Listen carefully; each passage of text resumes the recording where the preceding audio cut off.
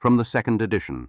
The Crime of Father Amaro received some attention from the critics in Brazil and in Portugal when a novel entitled The Cousin Basilio was subsequently published. And in Brazil and in Portugal it was written, without, however, adducing any effective proof, that The Crime of Father Amaro was an imitation of the novel by Mr. E. Zola, La Faute de l'Abbé Mouret, or that this book by the author of L'Assommoir and other masterly social studies had suggested the idea, the characters, the intention of The Crime of Father Amaro. I have some reasons to believe that this is not correct. The Crime of Father Amaro was written in 1871, read to a few friends in 1872, and published in 1874. Mr. Zola's book, La Faute de l'Abbé Mouret, which is the fifth volume of the Rougon-Macquart series, was written and published in 1875. But even though this may seem supernatural, I consider this reason merely subsidiary and insufficient. I could, after all, have penetrated the brain, the thought of Mr. Zola, and glimpsed, among the still indistinct forms of his future creations, the figure of the Abbé Mouret, precisely as the venerable Anchises in the valley of the Elysian fields could see, among the shades of races yet to come, floating in the luminous haze of the Lethe, the one who would one day become Marcellus. Such things are possible, nor should the prudent man consider them any more extraordinary than the chariot of fire that carried Elijah to the heavens, and other proven prodigies. What, in my view, better demonstrates that the accusation lacks accuracy is the simple comparison of the two novels. La Faute de l'Abbé Mouret is, in its central episode, the allegorical tableau of the initiation of the first man and the first woman into love. The Abbé Mouret, Serge, having been struck by a cerebral fever brought on principally by his mystical exaltation in the cult of the Virgin in the solitude of a scorched valley of Provence, first part of the book, is taken to convalesce at the Paradou, an old park from the 17th century to which abandonment has restored a wild virginity and which is the allegorical representation of paradise. There, having lost in his fever the consciousness of himself to the point of forgetting his priesthood and the existence of the village, and the consciousness of the universe to the point of fearing the sun and the trees of the Paradou as monstrous and strange things, he wanders for months through the depths of the uncultivated woods, with Albine, who is the spirit, the Eve of that place of legend. Albine and Serge, half naked as in paradise, search ceaselessly, driven by an instinct that impels them for a mysterious tree from whose branches falls the aphrodisiac influence of procreative matter. Beneath this symbol of the tree of knowledge they possess each other, after anguished days in which they attempt to discover, in their paradisiacal innocence, the physical means of realizing love. Then, in a sudden mutual shame, noticing their nakedness, they cover themselves with foliage, and from there Father Archangius expels them, tears them away, he who is the theocratic personification of the ancient archangel. In the last part of the book, the Abbé Mouret recovers consciousness of himself, withdraws from the dissolving influence of the adoration of the Virgin, obtains through an effort of prayer and a privilege of grace the extinction of his virility, and becomes an ascetic with nothing human about him, a shadow fallen at the foot of the cross. And it is without a change of colour in his face that he asperges and intones the responses over the coffin of Albine, who has asphyxiated herself in the Paradou beneath a heap of flowers of potent perfume. The intelligent critics who accused The Crime of Father Amaro of being merely an imitation of La Faute de l'Abbé Mouret had unfortunately not read Mr. Zola's marvelous novel, which was perhaps the origin of all his glory. The casual resemblance of the two titles had led them into error. With knowledge of the two books, only a horny obtuseness or cynical bad faith could liken this beautiful idyllic allegory to which is joined the pathetic drama of a mystical soul, to The Crime of Father Amaro, which, as one may see in this new work, is merely, at bottom, an intrigue of clerics and devout women plotted and whispered in the shadow of an old cathedral in a Portuguese provincial town. I take this opportunity to thank the critics of Brazil and of Portugal for the attention they have given to my works. Bristol, 1st January 1880. Eça de Queirós. It was on Easter Sunday that word spread in Leiria that the parish priest of the St. José Miguel had died at dawn of an apoplexy. The priest was a sanguine and well-fed man who was known among the diocesan clergy as the glutton of gluttons. Singular stories were told of his voracity.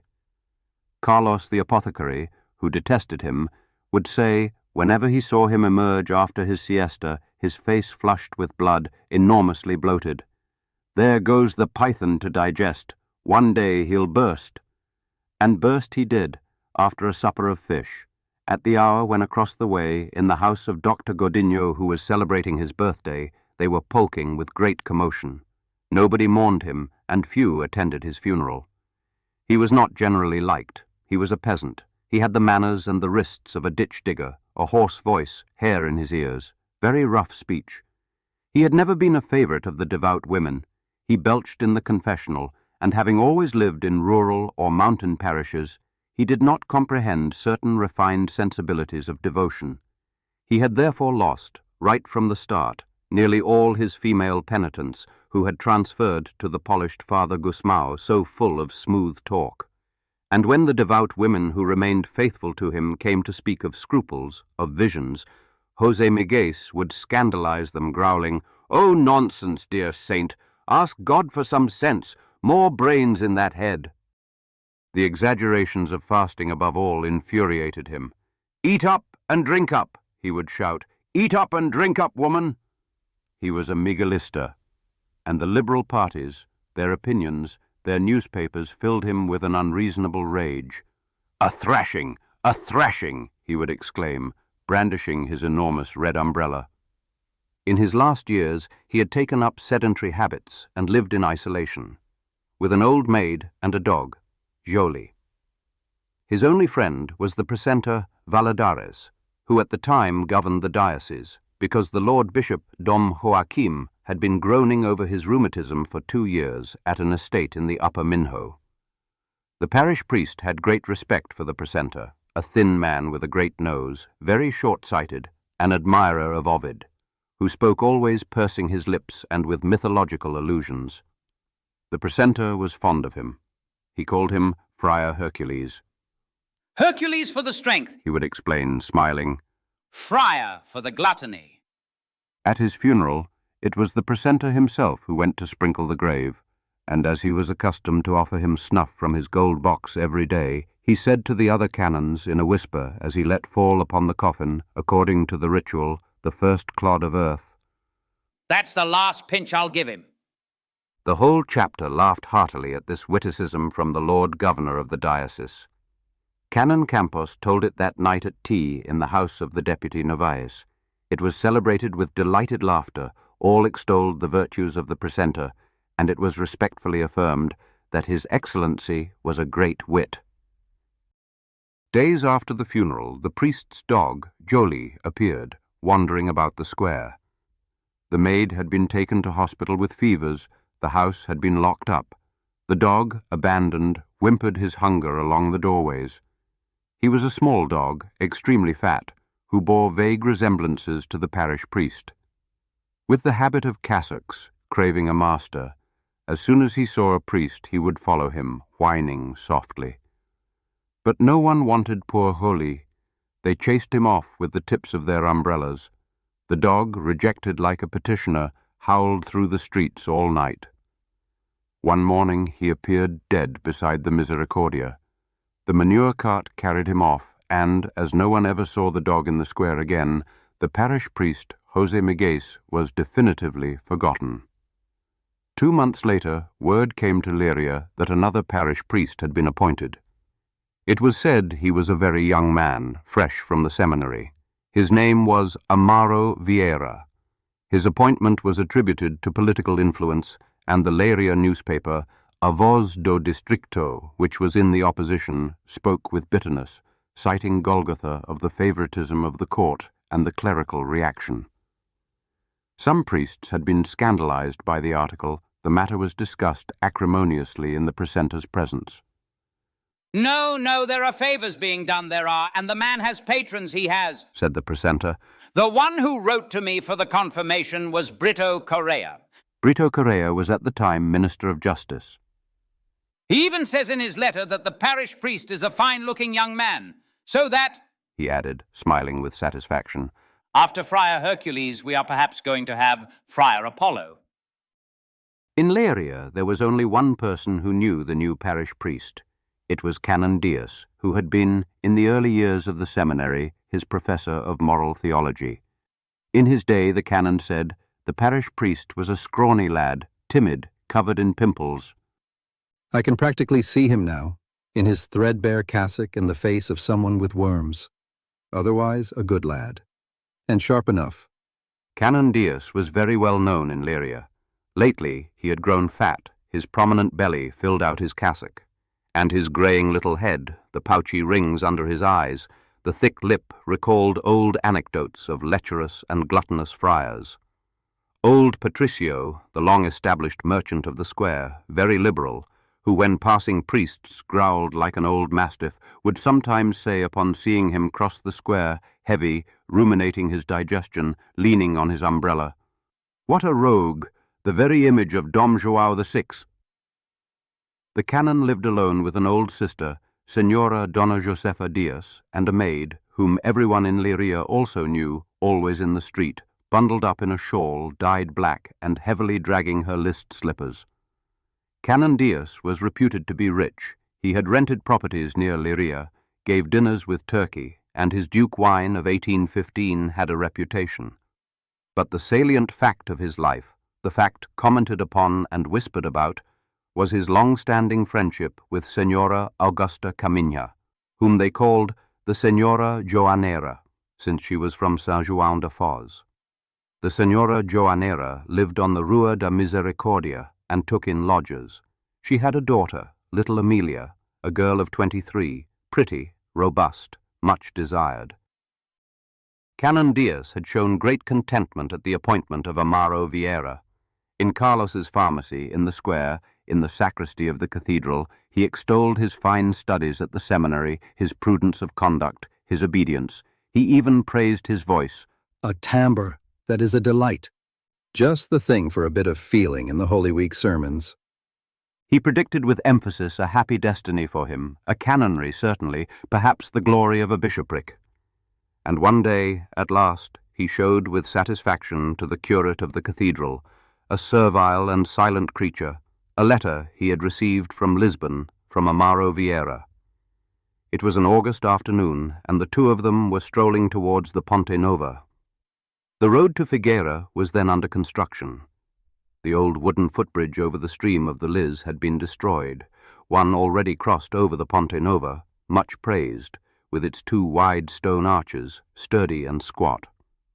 Further on, the works had been suspended over questions of expropriation.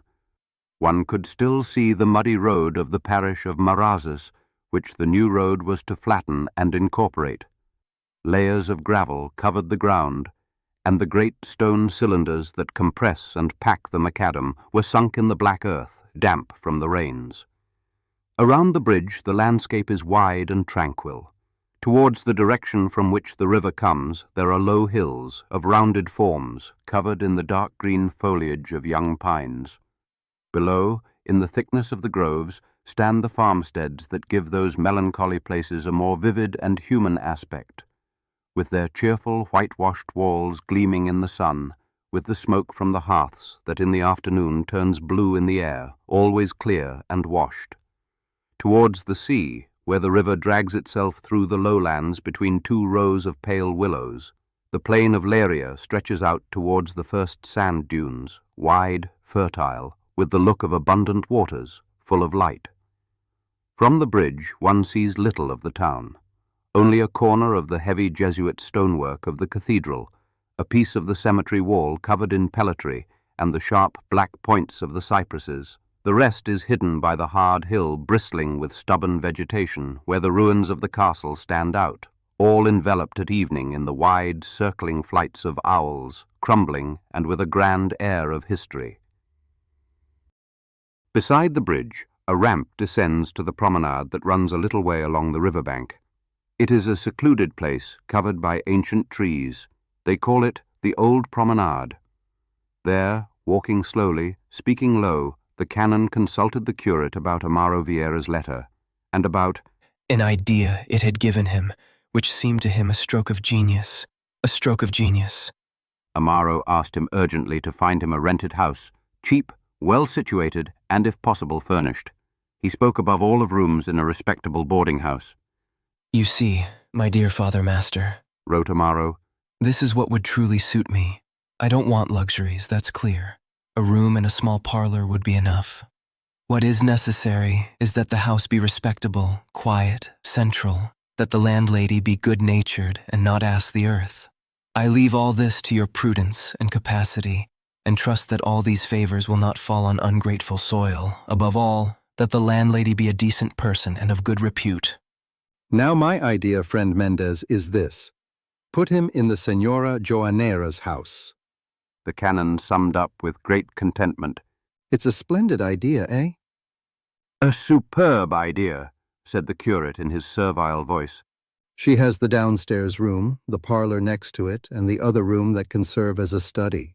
Good furniture, good linen. Excellent linen, said the curate respectfully. The canon continued.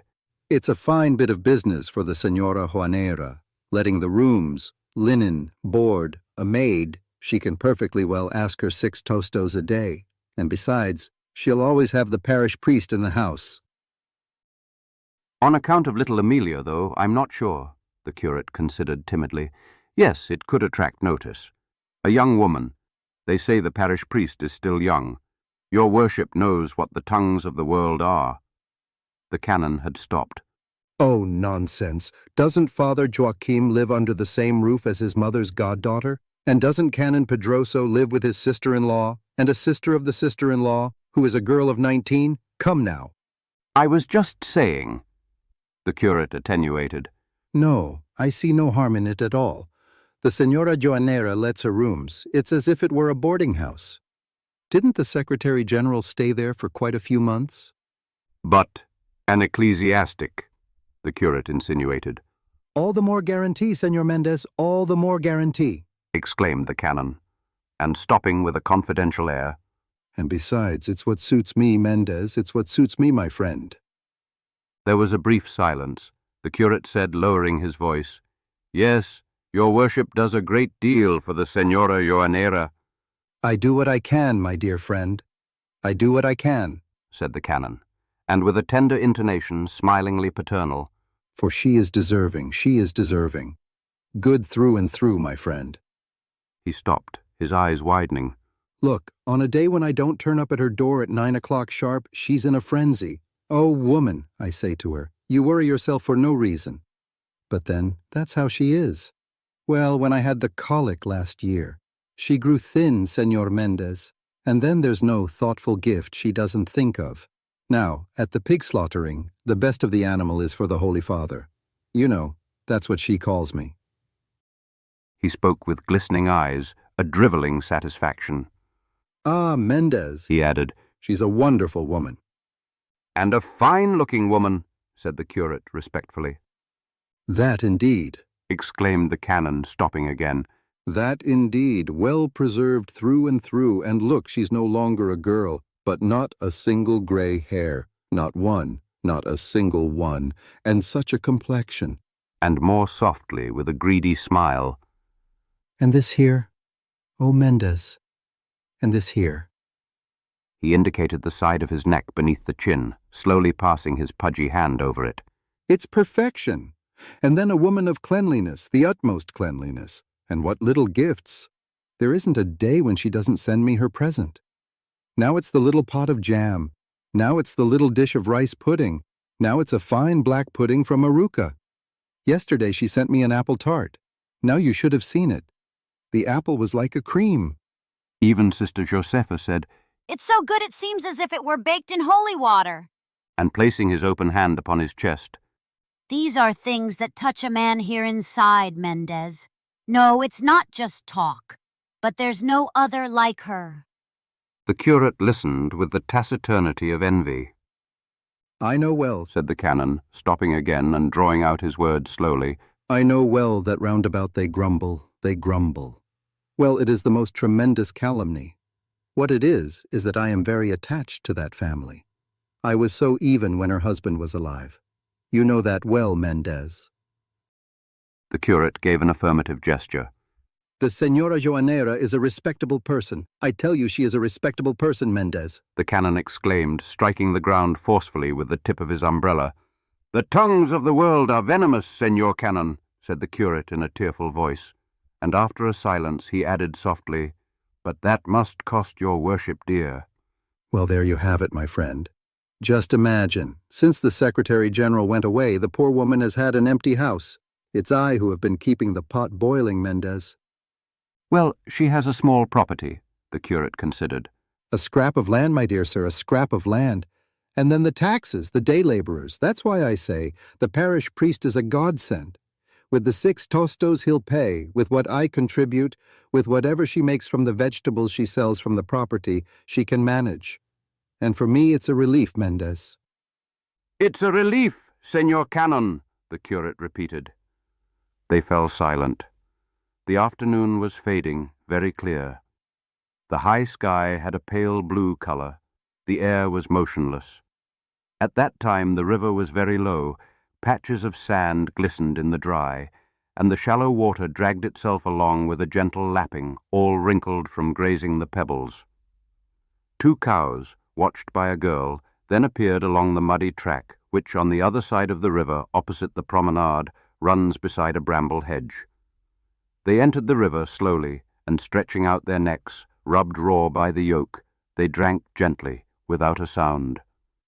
At intervals they raised their kindly heads, gazed about with the passive tranquillity of sated creatures, and threads of water, drooling, glistening in the light, hung from the corners of their muzzles. With the sinking of the sun, the water lost its mirrored clarity, the shadows of the bridge's arches spread. From the side of the hills a misty twilight was climbing, and the clouds of blood-red and orange that herald heat made, towards the sea, a very rich decoration. "Beautiful afternoon," said the curate. The canon yawned, and making a cross over his yawn, We're drawing near the Angelus, eh? when a little later they were climbing the steps of the cathedral, the canon stopped, and turning to the curate, Well then, it's settled, friend Mendez. I'll plant Amaro in the Señora Joanera's house. It's a bargain for everyone. "A great bargain," said the curate respectfully. "A great bargain." And they entered the church, crossing themselves. A week later it was learned that the new parish priest was to arrive on the mail coach from Chao de Macas, which brings the post in the afternoon, and from 6 o'clock Canon Diaz and the curate had been strolling in the Largo de Chafariz, waiting for Amaro. It was then the end of August. Along the long macadamized avenue that runs beside the river, between the 2 rows of old poplars, one could make out light-colored dresses of ladies promenading. On the Arco side, in the row of poor hovels, old women spun at their doors. Dirty children played on the ground, showing their enormous bare bellies, and chickens all around went pecking voraciously at the forgotten filth. Around the noisy fountain, where pitchers scrape upon the stone, servant girls quarrelled, soldiers in their grimy tunics, huge scuffed boots, flirted, swinging their rattan switches. With her stout clay pitcher balanced on her head upon a cloth ring, girls went off in pairs, swaying their hips, and 2 idle officers, with their tunics unbuttoned over their stomachs, chatted, waiting to see who might come. The coach was late. When dusk fell, a lamp glowed in the niche of the saint above the Arco, and opposite, the windows of the hospital were being lit one by one with a sombre light. It had already grown dark when the coach, with its lanterns lit, came onto the bridge at the straggling trot of its lean white horses, and drew up beside the fountain, below the Cruz Inn. Old Patricio's shop boy immediately set off running to the square with the bundle of Diarios Populares. Old Baptista, the owner, with his black pipe in the corner of his mouth, was unharnessing the horses, cursing tranquilly. And a man who had been sitting up front on the cushioned seat beside the driver, wearing a tall hat and a long ecclesiastical cloak, climbed down cautiously, gripping the iron rails of the seats, stamped his feet on the ground to restore feeling to them, and looked around. Amaro! The canon shouted, having drawn near. You scoundrel! Father, master. Said the other with joy, and they embraced, while the curate, deeply bowed, held his biretta in his hand.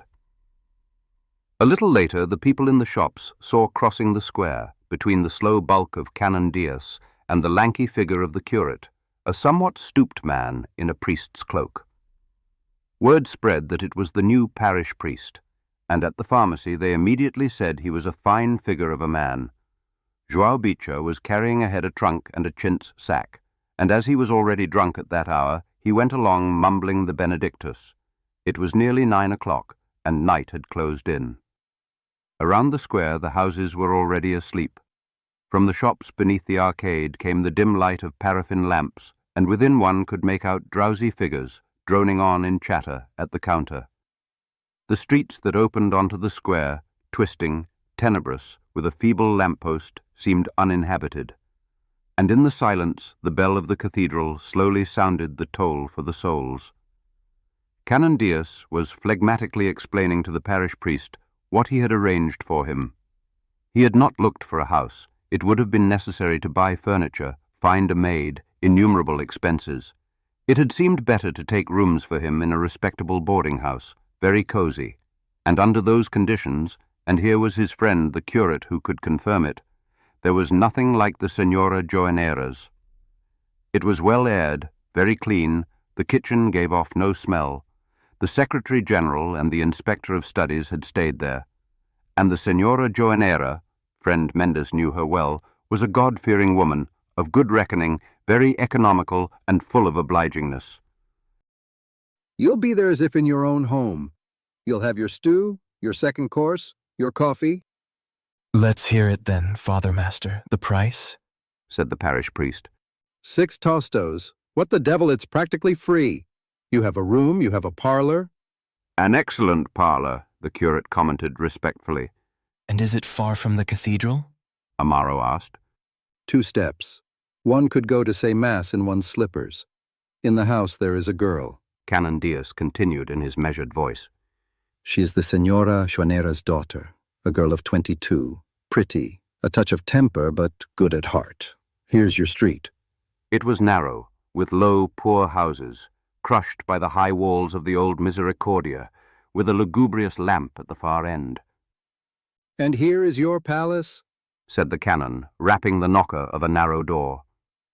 On the first floor, 2 iron balconies of old-fashioned appearance projected outwards, with their rosemary bushes rounded at the corners in wooden boxes. The upper windows, very small, had sills, and the wall, by its irregularities, was reminiscent of a dented tin. The Senora Joanera was waiting at the top of the stairs. A sickly, freckled maid held a paraffin lamp, and the figure of the Senora Joanera stood out fully in the light against the whitewashed wall. She was stout, tall, very fair, of placid aspect. Her black eyes already had wrinkled skin around them. Her frizzled hair with a scarlet ornament was already thin at the temples and at the start of the parting, but one could discern plump arms, a copious bosom, and tidy clothing. Here is your lodger, Senora, said the canon, climbing the stairs. A great honor to receive the Senor Parish Priest. A great honor. He must be very tired. Of course, this way, if you please. Mind the little step. She led him into a small room painted yellow, with a vast cane sofa against the wall, and opposite it, open, a table covered with green baize. This is your parlor, Senor Parish Priest, said the Senora Joanera. For receiving visitors, for relaxing. Here, she added, opening a door, is your bedroom. You have your chest of drawers, your wardrobe. She opened the wide drawers, praised the bed by slapping the springiness of the mattresses. A bell to ring whenever you wish. The keys to the chest of drawers are here. If you like a higher pillow, there's just the one blanket, but if you want more... That's fine. Everything is very fine, Senora, said the parish priest in his low, gentle voice. You only have to ask. Whatever there is, with the greatest pleasure. Oh, creature of God, the canon interrupted jovially. What he wants now is supper. That's ready too. Since 6 o'clock, the broth's been simmering. And she went out to hurry the maid, calling from the bottom of the stairs. Come on, Ruka, get a move on, get a move on. The canon sat down heavily on the sofa, and drawing up his pinch of snuff, Be content, my boy. It was the best that could be arranged. I can make do anywhere, Father Master. said the parish priest, putting on his list slippers. Think of the seminary. And in Feirao, the rain used to fall on my bed. From the direction of the square, then, the sound of bugles was heard. What's that? Amaro asked, going to the window. At 9:30, the lights-out call. Amaro opened the casement. At the end of the street, a lamp was guttering. The night was very black, and over the town there was a concave silence, as of a vault.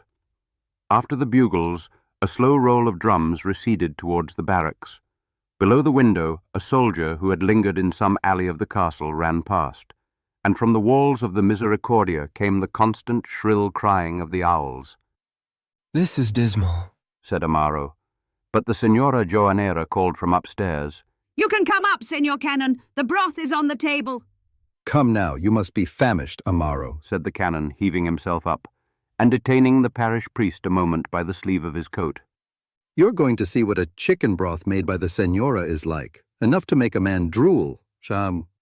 In the center of the dining room, papered in dark paper, the brightness of the table cheered the eye with its very white cloth, the crockery, the glasses gleaming in the strong light of a lamp with a green shade.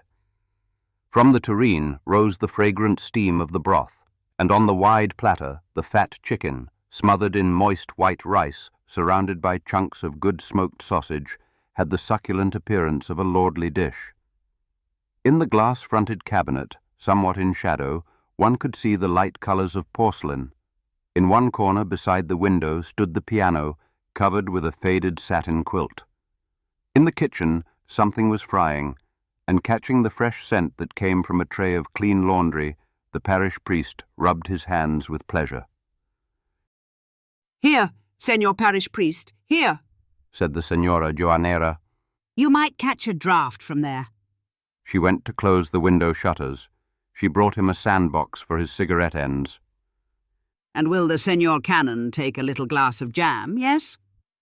Go on, then, to keep company, said the canon jovially, sitting down and unfolding his napkin. The Senora Joanera, meanwhile, moving about the room, was admiring the parish priest, who, with his head over his plate, was silently eating his broth, blowing on the spoon. He seemed well built. He had very black hair, slightly curled. His face was oval, with a dark and fine complexion, large black eyes with long lashes. The canon, who had not seen him since the seminary, found him stronger, more virile. You were such a puny thing. It was the mountain air, the parish priest said. It did me good. He then told of his sad existence in Feirao, in the Upper Beira, during the harshness of winter, alone, with shepherds. The canon poured his wine from a height, making it foam. Well, drink up, man, drink up. You wouldn't have found a drop like this in the seminary. They spoke of the seminary. Whatever became of Rabicho, the steward, said the canon. And of Corocho, who stole the potatoes. They laughed, and drinking, in the joy of reminiscences, they recalled the stories of that time, the rector's chronic catarrh, and the plain-chant master who had one day let fall from his pocket the obscene poems of Bocage. How time passes, how time passes. The Senora Joanera then set on the table a deep dish of baked apples. Bravo! No, I'm having some of those too, the canon exclaimed at once. A fine baked apple. I never let one get away. What a marvelous housekeeper, my friend, a marvelous housekeeper, our Senora Joanera, a marvelous housekeeper. She laughed. One could see her two front teeth, large and filled. She went to fetch a bottle of port. She placed on the canon's plate, with devout solicitude, a soft apple dusted with sugar, and patting him on the back with her plump, soft hand. This man is a saint, Senor Parish Priest, a saint. Oh, I owe him many favors. Don't go on, the canon said. A slobbering contentment spread across his face. A fine drop, he added, savoring his glass of port. A fine drop. Mind you, it's from the year Amelia was born, Senor Canon. And where is she, the girl? She went to the Morenal with Donna Maria. Naturally, they went on to the Gansoso's house for the night. Our senora here is a proprietress. The canon explained, speaking of the Morinal. It's a county estate. He laughed with bonhomie, and his glistening eyes tenderly surveyed the Senora Joanera's ample figure. Oh, Senor Parish Priest, don't listen to him. It's a scrap of land, she said. But seeing the maid leaning against the wall, racked with fits of coughing, Oh, woman, go and cough in there, good heavens. the girl went out, pressing her apron to her mouth. She seems ill, poor thing, The parish priest observed. Very sickly, very much so. The poor creature was her goddaughter, an orphan, and was nearly consumptive. She had taken her in out of pity. And also because the maid I had before went into the hospital, the shameless hussy. Took up with a soldier. Father Amaro slowly lowered his eyes, and crumbling breadcrumbs, he asked if there had been much illness that summer. Colorine, from the unripe fruit. The canon growled. They gorge themselves on watermelons, then great draughts of water. And their little fevers. They spoke then of the marsh fevers of the countryside, of the airs of Leiria. As for me now, Father Amaro was saying, I'm stronger. Praised be our Lord Jesus Christ, I have my health, I have. Oh, may our Lord preserve it for you don't know what a blessing it is. the S. Joanera exclaimed. She immediately told of the great misfortune she had in the house, a half-witted sister bedridden for 10 years. She was going on 60. In winter she had got a catarrh, and since then, poor dear, she had been wasting away, wasting away. A while ago, at the end of the afternoon, she had a fit of coughing. I thought she was going to pass away. She's resting more easily now. She went on talking about that sadness, then about her Amelia, about the Gansosos, about the former precentor, about the dearness of everything, sitting, with the cat on her lap, monotonously rolling little balls of bread between her 2 fingers. The canon, heavy, was closing his eyelids. Everything in the room seemed to be gradually falling asleep. The lamplight was dimming.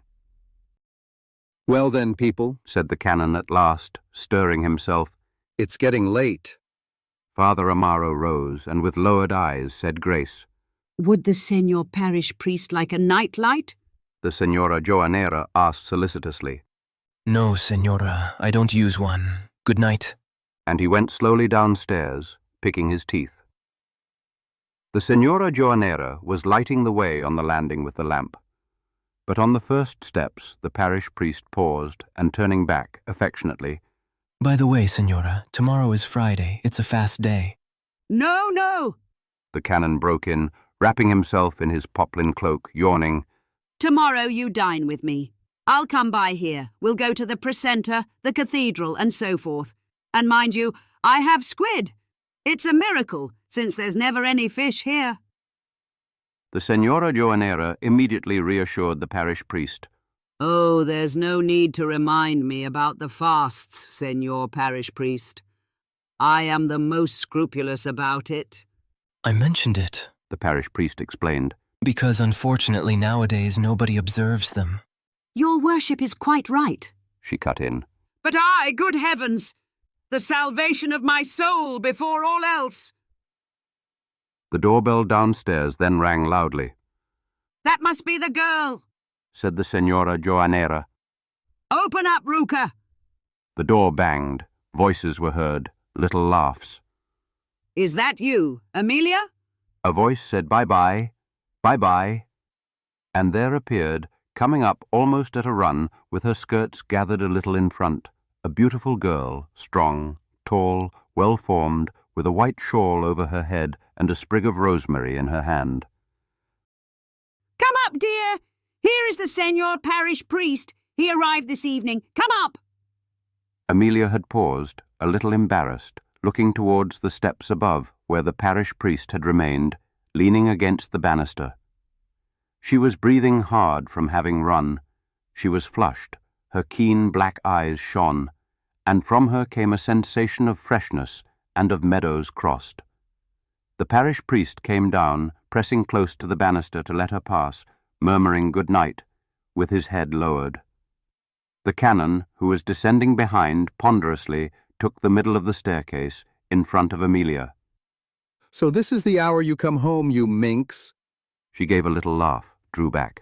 Now go and commend yourself to God. Go, he said, patting her cheek gently with his thick, hairy hand.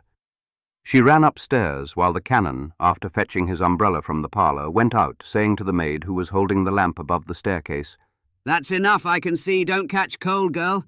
At 8 then, Amaro. Be on your feet. Off with you, girl. Good night. Pray to Our Lady of Pity to dry up that catarrh of yours. The parish priest closed the bedroom door.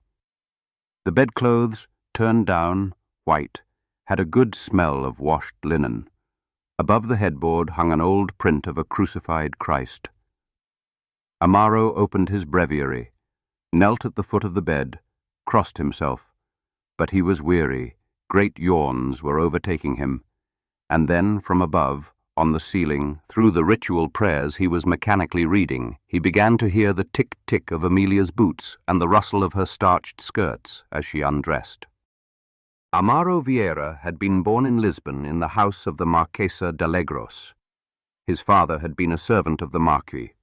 His mother was a lady's maid, almost a friend of the Marquesa. Amaro still had a book, The Child of the Wilderness, with crude coloured illustrations, on whose first blank page was written, To my much esteemed maid, Joanna Vieira, and true friend she has always been, Marquesa de Alegros. He also possessed a daguerreotype of his mother.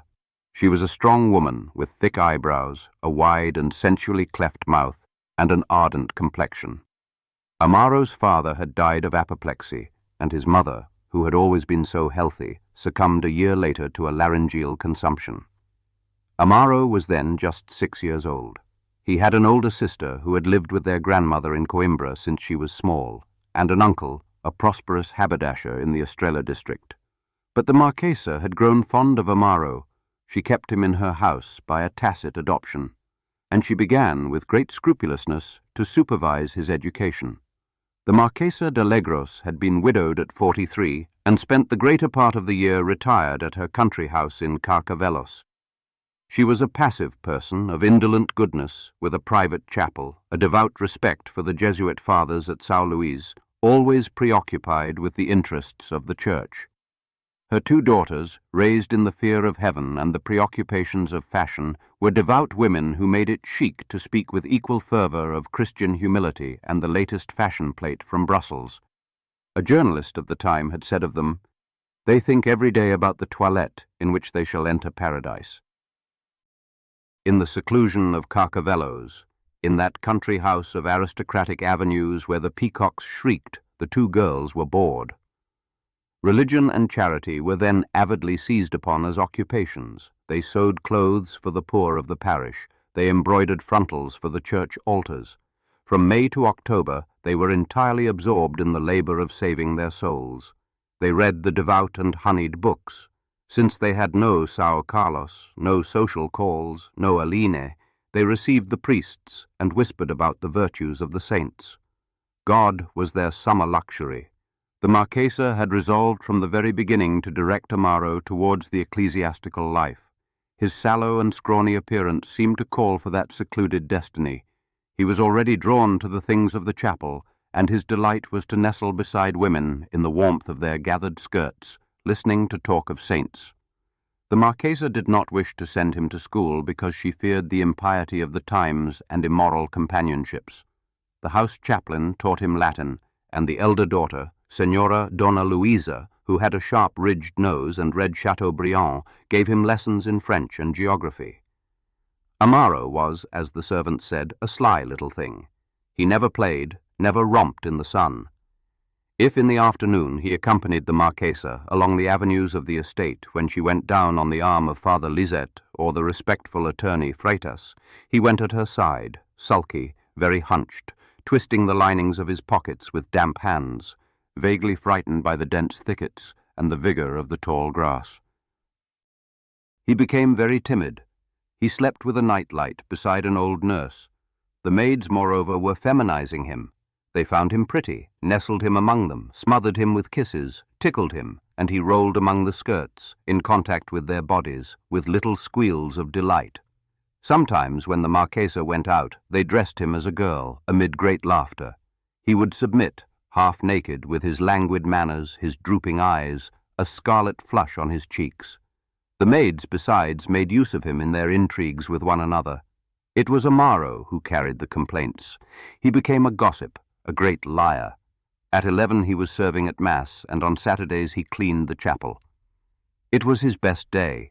He would lock himself in, place the saints in full light on top of a table, kissing them with devout tenderness and greedy satisfaction.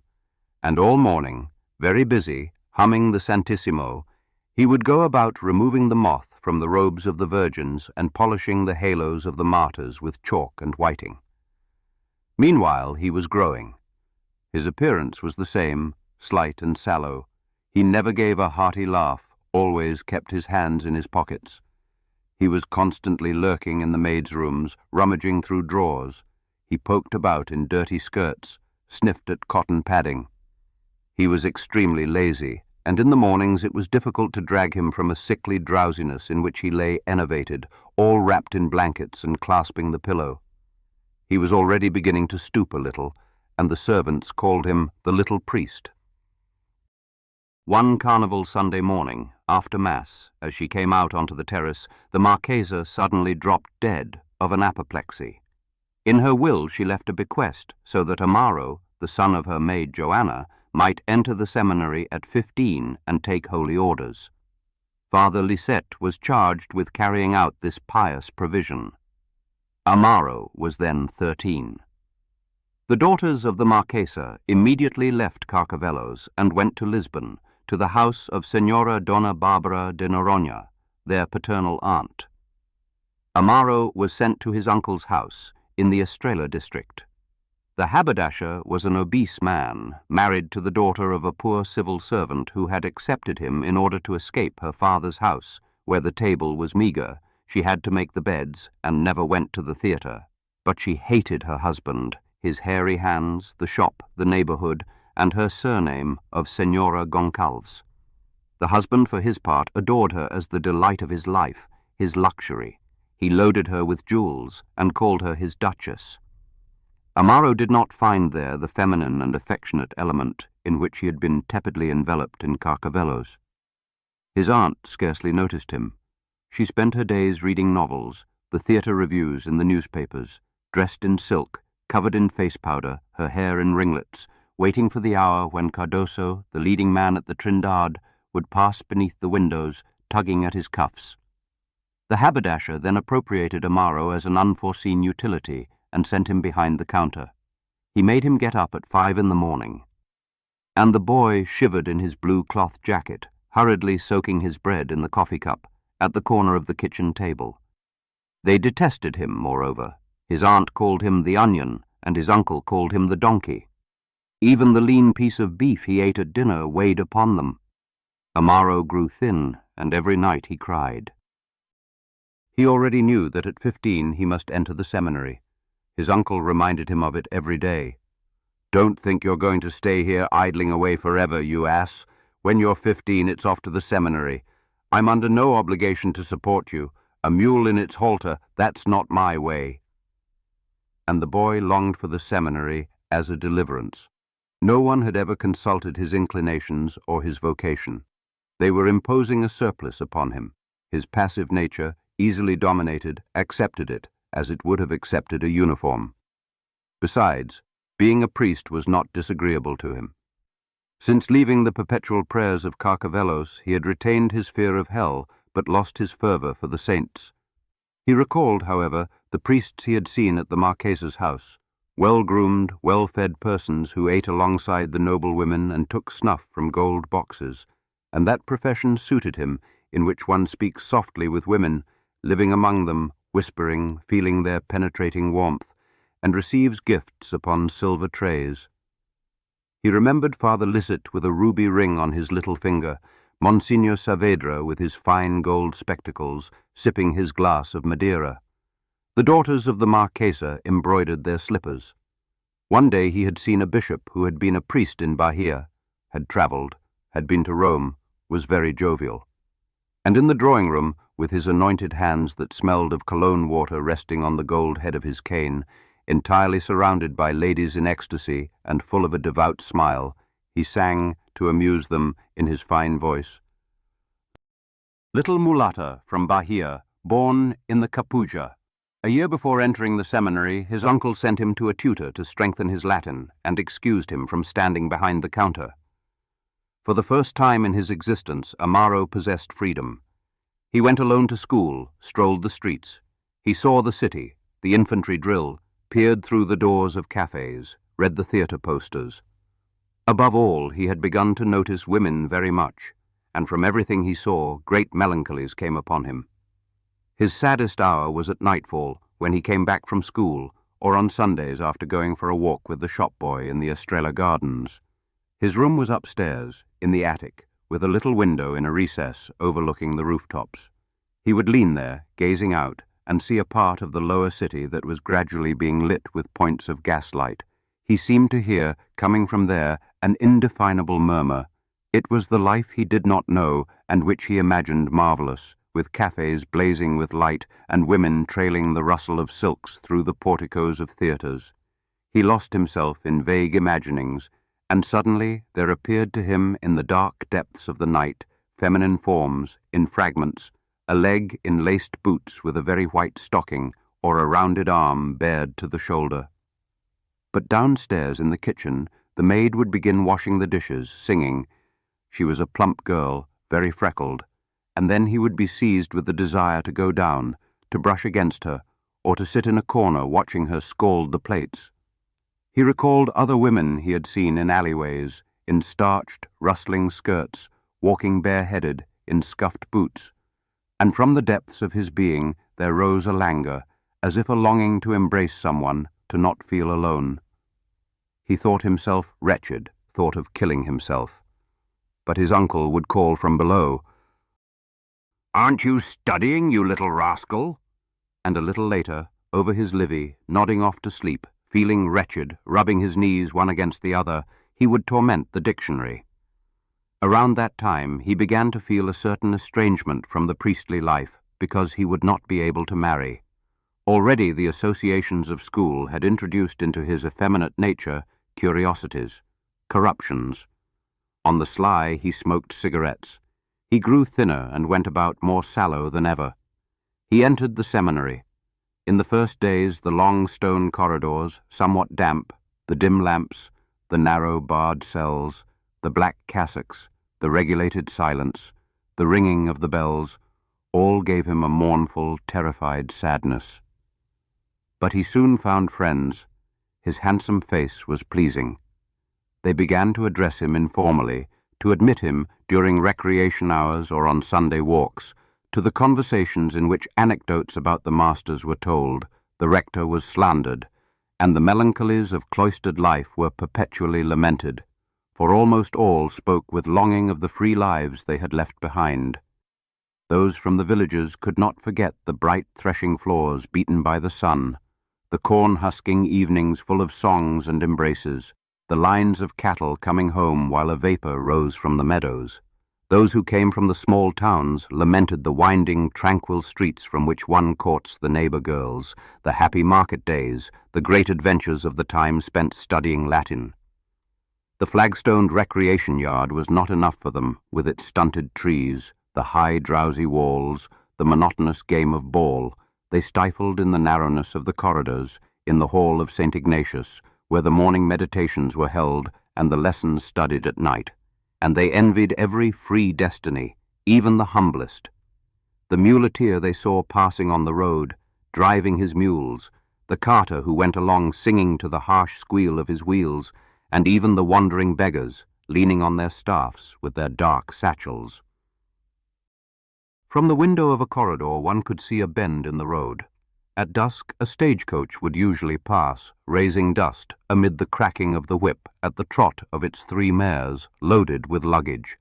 Happy passengers, who had their knees well wrapped, blew cigar smoke. How many gazes followed them? How many desires went travelling with them towards the merry towns and cities in the freshness of dawns or beneath the light of the stars? And in the refectory, before the meagre vegetable broth, when the prefect with his deep voice began to read monotonously the letters of some missionary in China or the bishop's pastoral letters, how many longings for family dinners, the fine cuts of fish, the pig slaughtering season, the hot scraps sizzling on the plate, the fragrant blood sausages. Amaro left nothing dear behind. He came from the brutality of his uncle, from the bored face of his aunt covered in face powder. But insensibly he too began to feel nostalgic for his Sunday walks, for the brightness of the gaslight, and for the walks home from school with his books on a strap, when he would stop, leaning against the shop windows, to contemplate the nakedness of the mannequins. Slowly, however, with his characterless nature, he entered like a docile sheep into the rule of the seminary. He memorized his textbooks with regularity. He was prudently exact in his ecclesiastical duties, and silent, hunched, bowing very low before the professors. He managed to get good marks. He could never understand those who seemed to enjoy the seminary with beatitude, and wore out their knees, ruminating with bowed heads over texts from the Imitation or St. Ignatius. In the chapel, with eyes upturned, they grew pale with ecstasy. Even at recreation or on walks, they went reading some little volume of praises of Mary, and they fulfilled with delight the most minute rules, even climbing only one step at a time, as St. Bonaventure recommends. To those men, the seminary offered a foretaste of heaven. To him, it only offered the humiliations of a prison with the tedium of a school.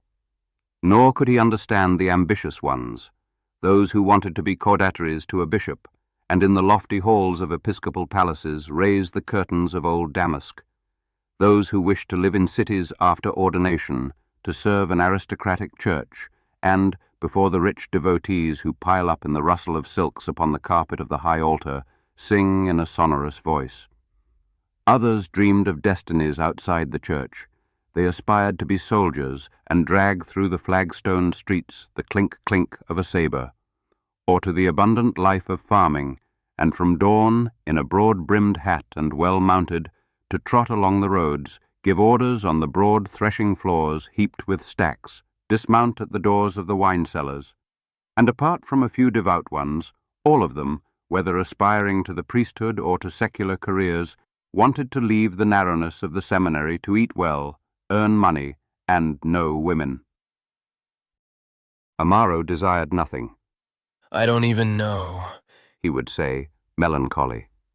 In the meantime, listening with sympathy to those for whom the seminary was a time on the galleys, he would emerge greatly disturbed from those conversations full of impatient ambition for the free life. Sometimes they spoke of escaping. They made plans, calculating the height of the windows, the hazards of the dark night along the dark roads. They foresaw tavern counters where one drinks, billiard rooms, the warm alcoves of women. Amaro would be left all nerves. Upon his cot, late at night, he would toss without sleeping, and at the bottom of his imaginings and his dreams there burned, like a silent ember, the desire for woman.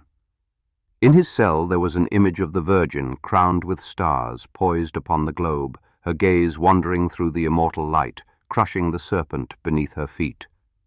Amaro would turn to her as to a refuge, would pray the Salve Regina, but remaining there contemplating the lithograph, he would forget the sanctity of the Virgin and see before him merely a lovely fair-haired girl. He loved her, he sighed. Undressing, he would glance at her sideways, lubrically, and even his curiosity dared to lift the chaste folds of the image's blue tunic and to imagine forms, curves, white flesh. He would then think he saw the eyes of the tempter gleaming in the darkness of the room. He sprinkled the bed with holy water, but he did not dare reveal these deliriums in the confessional on Sunday. How many times had he heard, in the sermons, the professor of moral theology speak, in his husky voice, of sin, compare it to the serpent, and, with unctuous words and arching gestures, letting the mellifluous pomp of his sentences fall slowly, counsel the seminarians to imitate the Virgin and crush beneath their feet the ominous serpent. And then it was the professor of mystical theology who spoke, taking his snuff of the duty to vanquish nature. And citing St. John of Damascus and St. Chrysologus, St. Cyprian and St. Jerome, he explained the anathemas of the saints against woman, whom he called, according to the expressions of the Church, serpent, dart, daughter of falsehood, gate of hell, author of crime, scorpion. And as our father St. Jerome said, and he blew his nose thunderously, path of iniquities, iniquitas via. Even in the textbooks he found the preoccupation with woman. What being was this, then, who throughout all theology was now placed upon the altar as the Queen of Grace, now cursed with barbarous apostrophes? What power was hers that the legion of saints now flung themselves towards her in an ecstatic passion, giving her by acclamation the profound kingdom of heaven, now went fleeing before her as from the universal enemy, with sobs of terror and cries of hatred, and hiding away in the Thebaids and the cloisters so as not to see her, went there dying of the sickness of having loved her. He felt without defining them these disturbances. They recurred, perpetually demoralized him, and already before taking his vows he was fainting with the desire to break them. And around him he sensed equal rebellions of nature. The studies, the fasts, the penitences could tame the body, give it mechanical habits, but within, the desires moved silently, like undisturbed serpents in a nest. Those who suffered most were the sanguine ones, as painfully squeezed into the rule as their thick plebeian wrists into their shirt cuffs. Thus, when they were alone, temperament would erupt. They fought, showed their strength, caused disturbances. In the lymphatic ones, the compressed nature produced great sadnesses, limp silences. They took their revenge then in the love of small vices, playing with an old pack of cards, reading a novel, obtaining through protracted intrigues a packet of cigarettes. What enchantments of sin! Amaro in the end almost envied the studious ones. At least they were content, studying perpetually, scribbling notes in the silence of the high library, respected, wearing spectacles, taking snuff. He himself sometimes had sudden ambitions for learning, but before the vast folios an insuperable tedium would come over him. He was devout, nonetheless. He prayed, had limitless faith in certain saints, an anguished terror of God. But he hated the enclosure of the seminary. The chapel, the weeping willows of the yard, the monotonous meals in the long flagstoned refectory, the smells of the corridors, all gave him an irritated sadness. It seemed to him that he would be good, pure, a believer, if he were at liberty in a street or in the peace of a garden outside those black walls. He grew thin, had hectic sweats, and even in his final year, after the heavy duties of Holy Week, as the heat began, he was admitted to the infirmary with a nervous fever. He was ordained at last at the Ember Days of St. Matthew, and shortly afterwards, still at the seminary, he received this letter from Father Lisette. My dear son and new colleague, now that you are ordained, I feel in my conscience that I must give you an account of the state of your affairs, for I wish to fulfill to the end the charge with which our lamented Marquesa burdened my feeble shoulders, doing me the honor of entrusting me with the administration of the bequest she left you. Because, even though worldly goods should matter little to a soul dedicated to the priesthood, it is always good accounts that make good friends. You shall know, then, my dear son, that the bequest of our dear Marquesa, for whom you must raise in your soul an eternal gratitude, is entirely exhausted. I take this occasion to tell you that after the death of your uncle, your aunt, having liquidated the business, gave herself over to a path that respect prevents me from qualifying. She fell under the sway of the passions, and having formed an illegitimate attachment, saw her fortunes lost together with her purity, and has today established a boarding-house at Rua dos Calafates, number 53. If I touch upon these impurities, so improper for a tender Levite such as my dear son to have knowledge of, it is because I wish to give you a thorough account of your respectable family. Your sister, as you doubtless know, married well in Coimbra, and although in marriage it is not gold that we should prize, it is nevertheless important for future circumstances that my dear son be in possession of this fact. Regarding what our dear rector wrote to me about sending you to the parish of Feirao in the Gralhera, I shall speak with certain important persons who have the extreme kindness to attend to a poor priest who asks only God for mercy. I hope, however, to succeed. Persevere, my dear son, in the paths of virtue, of which I know your good soul to be replete, and believe that happiness is to be found in this our holy ministry, when we know how to appreciate the many balms it pours upon the breast, and the many solaces it gives, the service of God. Farewell, my dear son and new colleague. Trust that my thoughts shall always be with the ward of our lamented Marquesa, who surely from heaven, where her virtues elevated her, beseeches the Virgin, whom she so served and loved, for the happiness of her dear ward. Licet. P.S. Your sister's husband's surname is Trigoso. Licet. 2 months later, Amaro was appointed parish priest of Feirao, in the Gralhera, in the mountains of Upper Beira. He was there from October until the end of the snows. Feirao is a poor parish of shepherds, and at that time nearly uninhabited.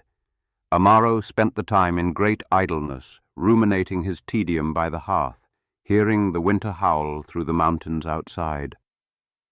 In the spring, populous parishes with good livings fell vacant in the districts of Santarém and Leiria. Amaro wrote at once to his sister, telling her of his poverty in Feirao. She sent him, with recommendations of economy, 12 gold coins to go to Lisbon and petition. Amaro set off immediately.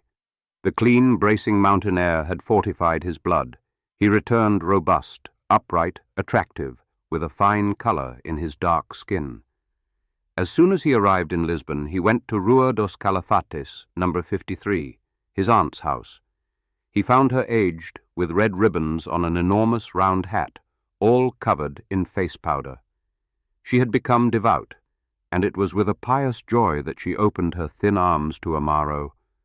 "How handsome you've become! I can't believe it! Who would have thought? Good Lord, what a change!"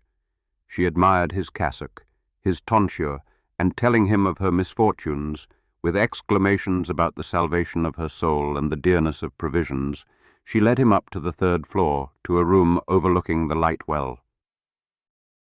"You'll be here like an abbot," she told him, "and cheap, too.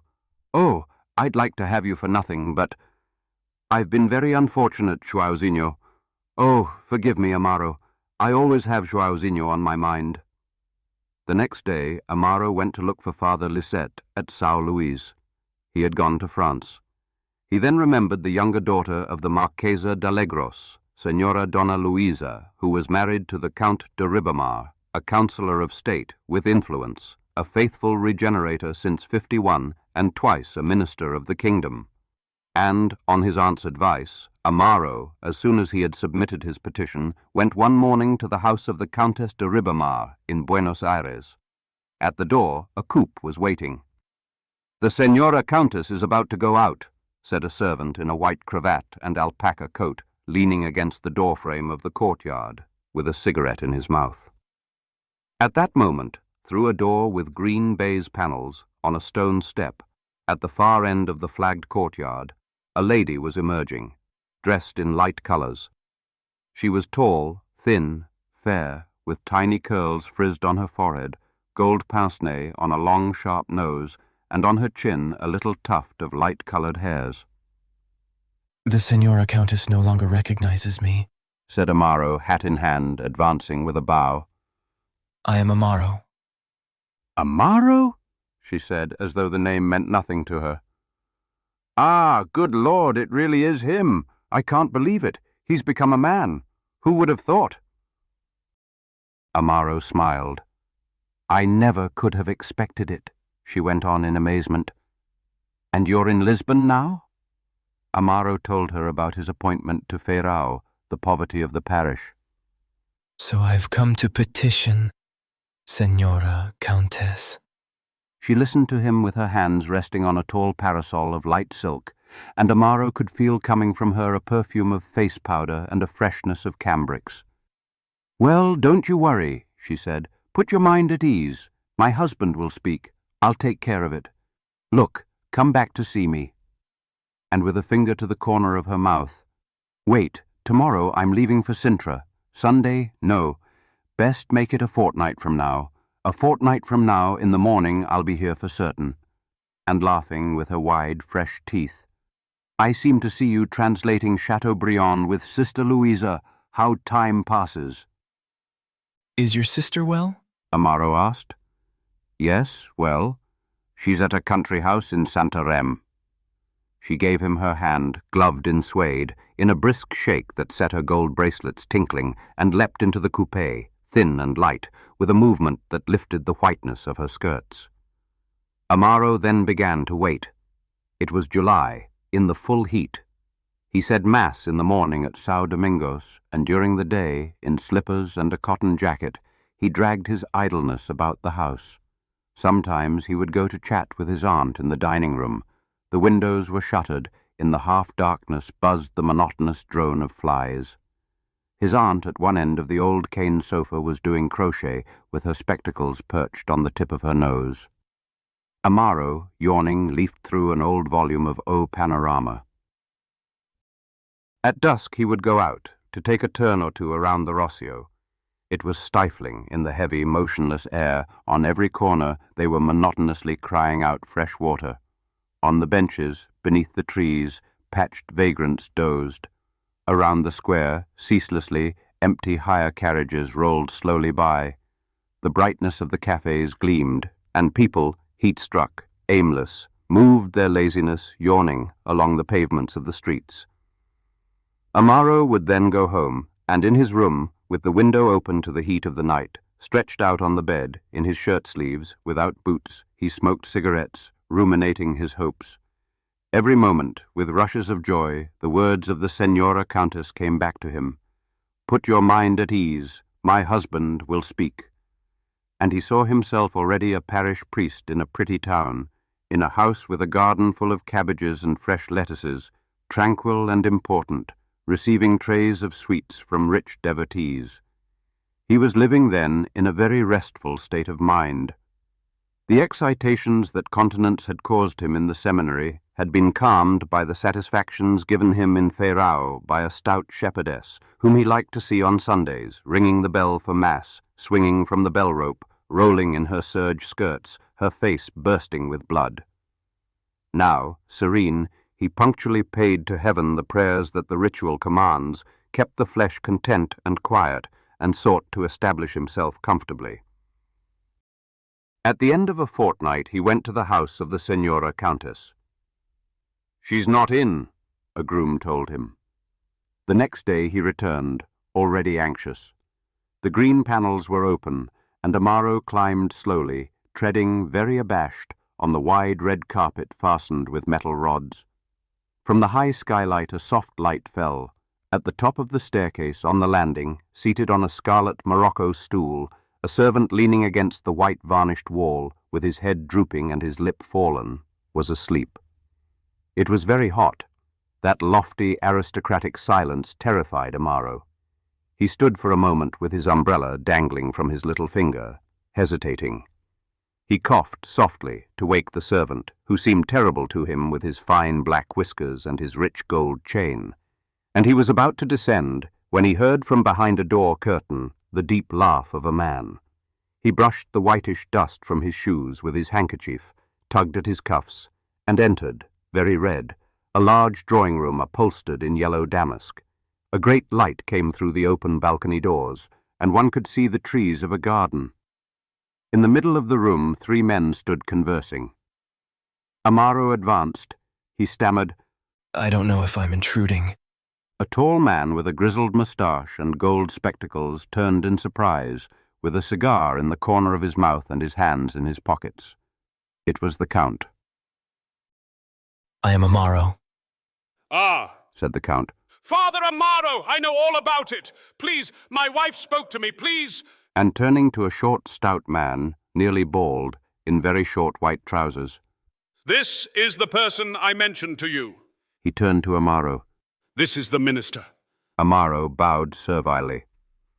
Father Amaro, said the Count de Ribamar. was raised from a child in the house of my mother-in-law, born there, I believe.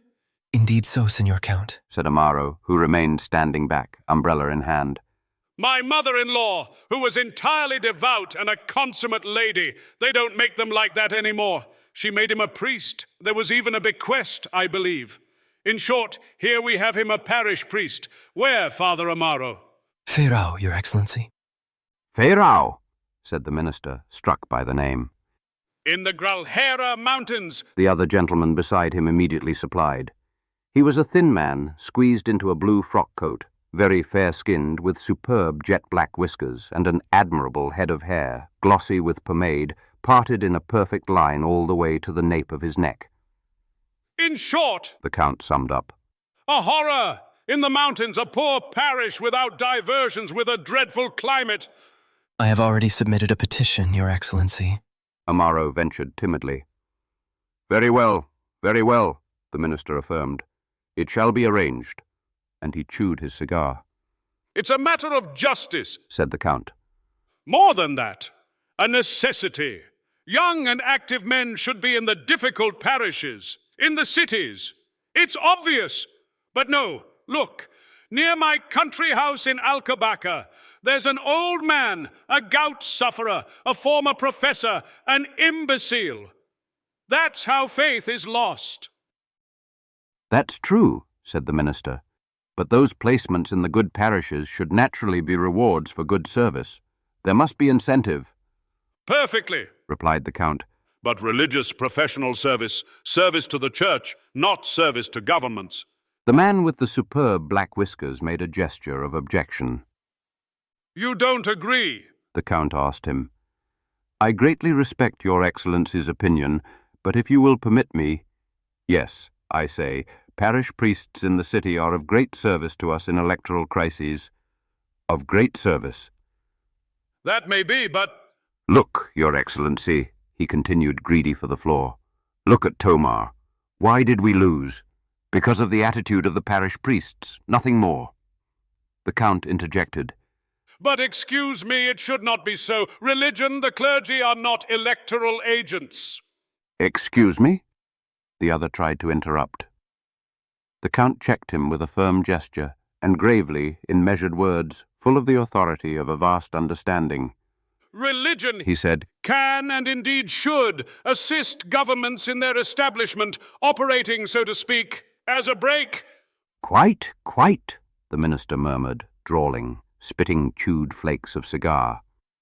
But to descend to intrigues, the Count went on slowly, to maneuverings. Forgive me, my dear friend, but that is not befitting a Christian. Well, I am one, Senor Count, exclaimed the man with the superb whiskers. I am one, truly, but I am also a liberal, and I maintain that in representative government, yes, I say, with the most solid guarantees. Look, the Count interrupted. Do you know what that does? It discredits the clergy, and it discredits politics. But are or are not majorities a sacred principle? The man with the whiskers cried, turning red, emphasizing the adjective. They are a respectable principle. Higher, higher, Your Excellency, higher! Father Amaro listened, motionless. My wife will want to see you, the Count then said to him. And going to a door curtain, which he raised, Come in! This is Father Amaro, Joanna! It was a room papered in white satin-finished paper, with furniture upholstered in light cashmere. In the window recesses, between the wide pleated curtains of a milky damask fabric, gathered nearly to the floor by silk sashes, slender shrubs without flowers raised their fine foliage in white vases. A cool half-light gave all those whitenesses a delicate cloud-like tone. On the back of a chair, a macaw perched, steady on a single black foot, was slowly scratching, with hooked contractions, its green head.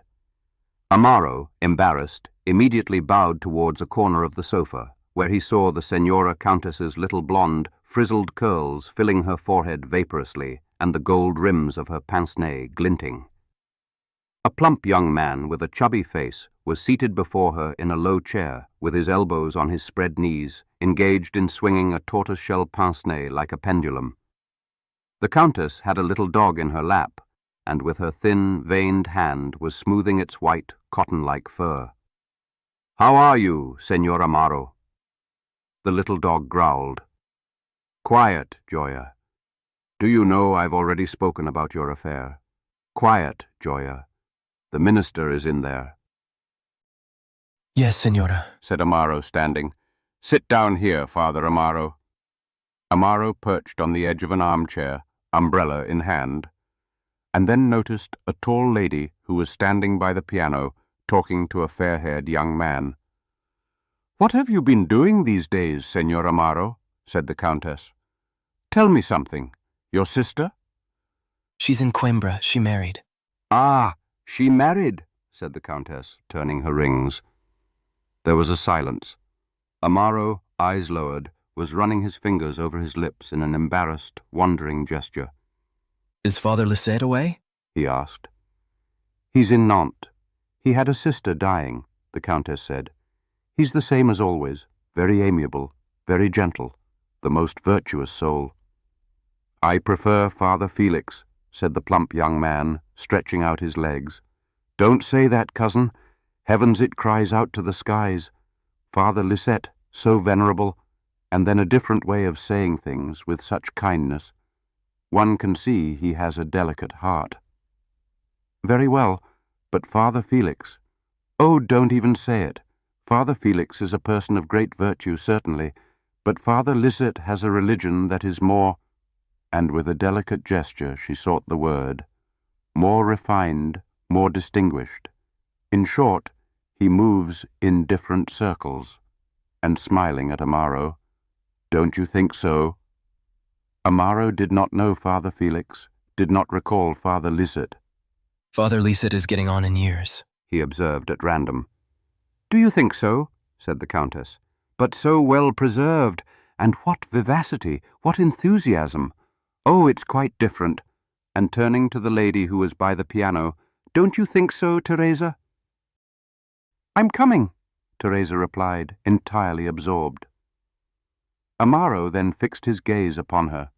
She seemed to him a queen or a goddess, with her tall and strong stature, a magnificent line of shoulders and bosom. Her black hair, slightly waved, stood out against the pallor of her aquiline face, reminiscent of the dominating profile of Marie Antoinette. Her black dress, with short sleeves and a square neckline, broke, with the folds of its very long train, all trimmed with black lace, the monotonous tone of the room's whitenesses. Her neck and arms were covered by a black gauze that showed the whiteness of her flesh through it, and one sensed in her forms the firmness of ancient marbles, with the warmth of a rich blood. She spoke low, smiling, in a harsh tongue that Amaro did not understand, opening and closing her black fan. And the fair-haired young man, handsome, listened, twisting the tip of a fine moustache, with a square monocle wedged in his eye. "Was there much devotion in your parish, Senor Amaro?" the Countess was meanwhile asking. Very much, very good people.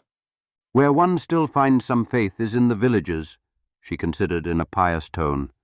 She complained of the obligation to live in the city, in the captivity of luxury.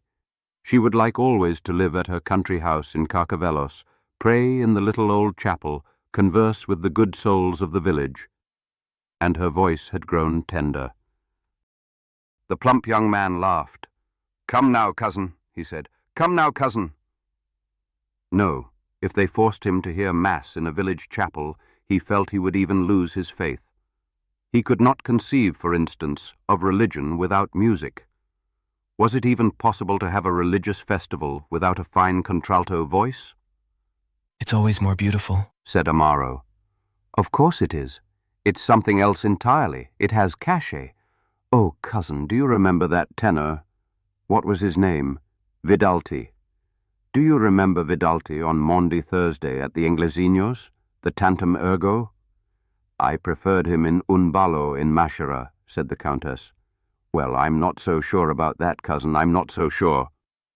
Meanwhile, the fair young man had come to shake the Senora Countess's hand, speaking to her softly, very cheerful. Amaro admired the nobility of his bearing, the gentleness of his blue gaze. He noticed that a glove had fallen and picked it up for him servilely. When he left, Teresa, after slowly approaching the window and looking out at the street, went to sit on a chaise longue with an abandon that displayed the magnificent sculpture of her body, and turning lazily to the plump young man, "Shall we go, João?" The Countess then said to her, "Do you know that Father Amaro was raised with me in Benfica?" Amaro flushed. He felt that Teresa was resting upon him her beautiful eyes, black as wet satin. "Are you in the provinces now?" she asked, stifling a slight yawn. Yes, Senora, I arrived a few days ago. "In the country?" she went on, slowly opening and closing her fan. Amaro could see precious stones glinting on her slender fingers. He said, stroking the handle of his umbrella, In the mountains, Senora. "Just imagine," the Countess put in. "It's a horror. There's always snow. They say the church has no roof. They're all shepherds. A disaster. I asked the minister to see if we could get him transferred. You ask him too." "What?" said Teresa. The Countess explained that Amaro had petitioned for a better parish. She spoke of his mother, of the friendship she had had for Amaro. She was mad about him. There was a name she used to call him. Don't you remember? No, Senora. Friar Sickling. Funny, isn't it? Because Senor Amaro was so sallow, always hidden away in the chapel. But Teresa, addressing the Countess, "Do you know who this gentleman looks like?" The Countess peered at him. The plump young man fixed his pince-nez. "Doesn't he look like that pianist from last year?" Teresa continued, "I can't recall the name just now." "I know Jalette," said the Countess. "Somewhat. Not in the hair. Obviously the other didn't have a tonsure." Amaro turned scarlet. Teresa rose, trailing her superb train, and sat down at the piano. "Do you know music?" she asked, turning to Amaro. One learns it in the seminary, Senora. She ran her hand for a moment over the keyboard of deep sonorities and played the phrase from Rigoletto, similar to Mozart's minuet, which Francis I sings as he takes his leave at the ball in the first act from Madame de Crécy, and whose desolate rhythm has the abandoned sadness of loves that end, and of arms that untwine in supreme farewells. Amaro was entranced. That rich drawing-room with its cloud-like whiteness, the impassioned piano, Teresa's neck, which he could see beneath the black transparency of the gauze, her goddess-like tresses, the tranquil trees of the aristocratic garden, all gave him vaguely the idea of a superior novelistic existence, lived upon precious carpets, in padded coupes, with opera arias, tasteful melancholies, and loves of a rare delight. Sunk in the elasticity of the chaise longue, feeling the music weep aristocratically, he remembered his aunt's dining-room and its smell of fried onions, and he was like the beggar who tastes a fine cream and, frightened, draws out his pleasure, thinking that he must return to the hardness of dry crusts and the dust of the roads. Meanwhile, Teresa, abruptly changing melody, sang the old English air by Haydn, which so delicately expresses the melancholy of separation. The village seems dead and asleep when Lubin is away. "Bravo! Bravo!" exclaimed the Minister of Justice, appearing at the door, softly clapping his hands. "Very good, very good. Delightful." "I have a favor to ask you, Senor Correa," said Teresa, rising at once. The minister came forward with a gallant haste. "What is it, Senora? What is it?" The Count and the man with the magnificent whiskers had entered, still arguing. "Joanna and I have something to ask you," Teresa said to the minister. I've already asked twice," the Countess put in. "But, dear ladies," said the minister, seating himself comfortably, with his legs very stretched out, his face satisfied, "what is this about? Is it something serious? Good heavens, I promise solemnly." "Good," said Teresa, tapping him on the arm with her fan. "So, which is the best vacant parish?" "Ah," said the minister, understanding and looking at Amaro, who bowed his shoulders, blushing. The man with the whiskers, who had been standing circumspectly jingling his watch fobs, came forward, full of information. Of the vacant ones, Senora, it is Leiria, capital of the district and seat of the bishopric. Leiria, said Teresa. I know, that's where there are some ruins? A castle, Senora, built by King Dinis. Leiria is excellent. But excuse me, said the minister. Leiria, seat of the bishopric, a city. Father Amaro is a young ecclesiastic. Come now, Senor Correa, Teresa exclaimed. And aren't you young? The minister smiled, bowing. Say something, you, the countess said to her husband, who was tenderly scratching the macaw's head. It seems pointless to me. Poor Correa is defeated. Cousin Teresa called him young. But excuse me, the minister protested. It doesn't seem to me an exceptional compliment. I'm not so very old either. Oh, wretch! The count cried. Don't forget you were already conspiring in 1820. That was my father, you slanderer. That was my father. Everyone laughed. Senor Correa, said Teresa. It's settled. Father Amaro is going to Leiria. Very well, I yield, said the minister with a resigned gesture. But this is tyranny. Thank you, said Teresa, extending her hand to him. But, Senora, you seem different today, said the minister, studying her. I'm happy today, she said. She looked at the floor for a moment, distracted, giving little taps on her silk dress, rose, went briskly to sit at the piano, and began again the sweet English air. The village seems dead and asleep when Lubin is away. Meanwhile, the count had approached Amaro, who had risen. It's settled, he told him. Correa will arrange it with the bishop. Within a week, you'll be appointed. You can rest easy. Amaro made a bow, and servilely went to say to the minister, who was standing by the piano, Senor Minister, I am grateful. Thank the Senora Countess, thank the Senora Countess, said the minister, smiling. Senora, I am grateful, he went to say to the countess, deeply bowed. Oh, thank Teresa. She seems to want to earn indulgences. Senora, he went to say to Teresa.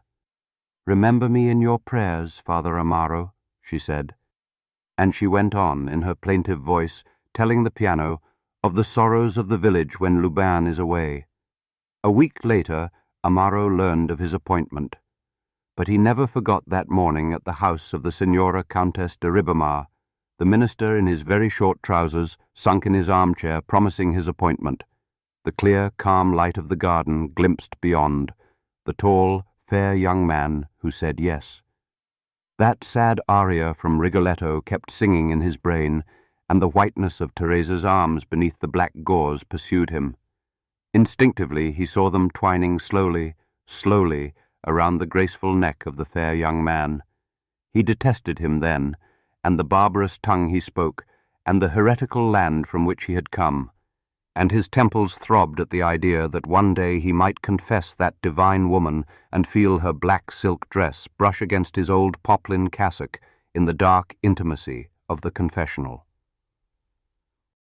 One day, at dawn, after great embraces from his aunt, he set off for Santa Apollonia with a Galician who carried his trunk. Day was breaking. The city was silent. The street lamps were going out. Now and then a cart passed, rumbling, shaking the cobblestones. The streets seemed to him interminable. Peasants from outside the city were beginning to arrive mounted on their donkeys, with their legs swinging, covered in tall, mud-caked boots. In one or another street, a shrill voice was already crying the newspapers, and the theatre bill posters were running with their paste pots, sticking playbills on the corners. When he reached Santa Apollonia, the light of the sun was turning the air orange behind the hills of the far bank.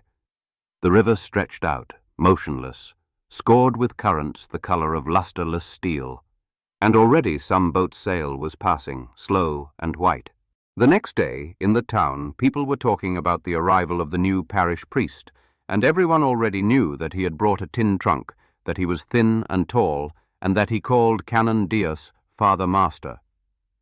The Senora Joanera's friends, the intimate ones, Donna Maria de Asuncao, the Gansosos, had gone to her house first thing in the morning to acquaint themselves with the facts. It was 9 o'clock. Amaro had gone out with the canon. The Senora Joanera, radiant, important, received them at the top of the stairs, her sleeves rolled up, in the midst of the morning arrangements, and immediately, with animation, told of the parish priest's arrival, his fine manners, what he had said. But come downstairs, all of you. I do want you to see. She went to show them the priest's room, the tin trunk, a shelf she had arranged for his books. It's very nice. Everything is very nice, the old ladies said, moving about the room slowly, reverently, as though in a church.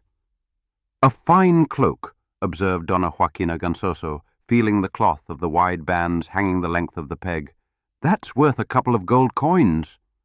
And the good linen, said the Senora Joanera, lifting the lid of the trunk. The group of old women bent over in admiration. What consoles me is that he's a young man, said Donna Maria de Asuncao piously.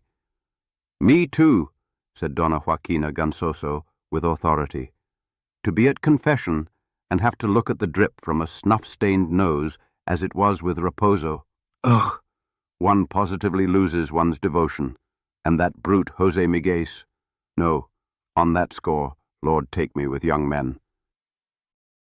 The Senora Joanera went on showing the other marvels of the parish priest, a crucifix still wrapped in an old newspaper, the album of portraits, in which the first card was a photograph of the Pope blessing Christendom. They were all in ecstasy. It's the best there could be, they said, the best there could be. On leaving, kissing the Senora Joanera warmly, they congratulated her because by lodging the parish priest she had acquired an almost ecclesiastical authority. You'll come round tonight, she said from the top of the stairs. Of course. Donna Maria de Asuncao called out, already at the front door, fastening her mantle. Of course. So we can look at him at our leisure. At noon, Libanino arrived, the most active devotee in Leiria, and running up the stairs, he was already calling out in his thin voice, Oh, Senora Joanera! Come up, Libanino, come up, she said, sewing by the window. So the Senor Parish Priest has come, eh? Asked Libanino, showing at the dining-room door his plump little lemon-coloured face, his gleaming bald head, and coming towards her with his tiny step, a swaying of hips. So how is he? How is he? Is he well-natured? The Senora Joanera began again the glorification of Amaro, his youth, his pious air, the whiteness of his teeth. The dear man! The dear man! Libanino said, drooling with devout tenderness. But he couldn't stay. He was off to the office. Goodbye, darling, goodbye. And he patted the Senora Joanera's shoulder with his pudgy hand. You're getting plumper and plumper. Mind you, I recited the Salve Regina yesterday that you asked me for, you ungrateful thing. The maid had come in. Goodbye, Ruka. You're looking thin. Take it up with Our Lady Mother of Men. And catching sight of Amelia through the half-open bedroom door. Oh, you're an absolute flower, Melina. I know very well who would be saved by your grace.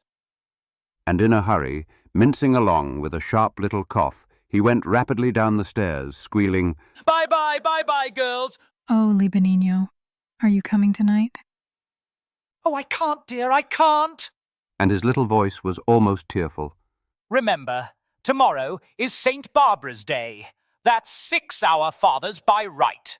Amaro had gone to visit the precentor with Canon Diaz and had delivered a letter of recommendation from the Count de Ribamar. I knew the Count de Ribamar well, said the precentor. In 46, in Porto. We're old friends. I was the curate of Santo Ildefonso. How long ago that was. And, reclining in his old damask armchair, he spoke with satisfaction of his time. He told anecdotes of the junta, appraised the men of that era, imitated their voices. It was a speciality of His Excellency, their tics, their foibles, above all, Manuel Passos, whom he described strolling in the Praca Nova, in his long grey coat and broad-brimmed hat, saying, Courage, patriots! Xavier is holding out! The ecclesiastical gentlemen of the chapter laughed with delight. There was a great cordiality. Amaro left very flattered. Afterwards he dined at Canon Diaz's house, and the two of them went for a stroll along the Marazes road. A soft, diffused light spread across the whole countryside. There was on the hillocks, in the blue of the air, an aspect of repose, of gentle tranquillity. Whitish smoke rose from the farmsteads, and one could hear the melancholy cowbells of the cattle coming home. Amaro stopped beside the bridge and said, looking around at the gentle landscape, "Well then, gentlemen, I think I shall do well here." You'll do splendidly, affirmed the canon, taking his pinch of snuff. It was 8 o'clock when they returned to the Senora Joanera's house. The old lady friends were already in the dining room. By the paraffin lamp, Amelia was sewing. Senora Donna Maria de Asuncao had dressed, as on Sundays, in black silk. Her hairpiece, of a reddish blonde, was covered with the lace of a black headdress. Her bony hands, gloved in mitts, solemnly resting in her lap, glittered with rings. From the brooch at her neck to her waist, a heavy gold chain hung with wrought clasps. She sat erect and ceremonious, with her head tilted slightly to one side, her gold spectacles resting on her arched nose. She had a large hairy mole on her chin, and when anyone spoke of devotions or miracles, she would give a turn of her neck and open a silent smile that revealed her enormous greenish teeth driven into the gums like wedges. She was a widow and rich, and suffered from a chronic catarrh. "Here is the new parish priest, Donna Maria," the Senora Joanera said to her. She rose, made a curtsy with a movement of her hips, visibly moved. "These are the Senoras Gansosos. You must have heard of them," the Senora Joanera said to the parish priest. Amaro greeted them timidly. They were two sisters. They were reputed to have some money, but they were accustomed to taking in lodgers. The elder, Senora Donna Joaquina Gansoso, was a thin person, with an enormous broad forehead, two bright little eyes, a turned-up nose, a very pinched mouth. Wrapped in her shawl, erect with her arms crossed, she talked incessantly, in a dominant, shrill voice, full of opinions. She spoke ill of men and gave herself entirely to the church. The sister, Senora Donna Ana, was extremely deaf. She never spoke, and with her fingers interlaced in her lap, eyes lowered, she tranquilly rotated her two thumbs. Well nourished in her perpetual black dress with yellow stripes, a roll of ermine about her neck, she dozed all evening, and only marked her presence from time to time with sharp sighs. It was said she had a fatal passion for the postmaster. Everyone pitied her and admired her skill in cutting out papers for sweet boxes. There was also Senora Donna Josefa, the sister of Canon Diaz. She was nicknamed the dried chestnut. She was a shriveled little creature with hooked features, wrinkled skin the color of citron, a sibilant voice. She lived in a perpetual state of irritation, her little eyes always inflamed, nervous contractions of petulance, saturated through and through with bile. She was feared. The malicious Dr. Godinho called her the central station of Leria's intrigues. So you had a good walk, Senor Parish Priest? She immediately asked, drawing herself up. We went almost all the way to the end of the Marazes road, said the canon, sitting down heavily behind Senora Joanera. Didn't you find it beautiful, Senor Parroco? Put in Donna Joaquina Gansoso. Very beautiful.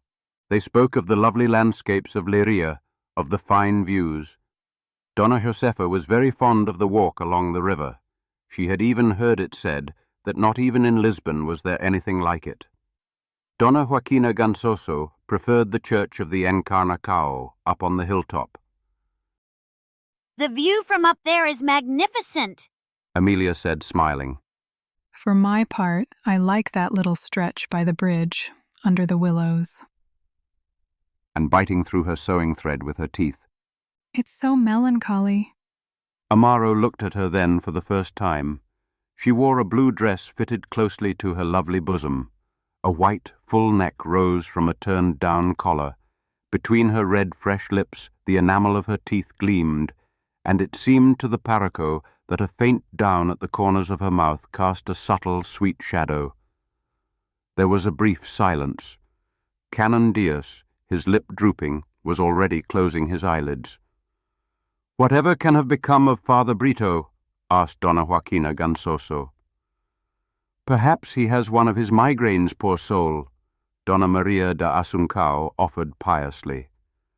A young man standing by the sideboard said then, I saw him today on horseback, heading toward Barossa.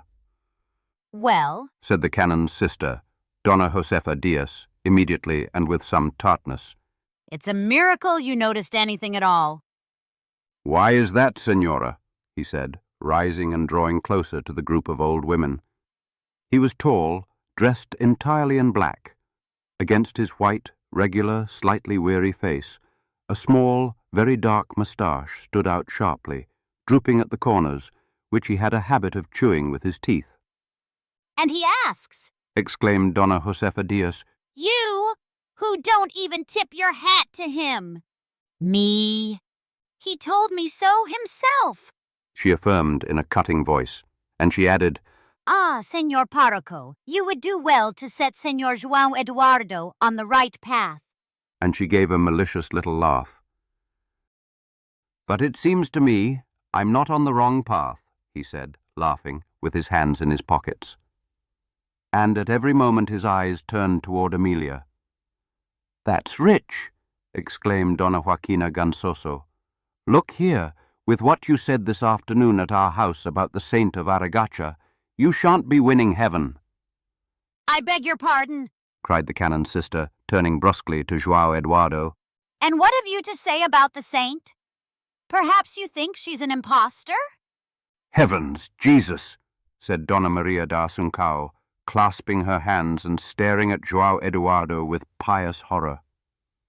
He would say such a thing? God forbid. No, Senor João Eduardo, The canon affirmed gravely, having woken up and unfolding his red handkerchief. would not be capable of saying any such thing. Amaro asked then, Who is the saint of Aragaca? Heavens! You mean you haven't heard, Senor Parroco? Exclaimed Donna Maria da Asuncao in astonishment. He must have heard. Donna Josefa Diaz declared with authority. They say the Lisbon papers are full of it. It is indeed a most extraordinary matter. The canon pronounced in a solemn tone. Senora Joanera interrupted her knitting and removing her spectacles. Oh, you can't imagine, Senor Parroco. It's the miracle of miracles. Indeed it is. Indeed it is, they said. There was a moment of devout reverence. But what is it then? Asked Amaro, all curiosity. Well, Senor Parroco, began Donna Joaquina Gansoso, straightening herself beneath her shawl and speaking with solemnity. The saint is a woman here in a nearby parish who has been bedridden for 20 years. 25, Donna Maria de Asuncao corrected her in a low voice, touching her arm with her fan. 25? Well, I must say I heard the presenter say 20. 25, Affirmed Senora Joanera, and the canon confirmed it, nodding his head gravely. She's completely paralyzed, Senor Parroco. Broke in the canon's sister, avid to speak. She looks like a little soul of God. Her arms are like this. And she held up her little finger. To hear her, you have to put your ear right to her mouth. Well, she sustains herself on the grace of God, Said Donna Maria de Asuncao lamentably. Poor dear, just to think of it. There was a moved silence among the old women. João Eduardo, standing behind them with his hands in his pockets, smiling and chewing his moustache, said then, Look here, Senor Parroco. The thing is what the doctors say. It's a nervous disease. That irreverence caused a scandal among the devout old women. Donna Maria de Asuncao crossed herself immediately. As a precaution, For the love of God, cried Donna Josefa Diaz. you may say that in front of anyone you like, but not in front of me. It's an outrage. It could even bring down a thunderbolt, Donna Maria de Asuncao was saying off to the side, in a low voice, very frightened. And I'll tell you something else. Exclaimed Donna Josefa Diaz, You are a man with no religion and no respect for sacred things. and turning toward Amelia, very acrimoniously. I tell you, my girl, I wouldn't give you to him. Amelia blushed, and João Eduardo, also reddening, bowed sarcastically. I merely say what the doctors say. And besides, believe me, I have no pretensions to marrying anyone in your family, not even you, Donna Josefa. The canon gave a very heavy laugh. Get away, God forbid, she cried, furious. But what does the saint actually do? Asked Father Amaro to make peace. Everything, Señor Párroco, said Donna Joaquina Gansoso. She is always bedridden. She knows prayers for everything. Anyone she prays for receives the grace of the Lord. One has only to appeal to her, and one is cured of any ailment. And then, when she receives communion, she begins to rise up, and her whole body hangs in the air, with her eyes raised to heaven, so that it quite inspires terror. But at that moment a voice said at the parlour door, "Well, good evening to the company. Quite a gathering tonight." He was an extremely tall young man, sallow, with hollowed cheeks, a mass of curly hair, a moustache like Don Quixote's. When he laughed, there was a shadow in his mouth, for he was missing nearly all his front teeth, and in his sunken eyes, ringed with great dark circles, a mawkish sentimentality wandered. He carried a guitar in his hand. "So how are you today?" they asked him at once. "Poorly," he answered in a sad voice, sitting down. "The pains in the chest, as always, the little cough." Was the cod-liver oil not agreeing with him then? "Not at all," he said disconsolately. "A trip to Madeira, that's what's needed, said Donna Joaquina Gansoso with authority. He laughed with a sudden joviality. "A trip to Madeira, that's a good one. Donna Joaquina Gansoso comes out with some beauties.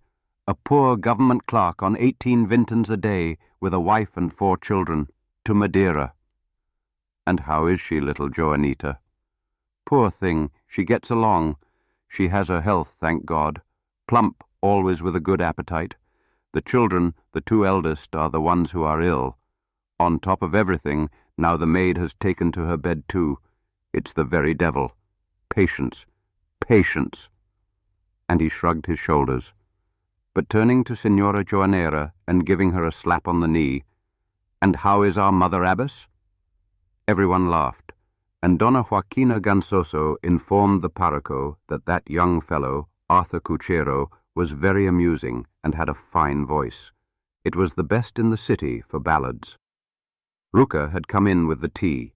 Señora Juanera, pouring from on high into the cups, was saying, come closer, dears. This is the good stuff. It's from Sousa's shop." And Arthur was offering sugar with his old jest. "If it's bitter, pile on the salt." The old women sipped in little gulps from their saucers, carefully selecting their pieces of toast. One could hear the ruminant chewing of their jaws, and for fear of butter drips and tea stains, they prudently spread their handkerchiefs over their laps. "Would you like a sweet, Señor Párroco?" said Amelia, presenting him the plate. "They're from the Encarnacao, very fresh." "Thank you." "That one there. It's Tuchino de Cio." "Ah, if it's from heaven," he said, beaming, and he looked at her, taking the cake with his fingertips. Señor Arthur was in the habit of singing after tea. On the piano a candle illuminated the music book, and Amelia, as soon as Ruca had taken away the tray, settled herself and ran her fingers over the yellowed keys. "So, what shall it be tonight?" asked Arthur. The requests came thick and fast. "The guerrillero, the betrothal of the tomb, the infidel, nevermore," Canon Diaz said from his corner, ponderous. Cuchero, give us that one about Uncle Cosme, you old rogue. The women objected. "Heavens, for goodness sake, Señor Conego, what an idea!" And Donna Joaquina Gansoso summed up. "No, something sentimental, so that the Señor Párroco can get an idea." "Yes, yes," they said. "Something sentimental, Arthur, something sentimental." Arthur cleared his throat and spat daintily, and suddenly giving his face a dolorous expression, he raised his voice and sang lugubriously, "Farewell, my angel, I depart without thee." It was a song from the romantic era of '51, The Farewell. It told of a supreme leave-taking in a wood on a pallid autumn afternoon. Afterwards, the solitary, accursed man who had inspired a fatal love went wandering dishevelled along the seashore. There was a forgotten grave in a distant valley, and white virgins came to weep in the moonlight. Very lovely, they murmured. Arthur sang with feeling, his gaze unfocused, but in the intervals, during the accompaniment, he smiled around the room, and in his mouth full of shadow one could see the remnants of rotten teeth. Father Amaro, by the window, smoking, contemplated Amelia, entranced by that sentimental, morbid melody. Her delicate profile against the light had a luminous outline. The curve of her bosom stood out harmoniously, and he followed her eyelids with their long lashes, which rose and fell with a sweet movement as they passed from the keyboard to the music. João Eduardo, beside her, was turning the pages for her, but Arthur, with one hand upon his breast and the other raised in the air, in a desolate and vehement gesture, launched into the final stanza. And one day, at last, from this fatal life, I shall rest in the darkness of the grave. Bravo! Bravo! They exclaimed. And Canon Diaz commented in a low voice to the Parroco, Ah, for sentimental things there's no one like him. And yawning enormously. Well, my boy, I've had the squid holding a conversation inside me all evening. But the hour for loto had arrived. Each chose their usual cards, and Donna Josefa Diaz, her miserly eye glinting, was already shaking the great sack of numbers vigorously. Here's a place for you, Senor Parroco, said Amelia. It was beside her. He hesitated, but they had made room, and he came to sit down, slightly flushed, timidly adjusting his collar. A great silence fell at once, and in a drowsy voice the canon began drawing numbers. Donna Ana Gansoso was dozing in her corner, snoring lightly. With the lampshade, the heads were in shadow, and the raw light, falling upon the dark shawl that covered the table, made the cards, blackened with use, stand out, along with the old women's dry hands, poised in claw-like attitudes, shifting their glass markers. On the open piano the candle was melting with a tall, steady flame. The canon droned out the numbers with the venerable jests of tradition. 1, pig's head. 3, pantomime figure. I need the 21, said a voice. 3 in a row, murmured another with relish, and the canon's sister, greedy. Shake those numbers, Brother Placido. Go on. And bring me that 47, even if it has to crawl here, said Arthur Cuchero, his head between his fists. At last the canon won the round, and Amelia, looking around the room. Aren't you playing then, Senor João Eduardo? She said. Where are you? João Eduardo emerged from the shadow of the window, from behind the curtain. Take this card. Come on, play. And collect the stakes, since you're on your feet, said Senora Joanera. You be the collector. João Eduardo went round with the porcelain saucer. At the end, 10 reis were missing. I already paid! I already paid! They all exclaimed, agitated. It had been the canon's sister who had not touched her little pile of coppers. João Eduardo said, bowing, It seems to me that Donna Josefa has not put in. Me? She cried, furious. Well, I never. I was the very first. Heavens! 2 5-raised coins, no less. What a man. Ah, very well, he said then. It was I who forgot. Here I am, paying up. And he muttered, Devout and a thief. And the canon's sister, meanwhile, was saying in a low voice to Donna Maria da Asuncao, Trying to wriggle out of it, the wretch. No fear of God. The only one who isn't having any luck is the Senor Parroco, they observed. Amaro smiled. He was distracted and tired. Sometimes he even forgot to mark his card, and Amelia would say to him, touching his elbow, Look, you haven't marked, Senor Parroco. They had already played 2 rounds of 3 in a row. She had won. Then both of them needed number 36 to complete a full house. People around them noticed. Now let's see if they both win, said Donna Maria da Asuncao, enveloping them in the same doting look. But the 36 would not come out. There were other sets of 4 on other players' cards. Amelia feared that Donna Joaquina Gansoso would win, as she was fidgeting greatly in her chair, calling for the 48. Amaro laughed, involuntarily caught up in the game. The canon was drawing the numbers with a mischievous deliberation. Come on, get on with it, Señor Conego, they said to him. Amelia, leaning forward, her eyes bright, murmured, I'd give anything for the 36 to come out. Is that so? There you have it. 36, said the canon. We won! She cried triumphantly, and taking the Paraco's card and her own, she showed them round for checking, proud, very flushed. Well, God bless you both, said the canon jovially, tipping the saucer full of 10 rise coins before them. It's like a miracle, considered Donna Maria da Asuncao piously. But the clock had struck 11, and after the final round, the old women began to wrap themselves up. Amelia sat down at the piano playing a polka softly. João Eduardo approached her, and lowering his voice, Many congratulations on winning with the Señor Paraco. Such enthusiasm. And as she was about to reply, Good night, he said curtly, wrapping himself in his plaid shawl with vexation. Ruka was holding the light.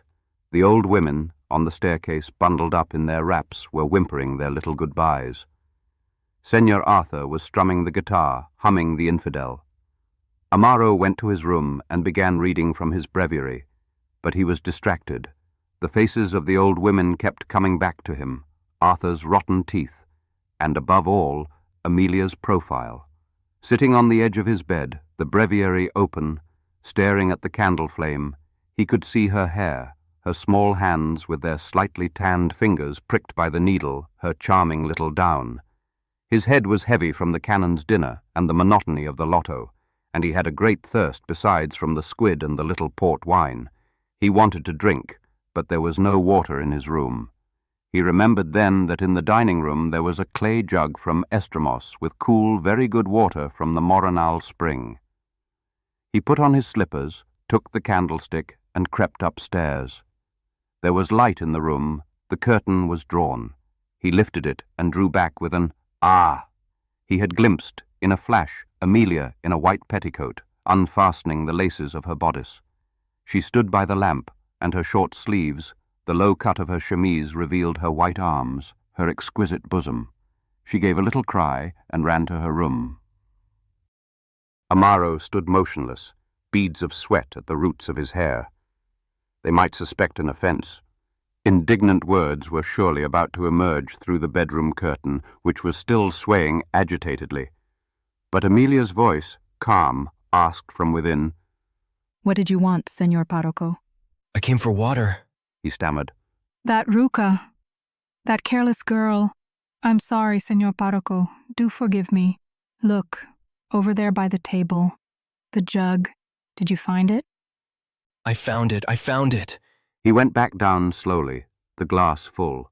His hand was trembling, the water was running through his fingers. He went to bed without praying. Late in the night, Amelia heard, below, nervous footsteps pacing the floorboards. It was Amaro, who, with his cloak over his shoulders and in his slippers, was smoking, agitated, up and down his room. She, upstairs, could not sleep either. On the chest of drawers, inside a basin, the night lamp was guttering out with a foul smell of oil wick. The whiteness of petticoats fallen on the floor stood out, and the cat's eyes, which would not be still, gleamed through the darkness of the room with a green phosphorescent glow. In the house next door, a child was crying without cease. Amelia could hear the mother rocking the cradle and singing softly, "Sleep, sleep, my little one, your mamma has gone to the fountain." It was poor Caterina the laundress, whom Lieutenant Sousa had left with one child in the cradle and pregnant with another, to go and marry in Estremos. So pretty she had been, so fair, and withered now, so gaunt. "Sleep, sleep, my little one, your mamma has gone to the fountain." How well she knew that song. When she was 7, her mother used to sing it during the long winter nights to her little brother who had died. She remembered it well. They had lived then in another house near the Lisbon road. At her bedroom window there was a lemon tree, and her mother used to hang little Joãozinho's nappies on its glossy branches to dry in the sun. She had never known her papa. He had been a soldier and had died young, and her mother still sighed when she spoke of his fine figure in his cavalry uniform. At 8, she had gone to the schoolmistress. How she remembered. The schoolmistress was a plump little old woman, very fair, who had been a lay servant at the convent of Santa Joanna in Aveiro. With her round spectacles beside the window, pushing the needle, she loved nothing more than to tell stories of the convent, the petty quarrels of the scribe nun, always picking at her decayed teeth, the mother portress, lazy and placid, with her Minho accent, the singing mistress, an admirer of bocage who claimed descent from the Tavorus, and the legend of a nun who had died of love, and whose soul on certain nights still roamed the corridors, uttering sorrowful moans and crying out, "Augusto, Augusto." Amelia listened to those stories, enchanted. She was so fond then of church festivals and of the company of saints that she wanted to be a little nun, very pretty, with a very white little veil. Her mamma received many visits from priests. The precentor Cavallosa, an old, robust man who wheezed with asthma as he climbed the stairs and had a nasal voice, came every day as a friend of the household. Amelia called him godfather. When she returned from the schoolmistress in the afternoon, she always found him chatting with her mother in the parlour, his cassock unbuttoned, revealing the long black velvet waistcoat embroidered with little yellow branches. The Senor Precentor would ask her about her lessons and make her recite her multiplication tables. In the evenings there were gatherings. Father Valente would come, Canon Cruz, and a bald little old man with a bird-like profile and blue spectacles, who had been a Franciscan friar and whom they called Fray Andre. Her mother's friends came too with their knitting, and a Captain Cuchero of the light infantry, who had nicotine-stained fingers and always brought his guitar. But at 9 o'clock they sent her to bed. Through the crack of her door she could see the light and hear the voices. Then silence would fall, and the captain, plucking at the guitar, would sing the Lundum from Figuera. So she grew up among priests, but some she found disagreeable, above all Father Valente, so fat, so sweaty, with his puffy, flabby hands and their tiny fingernails. He liked to have her between his knees, slowly twisting her ear, and she could smell his breath reeking of onion and tobacco. Her favourite was Canon Cruz, thin, with hair entirely white, his collar always neat, his buckles gleaming. He entered softly, greeting with his hand upon his breast and a gentle voice full of sibilance. She already knew the catechism and the doctrine by then. At the schoolmistresses, at home, for the slightest trifle they always spoke to her of heaven's punishments, so that God appeared to her as a being who knows only how to inflict suffering and death, and whom one must appease by praying and fasting, attending novenas and cosseting the priests. For this reason, if she sometimes forgot a Salve Regina at bedtime, she would do penance the next day, because she feared God would send her fevers or make her fall on the stairs. But the best time of all was when she began taking music lessons. Her mother had, in a corner of the dining room, an old piano covered with a green cloth, so out of tune that it served as a sideboard. Amelia was in the habit of singing around the house. Her thin, fresh voice pleased the Senor Precentor, and her mother's friends would say, "You've got a piano there. Why don't you have the girl taught? It's always a skill to have. It could serve her well." The Precentor knew a good teacher, a former organist of the cathedral in Evora, who was extremely unfortunate. His only daughter, very beautiful, had run off with a second lieutenant to Lisbon, and 2 years later, Silvestre from the square, who went often to the capital, had seen her coming down the Rua do Norte in a scarlet Garibaldi jacket and powder on one eye, with an English sailor. The old man had fallen into deep melancholy and deep poverty, and out of pity they had given him a post in the ecclesiastical registry office. He was a sad figure out of a picaresque novel. Very thin, tall as a pine tree, he let his fine white hair grow down to his shoulders. His weary eyes were always watering, but his resigned, kind smile was touching, and he looked desperately cold in his wine-coloured cape that only reached his waist and had an astrakhan collar. They called him Old Stork on account of his tall leanness and his solitary air. One day Amelia had called him Old Stork, but she immediately bit her lip, utterly ashamed. The old man smiled. "Go on, call me that, my dear girl, call me. Old stork? Why, what of it? A stork I am, and a proper stork." It was winter then. The heavy rains driven by the southwesterlies would not cease. The harsh season oppressed the poor. That year, one could see hungry families going to the town hall to beg for bread. Old Stork always came at midday to give his lesson. His blue umbrella left a rivulet on the stairs. He shivered, and when he sat down he would hide, in his old man's shame, his waterlogged boots with their open soles. He complained especially of the cold in his hands, which prevented him from striking the keys accurately and kept him from writing at the registry. "My fingers seize up," he would say sadly. But when Senora Joanera paid him for the first month of lessons, the old man turned up very pleased, wearing a pair of thick woolen gloves. "Oh, old stork, how warm you are today," said Amelia. "It was your money, my dear girl. Now I'm saving up for some woolen stockings. God bless you, my child. God bless you." And his eyes had brimmed with tears. Amelia had become his dear little friend. He confided in her now. He told her of his needs, his longing for his daughter, his former glories at the cathedral in Evora, when before the Senor Archbishop, resplendent in his scarlet surplice, he accompanied the exposition of the sacrament. Amelia did not forget about old Stork's woolen stockings. She asked the precentor to give her a pair. "What's this?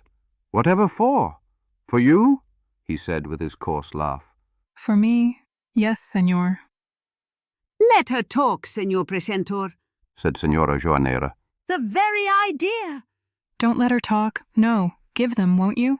She threw her arms around his neck and made sweet eyes at him. "Ah, you siren," the precentor said, laughing. "The hopes she gives. She'll be the very devil. Well then, there you are."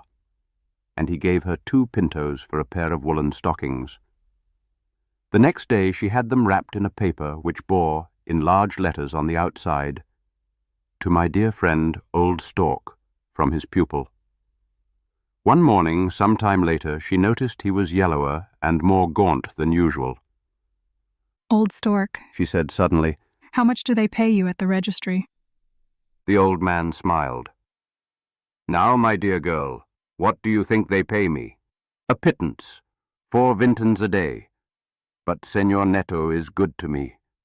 "And is 4 vintens enough?" "Enough! How could it be enough?"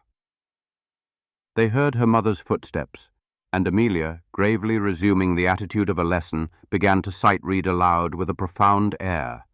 And from that day on she pleaded and exclaimed so persistently that she persuaded her mother to give Old Stork breakfast and dinner on lesson days. Thus a great intimacy was established between her and the old man, and poor Old Stork, emerging from his cold isolation, took shelter in that unexpected friendship as in a warm embrace. He found in her the feminine element that old men love, the caresses, the gentle tones of voice, the nurse's tender attentions. He found in her the sole admirer of his music, and he saw her always attentive to the stories of his day, the memories of the old say in Evora that he loved so dearly, and which made him say, whenever processions or church festivals were spoken of, "For that you must go to Evora.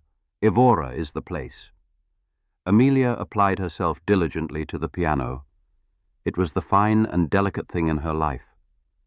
She could already play contradances and old arias by ancient composers. Donna Maria da Asuncao was puzzled that the teacher did not teach her Il Trovatore. "Such a beautiful piece," she would say. But Old Stork knew only classical music, naive and sweet airs by Lully, minuet motifs, florid and pious motets from the gentle days of convent life. One morning, Old Stork found Amelia very pale and sad. Since the day before she had been complaining of feeling unwell. It was an overcast day, very cold. The old man wanted to leave. "No, no, Old Stork," she said. "Play something to cheer me up." He took off his cape, sat down, and played a simple melody, but one that was profoundly melancholy. How beautiful, said Amelia, standing by the piano. And when the old man played the final notes, What is it? she asked. Old Stork told her it was the beginning of a meditation composed by a friar who had been his friend. Poor man, he said. He certainly had his share of torment.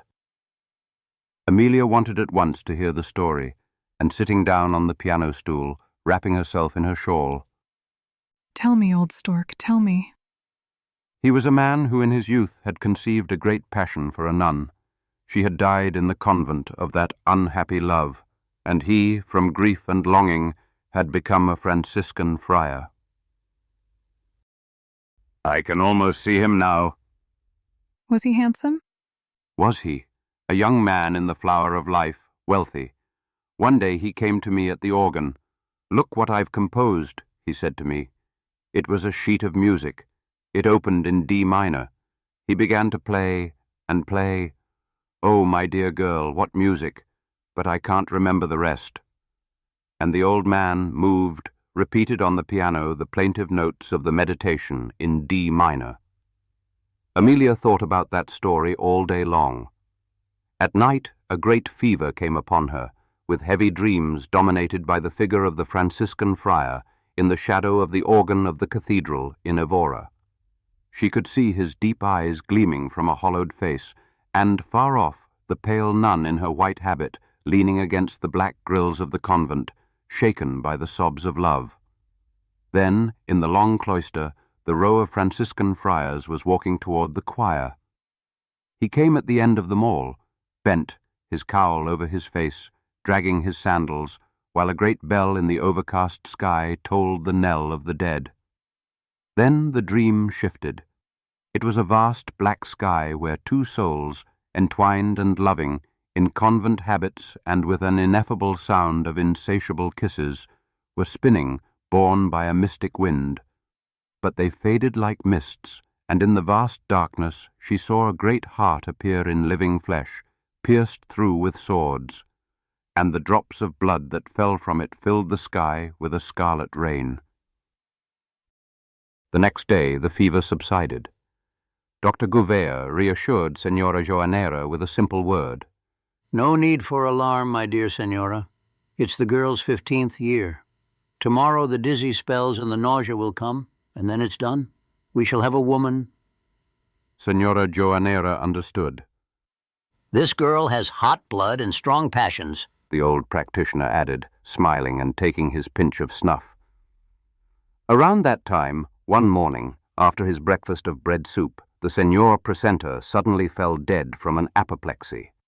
What unexpected consternation for Senora Joanera! For 2 days, her hair wild, in her white petticoats, she wept and wailed through the rooms. Donna Maria de Asuncao and the Gansoso ladies came to calm and soothe her grief, and Donna Josefa Diaz summed up all their consolations by saying, There, dear, you shan't lack for someone to look after you. It was then the beginning of September. Donna Maria de Asuncao, who had a house at the beach of Vieira, proposed taking Senora Joanera and Amelia for the bathing season, so that she might dispel, in the good healthy air and a different place, that grief. You'd be doing me a charity, Senora Joanera had said. Everything here reminds me.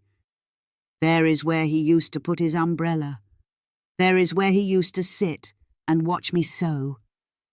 That's enough, stop all that. Eat and drink, take your baths, and what's past is past. He was a good 60 after all. Ah, my dear, it's the affection one comes to feel for them. Amelia was then 15, but she was already tall and shapely. The season at Vieira was a joy for her. She had never seen the sea, and she could not tire of sitting on the sand, fascinated by the vast blue water, so calm, full of sun. Sometimes on the horizon there passed a thin wisp of steamer smoke. The monotonous, moaning cadence of the waves lulled her to sleep, and all around the sandy beach glittered as far as the eye could see under the deep blue sky. How well she remembered. First thing in the morning she was on her feet. It was the bathing hour. The canvas tents were lined up along the length of the beach. The ladies, seated on little wooden chairs with their parasols open, gazed at the sea, chattering. The men, in white shoes, stretched out on mats, sucked their cigarettes and traced designs in the sand. Meanwhile, the poet Carlos Alcoforado, very dashing, much gazed upon, walked alone, sombre, along the edge of the waves, followed by his Newfoundland dog. She would emerge from the tent in her blue flannel bathing dress, towel over her arm, shivering with fright and cold. She had crossed herself on the sly and trembling all over, clutching the bathing attendant's hand. Slipping on the sand, she entered the water, breaking through the greenish foam that seethed around her. The wave came foaming in, she plunged beneath it, and was left jumping, breathless and nervous, spitting out the salt water. But when she came out of the sea, how satisfied she was. She panted, the towel over her head, dragging herself to the tent, barely able to manage the weight of the soaking dress, laughing, full of vitality, and all around, friendly voices would ask, "Well, how was it? Feeling fresher, eh?" Then, in the afternoon, there were the walks along the shore, collecting little shells, the hauling in of the nets, where the sardines, still alive, writhed by the thousand, glistening on the wet sand. And what long vistas of richly gilded sunsets over the vast, sad sea, darkening and moaning. Donna Maria de Azencao had been visited, right upon her arrival, by a young man, the son of Senor Brito of Alcobaça, a relative of hers. His name was Agostinho, and he was about to enter his 5th year of law at the university. He was a slender youth, with a brown moustache, a goatee, long hair combed back, and a monocle. He recited verses, could play the guitar, told anecdotes about freshmen, organized outings, and was famous at Vieira among the men for knowing how to converse with ladies. "That Agostinho, the rascal," they would say. "He's all quips and jests. For company, there's no one like him." From the very first days, Amelia noticed that Senor Agostinho Brito's eyes were constantly fixed upon her, in courtship. Amelia blushed deeply and felt her bosom swelling within her dress, and she admired him, found him very charming. One day, at Donna Maria de Azencao's house, they asked Agostinho to recite. "Oh, ladies, this isn't a smithy," he exclaimed, jovial. "Come now, don't be coy," they said, insisting. Very well, we shan't quarrel over that." "The Jewish girl, Brito," suggested the tax collector from Alcobaça. "The Jewish girl indeed," he said. "No, it shall be the Morena." And he looked at Amelia. "It's a poem I wrote yesterday."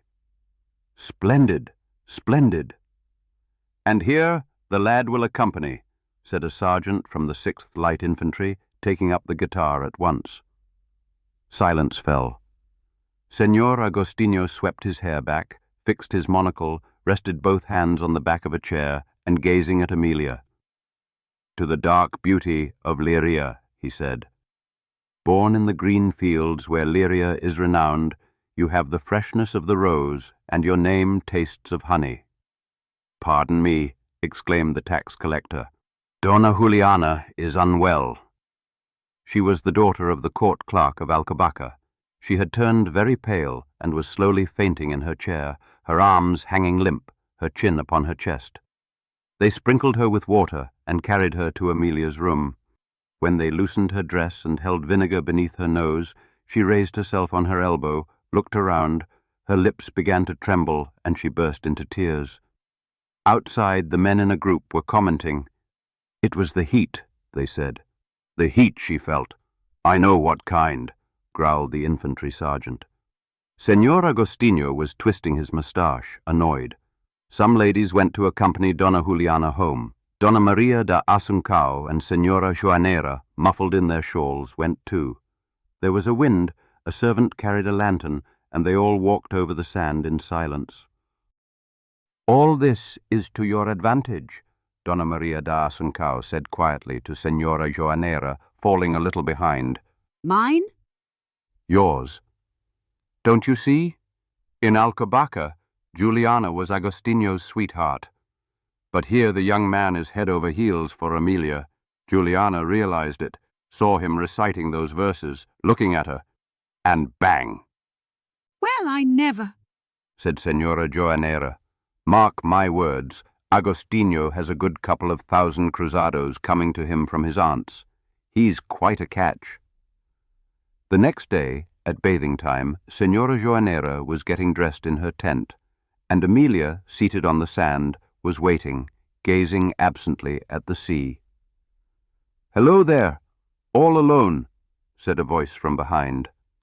It was Agostinho. Amelia, saying nothing, began to trace lines in the sand with her parasol. Senor Agostinho sighed, smoothed another patch of sand with his foot, and wrote, "Amelia." She, very red, tried to rub it out with her hand. "Come now," he said, and leaning close in a low voice, "It's the name of the dark beauty, you see, and your name tastes of honey." She smiled. Go on. Yesterday you made that poor Juliana faint, she said. "Bah! What do I care about her? I'm sick of that scarecrow. So what do you expect? That's how I am. I can say just as easily that I don't care about her as I can say that there is someone for whom I'd give everything. I know." Who is it? Is it Donna Bernarda? She was a hideous old woman, the widow of a colonel. "Yes," he said, laughing. "It's precisely Donna Bernarda I'm mad about." Ah, so you are in love, she said slowly, eyes lowered, tracing lines in the sand. "Tell me something. Are you mocking me?" exclaimed Agostinho, pulling up a small chair and sitting beside her. Amelia stood up. "You don't want me to sit near you?" he asked, offended. I was just tired of sitting. They were silent for a moment. Have you already bathed? She said. "Yes." Was it cold today? "It was." Agostinho's words were now very curt. Are you cross? She said gently, placing her hand lightly on his shoulder. Agostinho raised his eyes, and seeing the pretty tanned face, all smiles, he exclaimed with vehemence, "I'm absolutely mad about you." Hush, she said.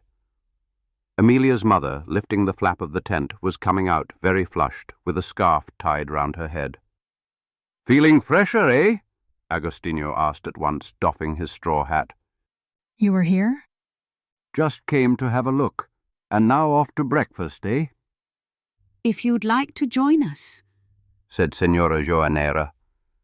Agostinho, very gallant, offered his arm to the mamma, and from then on he followed Amelia everywhere, in the morning at the baths, in the afternoon by the sea. He gathered shells for her, and he had written her more verses. The Dream. One stanza was passionate. I felt you against my breast, trembling, quivering, yielding. She would murmur them with great emotion at night, sighing, embracing her pillow. October was ending. The holidays were over. One evening, the merry party of Donna Maria da Asuncao and her friends had gone for a walk in the moonlight. On the way back, however, wind had risen, heavy clouds had smeared the sky, and drops of rain had fallen. They were then beside a small pine grove, and the ladies, with little shrieks, wanted to take shelter. Agostinho, with Amelia on his arm, laughing aloud, pushed deeper into the thicket, away from the others. And then, beneath the monotonous, moaning murmur of the branches, he said to her in a low voice, clenching his teeth, "I'm mad about you, darling." As if I'd believe that, she murmured. But Agostinho, suddenly adopting a grave tone, "You know, I may have to leave tomorrow." You're leaving? Perhaps, I don't know yet. The day after tomorrow is enrollment. You're leaving, sighed Amelia. He then took her hand and squeezed it furiously. "Write to me," he said. And will you write to me? She said. Agostinho seized her by the shoulders and crushed her mouth with voracious kisses. Let me go, she said, suffocating.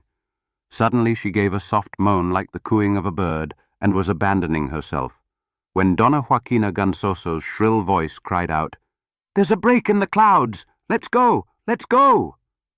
And Amelia, pulling free, flustered, ran to crouch beneath her mamma's umbrella. The next day, Senor Agostinho did indeed depart. The first rains came, and before long Amelia, her mother, and Donna Maria de Asuncao also returned to Leiria. The winter passed, and one day, at Senora Joanera's house, Donna Maria de Asuncao announced that Agostinho Brito, according to a letter from Alcobaça, had his marriage arranged with the girl from Vimero. "Goodness!" exclaimed Donna Joaquina Gansoso. "She brings nothing less than her 30 contos. The rascal!" And there, before everyone, Amelia burst into tears. She loved Agostinho, and she could not forget those kisses at night in the thick pine grove. It seemed to her then that she would never know joy again. Still remembering that young man from old Stork's story who for love had hidden himself away in the solitude of a convent, she began to think of becoming a nun. She gave herself over to fervent devotion, an exaggerated manifestation of the tendencies that her lifelong intimacy with priests had slowly fostered in her sensitive nature. She read prayer books all day long. She covered the walls of her room with colored lithographs of saints. She spent long hours in the church, accumulating Salve Reginas to Our Lady of the Encarnação. She heard Mass every day, wanted to take communion every week, and her mother's friends considered her a model fit to inspire virtue in unbelievers. It was around that time that Canon Diaz and his sister, Donna Josefa Diaz, began to frequent Senora Joanera's house. Before long, the canon had become the friend of the family. After lunch, he was a fixture with his little dog, just as the precentor had been with his umbrella. "I'm very fond of him. He does me a great deal of good," said Senora Joanera. "But as for the Senor Precentor, not a day goes by that I don't think of him." The canon's sister had then organized with Senora Joanera the Association of the Handmaids of Our Lady of Mercy. Donna Maria de Asuncao and the Gansoso ladies had enrolled, and Senora Joanera's house became an ecclesiastical center. This was the finest period of Senora Joanera's life. The cathedral, As Carlos from the pharmacy would say with weariness, has moved to Rua da Misericordia. many of the canons and the new precentor came every Friday. There were images of saints in the dining room and the kitchen. The servants, as a matter of scruple, were examined in doctrine before being hired. There, for a long time, reputations were made and unmade. If it was said of a man, "He does not fear God," there was a duty to discredit him piously. The appointments of bell-ringers, grave-diggers, and sacristy attendants were arranged there through subtle intrigues and pious words. They had adopted a certain wardrobe in shades between black and purple. The whole house smelled of wax and incense, and Senora Joanera had even monopolized the trade in communion wafers. Thus years passed. Little by little, however, the devout circle dispersed. The liaison between Canon Diaz and Senora Joanera, much talked about, drove away the priests of the chapter. The new precentor had also died of apoplexy, as was traditional in that diocese, fatal to precentors, and the Friday lotto evenings were no longer entertaining. Amelia had changed greatly. She had grown. She had become a beautiful young woman of 22, with velvety eyes and very fresh lips, and she now considered her passion for Agostinho a childish folly. Her devotion persisted, but altered. What she now loved in religion and in the church was the spectacle, the pageantry, the beautiful sung masses with organ accompaniment, the copes embroidered in gold gleaming between the candelabra, the high altar in a glory of fragrant flowers, the swish of the silver censer chains, the unisons that burst forth brilliantly in the choir of the Alleluias. She treated the cathedral as her opera. God was her luxury. On Sundays for Mass she liked to dress up, to perfume herself with cologne, to go and nestle upon the carpet of the high altar, smiling at Father Brito or Canon Saldanha. But on certain days, as her mother would say, she wilted. The old listlessness would return then, turning her sallow, setting 2 old creases at the corners of her lips. On those occasions she had hours of a vague, dull, morbid longing, in which her only consolation was to sing around the house the Blessed Sacrament hymn or the lugubrious notes of the agony bell. When her cheerfulness returned, so did her taste for joyful worship, and she would lament then that the cathedral was a vast stone structure in a cold Jesuitical style. She would have wanted a small church, very gilded, carpeted, papered, lit by gaslight, and handsome priests officiating at an altar adorned like an etagera. She had turned 23 when she met João Eduardo on the day of the Corpus Christi procession at the house of the notary Nunes Ferrol, where he was a clerk. Amelia, her mother, and Dona Josefa Diaz had gone to watch the procession from the notary's fine balcony hung with yellow damask bedspreads. João Eduardo was there, modest, serious, dressed entirely in black. Amelia had known him by sight for a long time, but that afternoon, noticing the whiteness of his skin and the gravity with which he knelt, he struck her as a very good fellow. That evening, after tea, the plump Nunes, in his white waistcoat, went about the room exclaiming with enthusiasm in his cricket voice, "Draw partners! Draw partners!" while his eldest daughter attacked a French mazurka at the piano with strident brio. João Eduardo approached Amelia. "Oh, I don't dance," she said at once in a dry tone. João Eduardo did not dance either. He went and leaned against a door frame, one hand in the opening of his waistcoat, his eyes fixed on Amelia. She was aware of it and turned her face away, but she was pleased, and when João Eduardo, seeing an empty chair, came to sit beside her, Amelia immediately made room for him, arranging the folds of her silk dress, gratified. The clerk, embarrassed, was twisting his moustache with a trembling hand. At last Amelia turned to him. "So you don't dance either?" And Donna Amelia? He said in a low voice. She leaned back, and tapping the pleats of her dress, "Oh, I'm too old for these amusements, Ian. I'm a serious person." You never laugh? he asked, putting a shrewd inflection in his voice. "Sometimes I laugh when there's something to laugh about." She said, glancing at him sideways. At me, for instance. "At you? The very idea. Are you making fun of me? Why should I laugh at you? Really? What is there about you that would make anyone laugh?" And she fanned herself with her black silk fan. He fell silent, searching for ideas, for delicacies. So seriously, you truly don't dance? "I've already told you no." "Oh, you are persistent." It's because I'm interested in you. "Oh, come now," she said, making an indolent gesture of denial. My word. But Dona Josefa Diaz, who had been watching them, approached with a very furrowed brow, and João Eduardo rose, intimidated.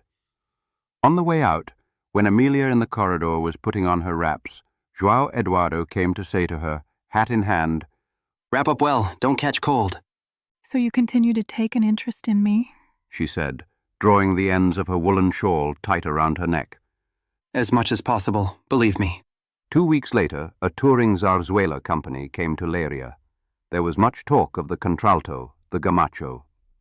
Dona Maria da Assuncao had a box and brought along Senora Joaneira and Amelia, who 2 nights previously had been sewing with eager excitement a muslin dress all decked with blue silk bows. João Eduardo in the stalls, while the gamacho, caked in rice powder beneath her Valencian mantilla, brandishing her sequined fan with a decrepit grace, warbled shrill malaguenas, could not stop gazing at and desiring Amelia.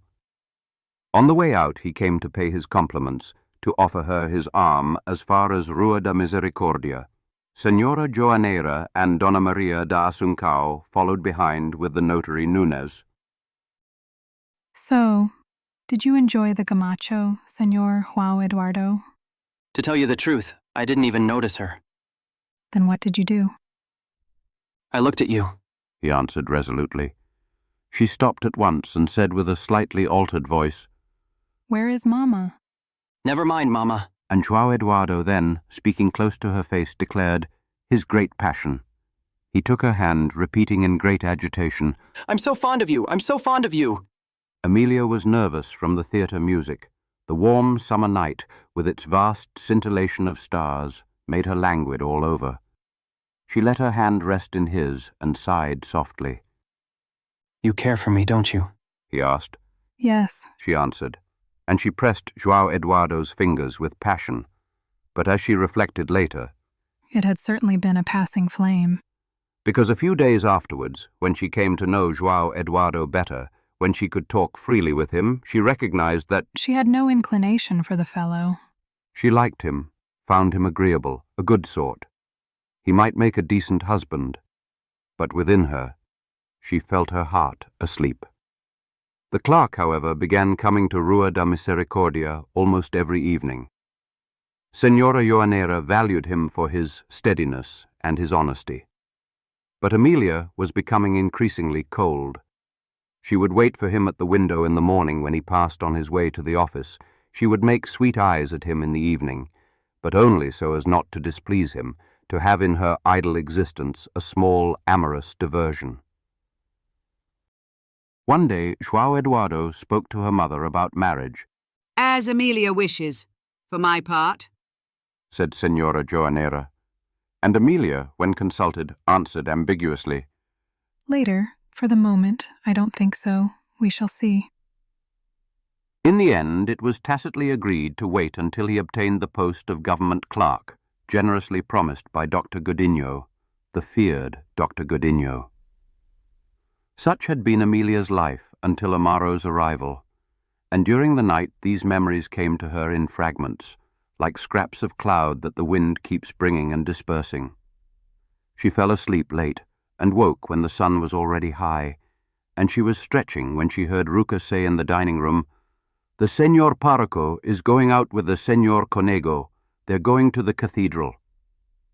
Amelia leapt from bed, ran to the window in her chemise, lifted a corner of the muslin curtain, and looked out. The morning was radiant, and Father Amaro, in the middle of the street, talking with the canon, was blowing his nose into his white handkerchief, looking very smart in his cassock of fine cloth. Amaro crept downstairs, clinging to the banister, shut the door very softly, and wandered aimlessly towards the cathedral. The sky had clouded over, and light drops of rain were falling. Well, I never, he said, astonished. He had never suspected such a scandal. Senora Joanera, the placid, Senora Joanera, the canon, his moral theology teacher, and he was an old man, without the surges of young blood, already at peace, as his age, his nourishment, and his ecclesiastical dignities ought to have given him. What then would a young, strong man do, who feels an abundant life deep in his veins, crying out and burning? So it was true, then, what was whispered in the seminary, what old Father Sequeira, 50 years parish priest of Gralheira, used to tell him, "They're all made of the same clay." All made of the same clay. They rise in dignities, enter the chapters, govern seminaries, direct consciences wrapped in God as in a permanent absolution, and yet they keep in some back alley a placid, plump woman to whose house they go to rest from their devout attitudes and the austerity of office, smoking cheap cigarettes and fondling a pair of chubby arms. Other reflections came to him then. What sort of people were they, Senora Joanera and her daughter, who lived sustained by the belated lubricity of an old canon? Senora Joanera had certainly been pretty, well-shaped, desirable, once. Through how many arms had she passed before arriving, down the slopes of age, at those senile and poorly paid loves? The two little women, devil take it, were not respectable. They took in lodgers, they lived off concubinage. Amelia went alone to church, to do the shopping, to the country estate, and with those very dark eyes, perhaps she had already had a lover. He summed up, traced certain memories. One day she had been showing him a pot of ranunculus on the kitchen windowsill. They had been left alone, and she, very flushed, had placed her hand on his shoulder, and her eyes gleamed and pleaded. Another time she had brushed her chest against his arm. Night had fallen, with a fine rain. Amaro did not feel it, walking quickly, filled with one single delicious idea that made him tremble. To be the girl's lover, just as the canon was the mother's lover. He already imagined the good, scandalous and pampered life. While upstairs the stout Senora Joanera covered her canon with kisses amid asthmatic difficulties, Amelia would come down to his room, on tiptoe, gathering up her white petticoats, a shawl over her bare shoulders. With what frenzy he would wait for her, and he no longer felt the same sentimental, almost painful love for her. Now the very roguish idea of the two priests and the two concubines, all cosily in cahoots, gave that man bound by his vows a depraved satisfaction. He went skipping down the street. What a bargain of a house! The rain was falling heavily. When he came in, there was already a light in the dining room. He went upstairs. Goodness, how cold you are, Amelia said, feeling, as she clasped his hand, the dampness of the fog. Seated at the table, she was sewing with a plaid shawl over her shoulders. João Eduardo, beside her, was playing bisca with Senora Joanera. Amaro sat down, somewhat embarrassed.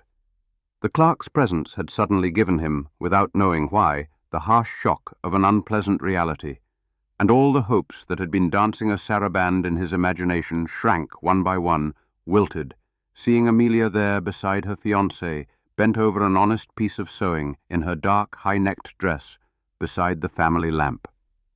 And everything around him appeared more decorous, the walls with their green-patterned paper, the cabinet full of gleaming Vista Alegre china, the friendly pot-bellied water-jug, the old piano unsteady on its three turned legs, the toothpick holder so beloved of everyone, a chubby Cupid with an open umbrella bristling with toothpicks, and that tranquil game of bisca played with the classic witticisms.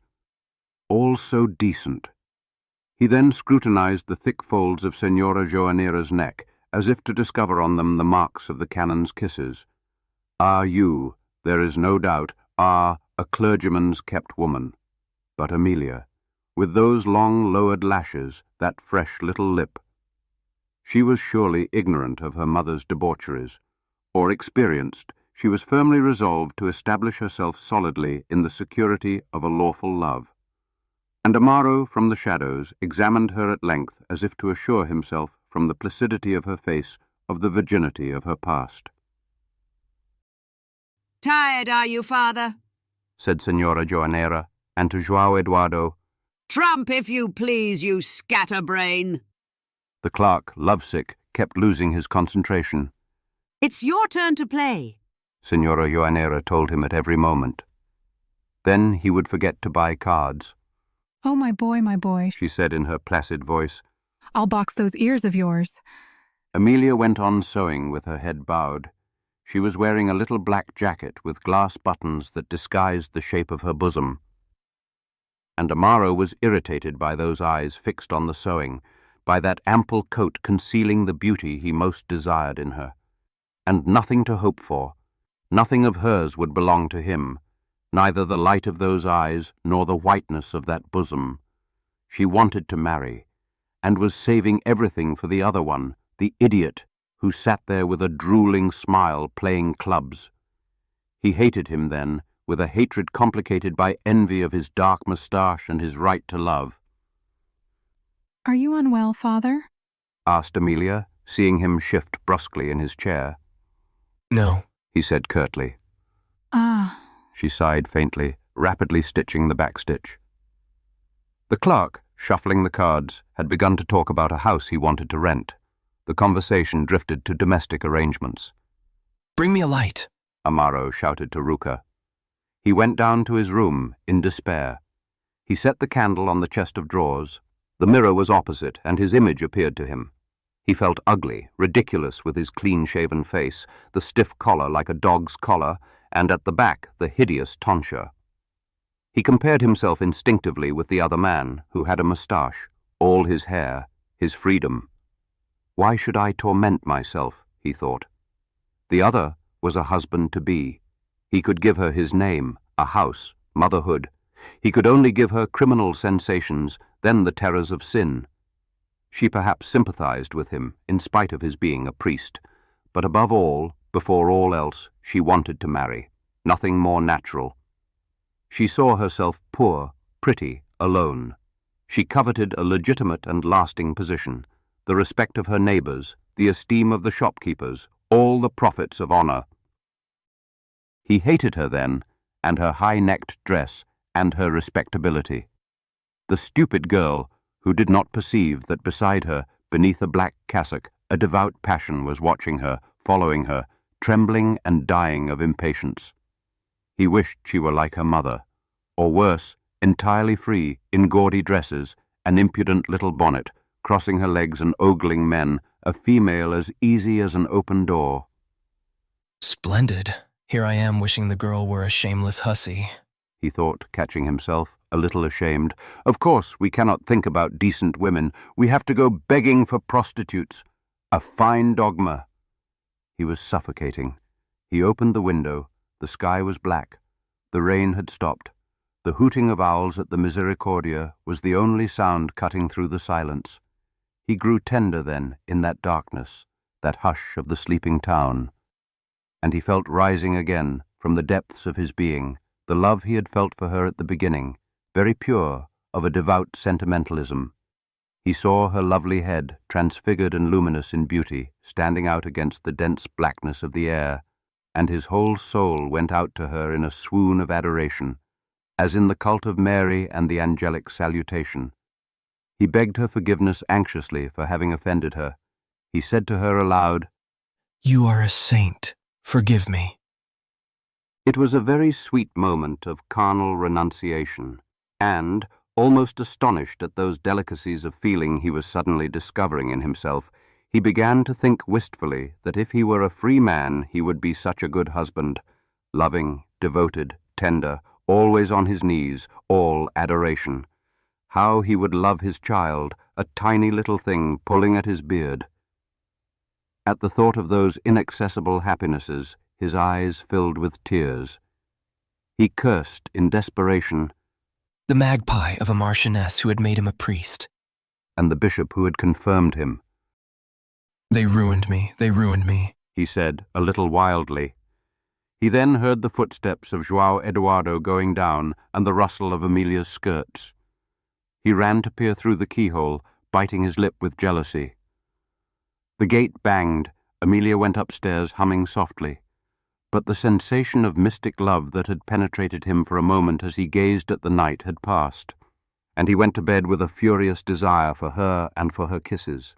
Days later, Father Amaro and Canon Diaz had gone to dine with the abbot of Cortegaca. He was a jovial old man, very charitable, who had lived for 30 years in that parish and was reputed to be the finest cook in the diocese. All the clergy of the neighborhood knew his famous game stew. The abbot was celebrating his birthday. There were other guests, Father Notario and Father Brito. Father Notario was a bilious little creature, thin, with two deep-set, very malicious eyes, skin pitted by smallpox, and extremely irritable. They called him the Ferret. He was shrewd and argumentative. He had a reputation for being a great Latinist and for possessing an iron logic, and people said of him, he has a viper's tongue. He lived with 2 orphaned nieces, declared himself extremely fond of them, was always praising their virtue, and liked to call them the 2 roses of his garden. Father Brito was the stupidest and strongest priest in the diocese.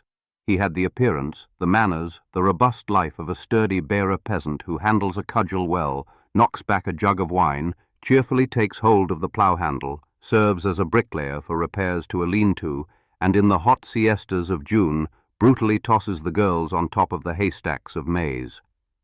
The chantre, always precise in his mythological comparisons, called him the Nemean lion. His head was enormous, with woolly hair that came down to his eyebrows. His weathered skin had a bluish tinge from the effort of the razor, and in his bestial laughter he showed very small, very white teeth from eating maize bread. When they were about to sit down at the table, Libanino arrived in a great bustle, mincing along, his bald pate sweating, exclaiming at once in shrill tones, "Oh, my dears! Forgive me! I was a teensy bit delayed. I passed by the church of Nossa Senhora da Ermida. Father Nunes was saying a mass of intention. Oh, my dears! I gobbled it right up. I come quite consoled." Gertrudes, the abbot's old and formidable housekeeper, then entered with the vast tureen of chicken broth, and Libanino, hopping around her, began his jesting. "Oh, Gertrudinus, who you'd make happy I know well."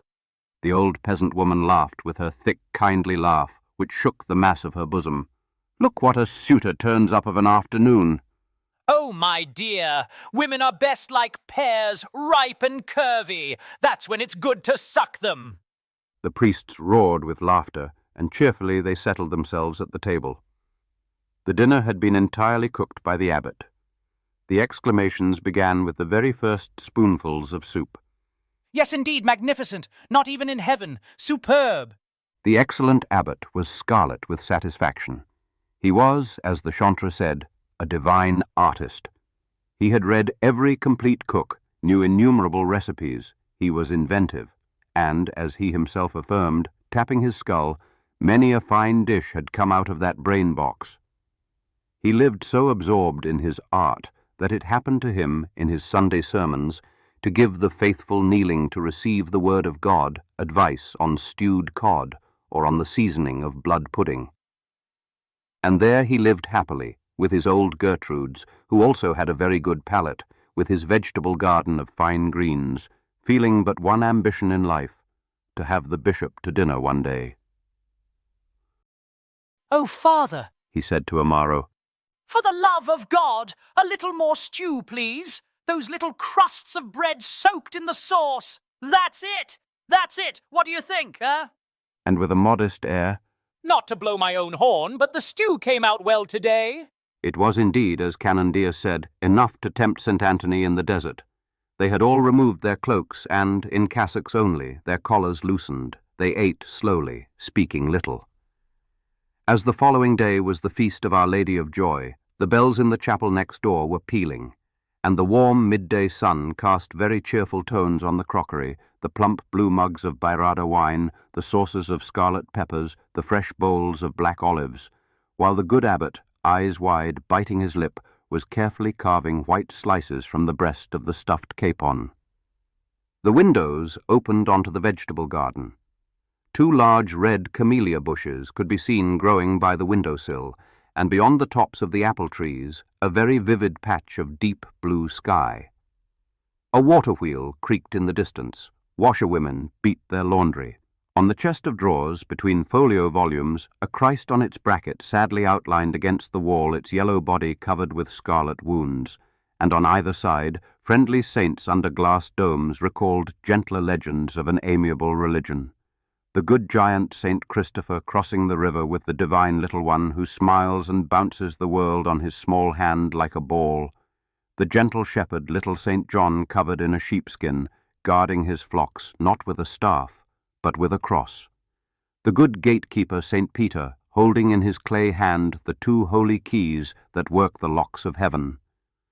On the walls, in lithographs of cruel colouring, the patriarch St. Joseph leaned on his staff where white lilies bloom. The rearing horse of brave St. George trampled the belly of a startled dragon, and good St. Anthony, by the edge of a stream, smiled as he spoke to a shark. The clink of glasses, the clatter of knives animated the old hall with its smoke-darkened oak ceiling with an unwonted gaiety, and Libanino devoured his food, cracking jokes. "Gertrudinus, flower of the reed bed, pass me the green beans. Don't look at me like that, you minx. You'll turn my insides." The devil's in this man, said the old woman. Look at the notions he gets. If you'd spoken to me like this 30 years ago, you rascal. "Oh, my dear," he exclaimed, rolling his eyes. "Don't even say that. I feel things running up my spine." The priests choked with laughter.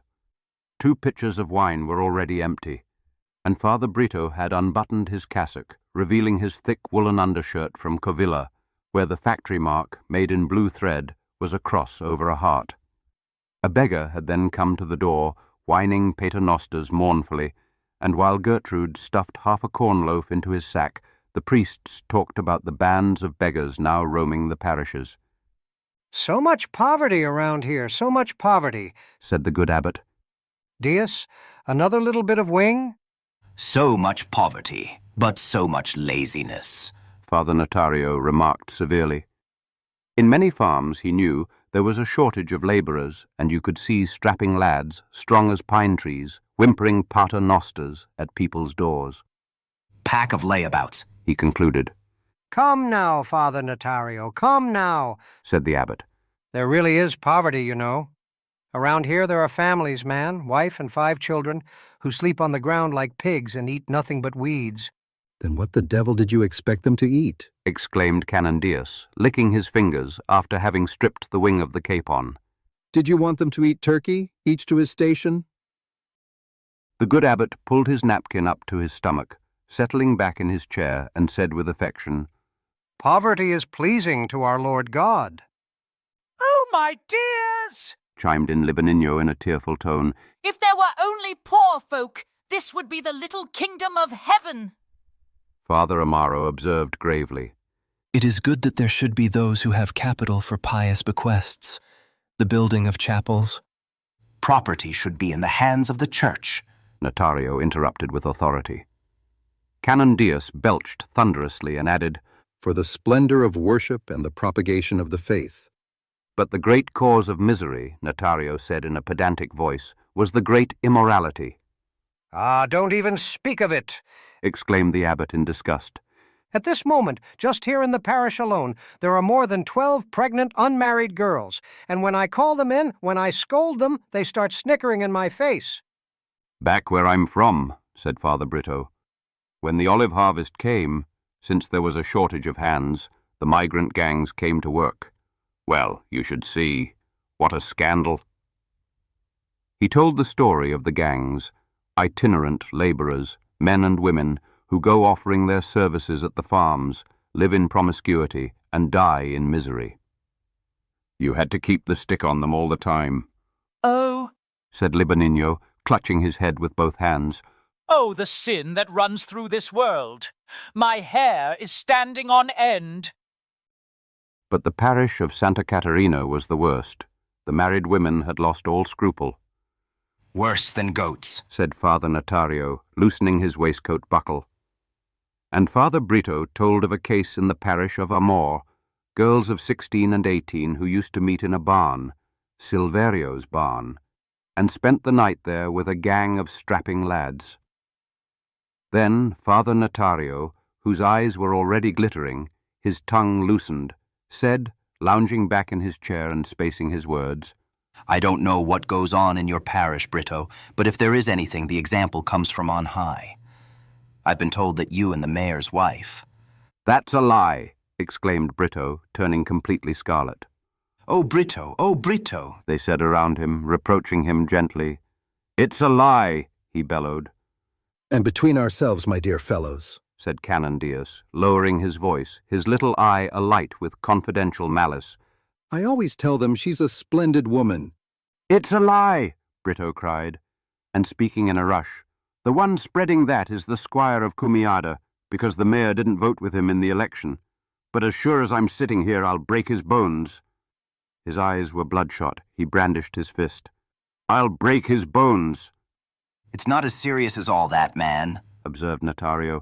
I'll break his bones. I won't leave one unbroken. Oh, calm down, little lion, said Libanino tenderly. Don't lose yourself, my boy. But recalling the influence of the squire of Cumiada, who was then in the opposition and could deliver 200 votes to the ballot box, the priests turned to elections and their episodes. All of them there, except for Father Amaro, knew how, as Notario put it, to cook up a nice little deputy. Anecdotes came. Each one celebrated his own exploits. Father Notario, in the last election, had mustered 80 votes. Good heavens, they said. Can you imagine how? With a miracle. With a miracle? They repeated in astonishment. Yes, gentlemen. He had arranged things with a missionary, and on the eve of the election letters from heaven signed by the Virgin Mary were received in the parish, asking, with promises of salvation and threats of hell, for votes for the government candidate. Neat trick, eh? First rate, they all said. Only Amaro seemed surprised. Well, said the abbot ingenuously, that's exactly what I could use. As it is, I have to wear myself out going door to door. And smiling good-naturedly, What still gets a few results is withholding the parish stipend. And with confession, said Father Notario. That way it goes through the women, but it's a sure thing. You can get great mileage out of confession. Father Amaro, who had been silent, said gravely, But after all, confession is a very serious matter, and to use it like that for elections. Father Notario, who had 2 scarlet patches on his cheeks and excited gestures, let slip an imprudent word. So you take confession seriously? There was great astonishment. Do I take confession seriously? Cried Father Amaro, pushing his chair back, his eyes wide. Come now, they exclaimed. Oh, Notario, oh, my boy. Father Notario, heated, tried to explain, to qualify. Listen, for God's sake, I don't mean that confession is a joke. Blast it, I'm not a Freemason. What I mean is that it's a means of persuasion, of knowing what's going on, of guiding the flock this way or that. And when it's in the service of God, it's a weapon. That's what it is. Absolution is a weapon. A weapon? They exclaimed.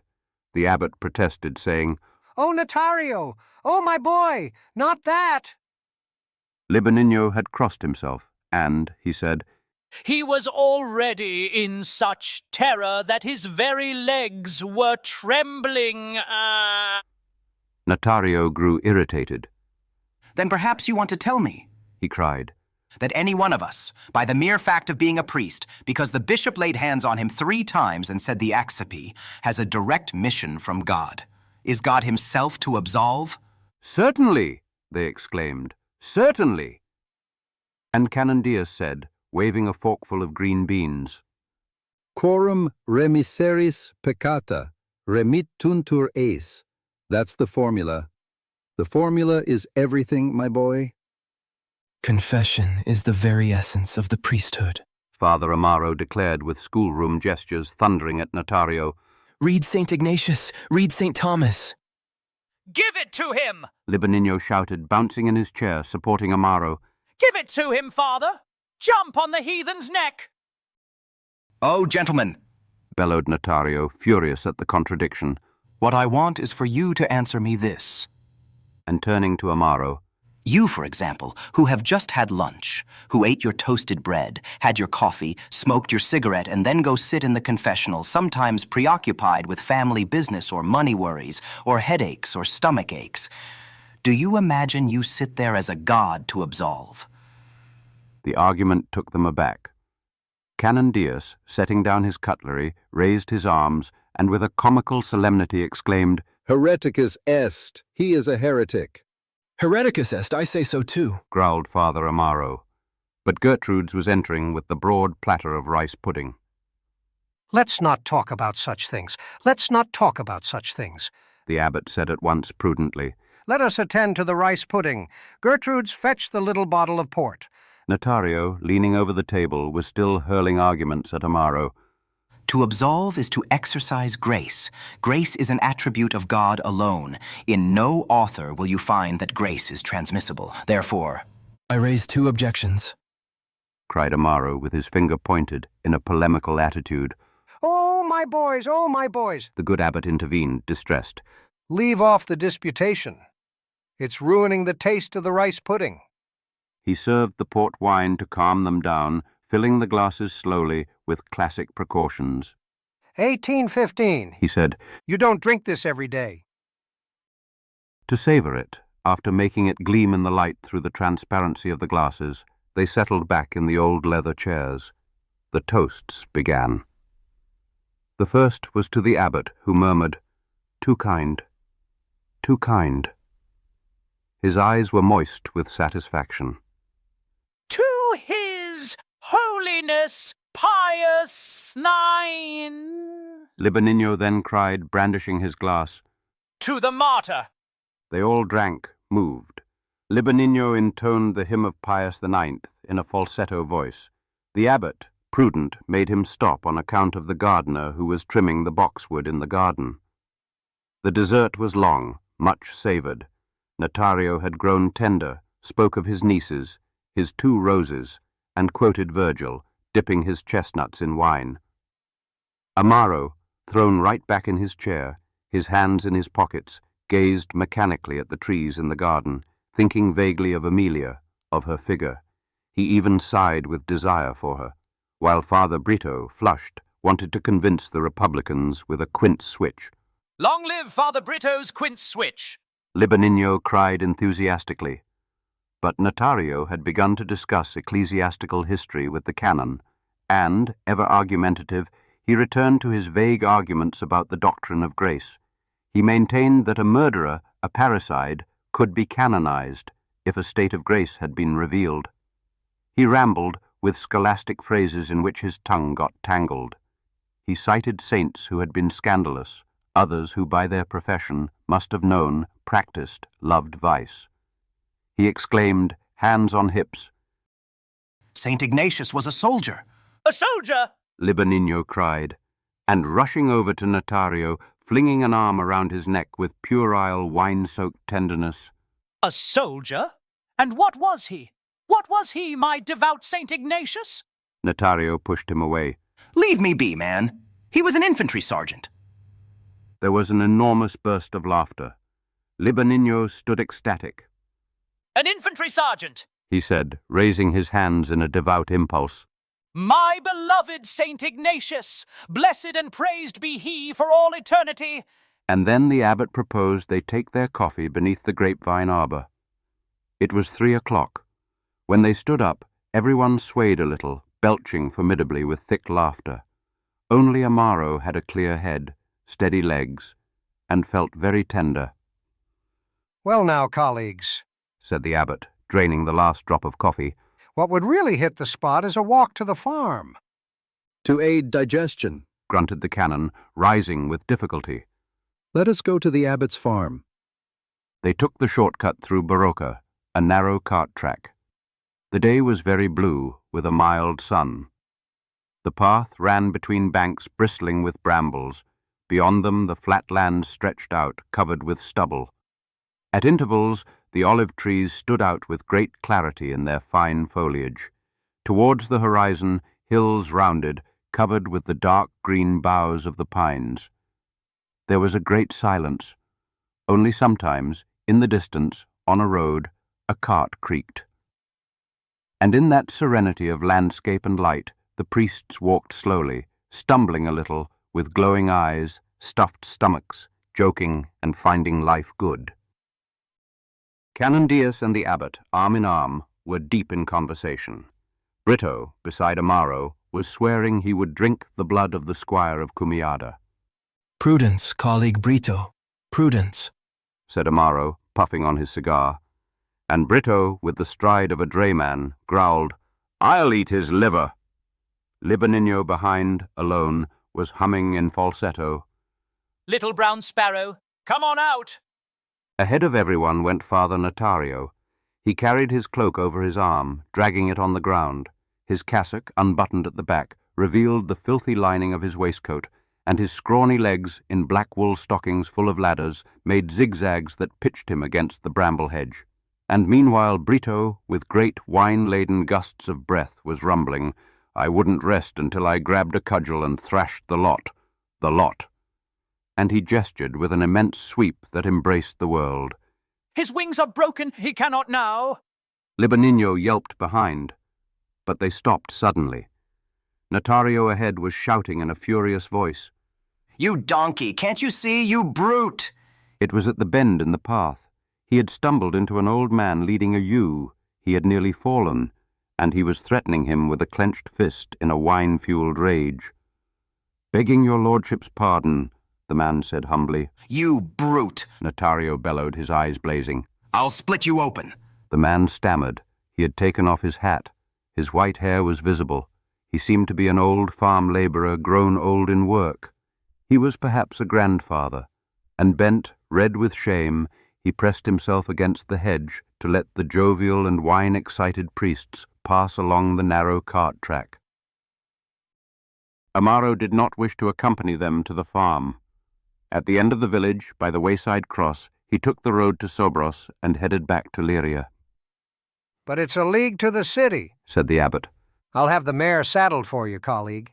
Nonsense, abbot. These legs are still sturdy. And cheerfully wrapping his cloak, he set off, humming his goodbye.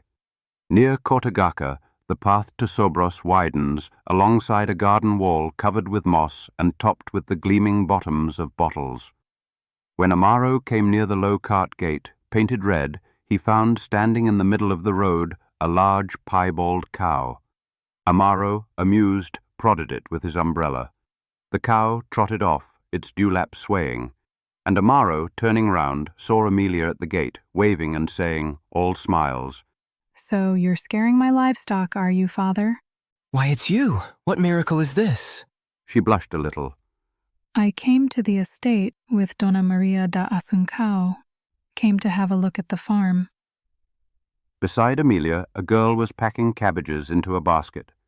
So this is Dona Maria's estate? And Amaro took a step inside the gate.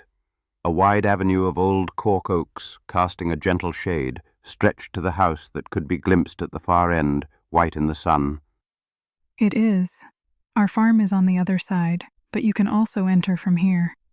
Come, Joanna, hurry up. The girl put the basket on her head, said good afternoon, and took the road to Sobros, swinging her hips vigorously. Yes, indeed. Yes, indeed. It seems like a fine property, the parish priest observed. Come see our farm, said Amelia. It's just a tiny bit of land, but to give you an idea, you go this way. Look, we'll meet Dona Maria down below, shall we? Agreed. Let us go see Dona Maria, said Amaro. They walked up the avenue of cork oaks in silence. The ground was covered with dry leaves, and between the spaced trunks, clumps of hydrangeas hung drooping, yellowed by the rains. At the far end, the low, old, single-story house sat heavily. Along the wall, great pumpkins ripened in the sun, and on the roof, quite black from the winter, pigeons fluttered. Behind, the orange grove formed a mass of dark green foliage. A water wheel creaked monotonously. A small boy passed with a bucket of swill. Where did the mistress go, João? Amelia asked. To the olive grove, the boy said in his drawling little voice. The olive grove was far away, at the bottom of the estate. There was still deep mud. One couldn't go there without clogs. We'll get all dirty, said Amelia. Let's leave Dona Maria, shall we? Let's go see the farm ourselves. This way, Father. They stood before an old wall where clematis grew. Amelia opened a green door, and down 3 uneven stone steps they descended to a path roofed by a wide grapevine arbor.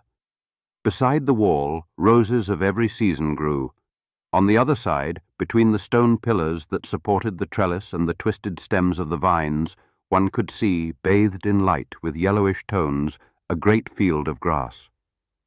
The low roofs of the thatched cattle shed stood out darkly in the distance, and from that direction a faint, light wisp of white smoke dissolved in the very blue air. Amelia kept stopping to explain the farm. Over there they were going to sow barley. Beyond that, he should see the onion patch. It was very pretty. Ah, Dona Maria de Asuncao keeps this very well maintained. Amaro listened to her speak, his head bowed, glancing at her sideways. Her voice in that silence of the fields seemed richer, sweeter. The open air gave a more piquant color to her cheeks. Her gaze sparkled. To jump over some puddles, she had gathered up her dress, and the whiteness of the stocking, which he caught a glimpse of, disturbed him as the beginning of her nakedness. At the end of the arbor they crossed a field alongside a stream. Amelia laughed heartily at the priest, who was afraid of toads. He then exaggerated his frights. "Oh, Amelia, might there be vipers?" And he pressed close to her, shrinking from the tall grass. See that bank? Well, on the other side of it is our farm. You enter through the gate, see? But make sure you're not tired. You don't seem to me to be much of a walker. Oh, a toad. Amaro gave a little jump, brushed against her shoulder. She pushed him gently, and with a warm laugh, You coward, you coward. She was all happy, all alive. She spoke of her farm with a satisfied little vanity at understanding farming, at being a landowner. The gate seems to be locked, said Amaro. Is it? She said. She gathered up her skirts, took a little run. It was locked. What a shame. And she shook the narrow bars impatiently between the 2 stout wooden gateposts set into the thickness of the bramble hedge. The tenant took the key. She crouched down, shouted towards the field, drawing out her voice for a long time. Antonio, Antonio. No one answered. He's off at the far end of the estate, she said. What a nuisance. If you're willing, Father, up ahead there's a way through. There's an opening in the bank. They call it the goat's leap. One can jump to the other side. And walking close to the bramble hedge, splashing through the mud, all happy. When I was little, I never went through the gate. I always jumped over there. And what tumbles when the ground was slippery with rain. I was a little devil, I'll have you know. Nobody would guess it, would they, Father? Oh, I'm getting old. And turning to him with a little smile in which the enamel of her teeth gleamed. Isn't it true? I'm getting old, aren't I? He smiled. He could barely speak. The sun, beating on his back after the abbot's wine, softened him, and her figure, her shoulders, the lines of her body gave him a continual and intense desire. Here is the goat's leap, said Amelia, stopping. It was a narrow opening in the bank. The ground on the other side, lower, was all muddy. From there one could see Senora Joanera's farm, the flat field stretched to an olive grove, the fine grass studded with small white daisies, a black cow with large patches grazed, and beyond one could see the pointed rooftops of farmsteads where flocks of sparrows wheeled. And now? Asked Amaro. Now jump, she said, laughing. Here goes, he exclaimed. He wrapped his cloak, jumped, but he slipped on the wet grass, and immediately Amelia, leaning over, laughing heartily with great waves of her hands. And now goodbye, Father. I'm going to find Donna Maria. There you are, trapped on the farm. You can't jump back up. You can't get through the gate. It's the father who's trapped. Oh, Amelia, she sang to him, teasing. I sit alone on the balcony, for my love is in prison. Those little ways excited the priest, and with arms raised, his voice warm, Jump, jump. She then put on a coy voice. Oh, I'm a little scared. Jump, girl. Here goes, she cried abruptly. She jumped, fell against his chest with a little cry. Amaro slipped, steadied himself, and feeling her body between his arms, he crushed her brutally and kissed her furiously on the neck. Amelia broke free, stood before him, breathless, her face ablaze, arranging the folds of the woolen wrap about her head and around her neck with trembling hands. Amaro said to her, Amelia Senior. But she suddenly gathered up her skirts, ran along the bank. Amaro, with great strides, followed her in bewilderment.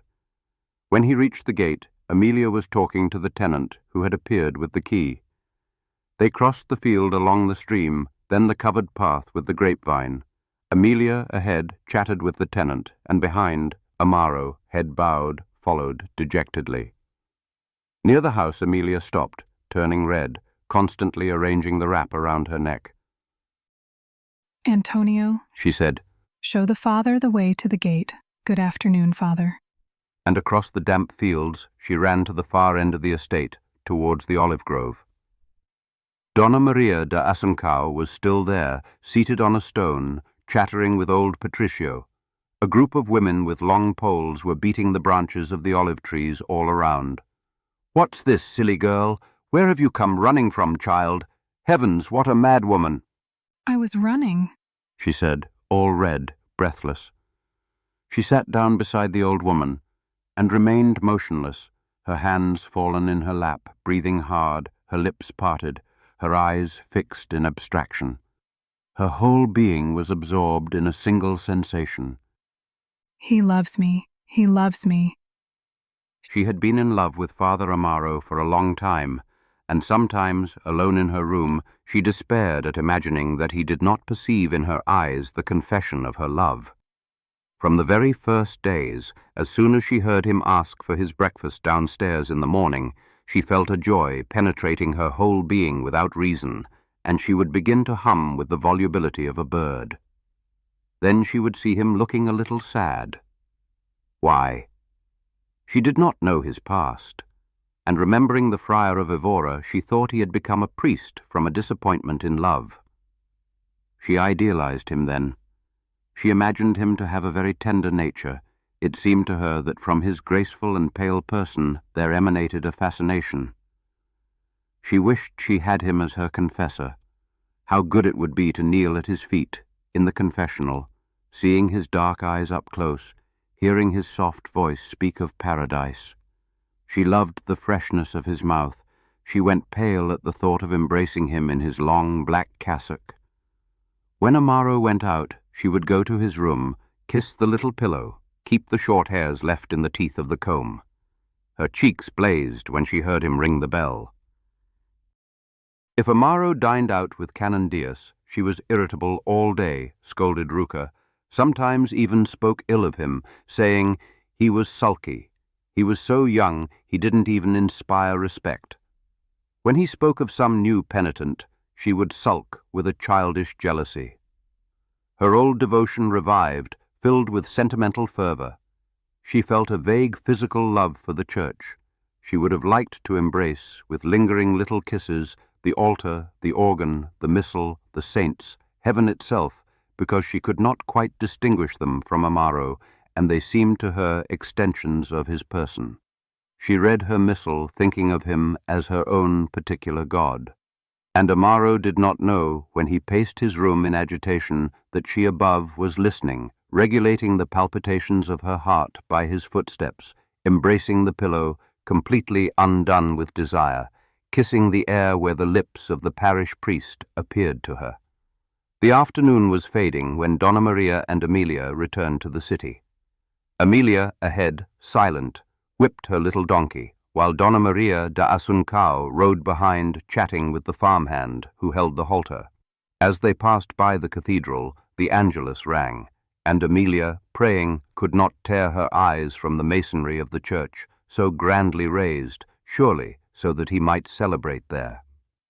She remembered then certain Sundays when she had seen him, to the pealing of bells, give the blessing from the steps of the high altar.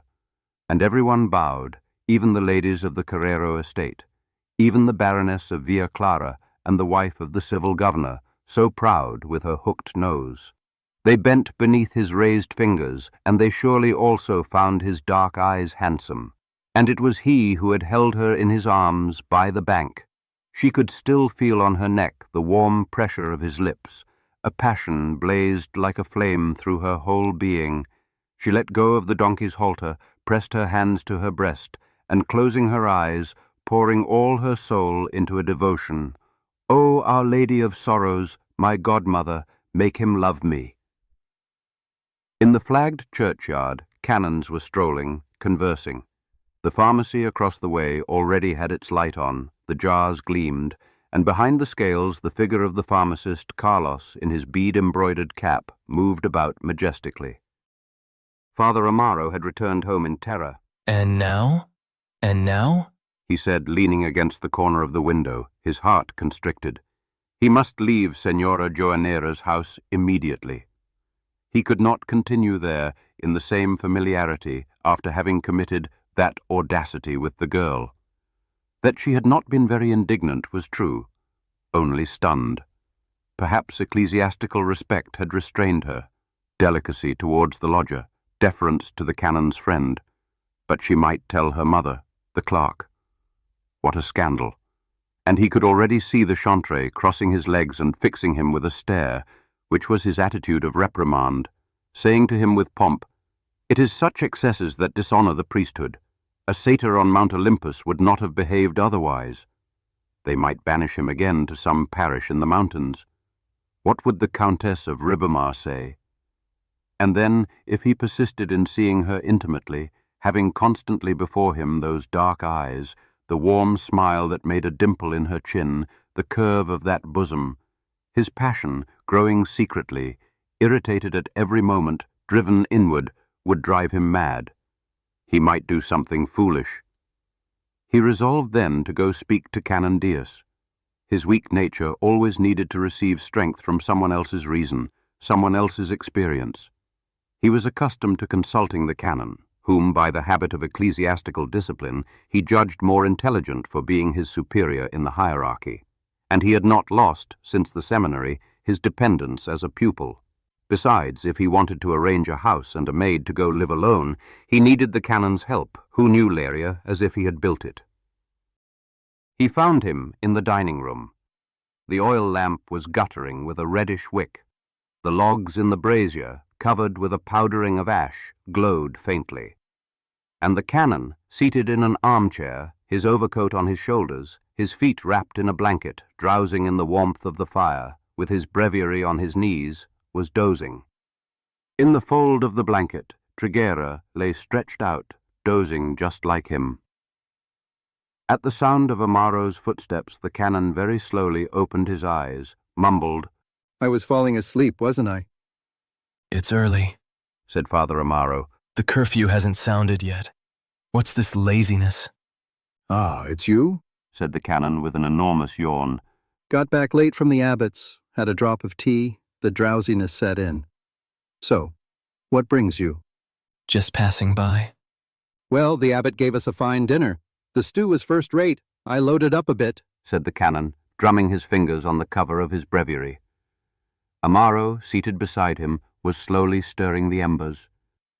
You know something, Father? He said suddenly. He was about to add, Something happened to me. But he held back, murmured, I'm feeling strange. I've been out of sorts lately. You have been looking yellow, said the canon, considering him. Take a purge, man. Amaro was silent for a moment, staring at the fire. You know, I'm thinking of changing houses. The canon raised his head, opened his sleepy little eyes wide. Changing houses? How extraordinary. Why?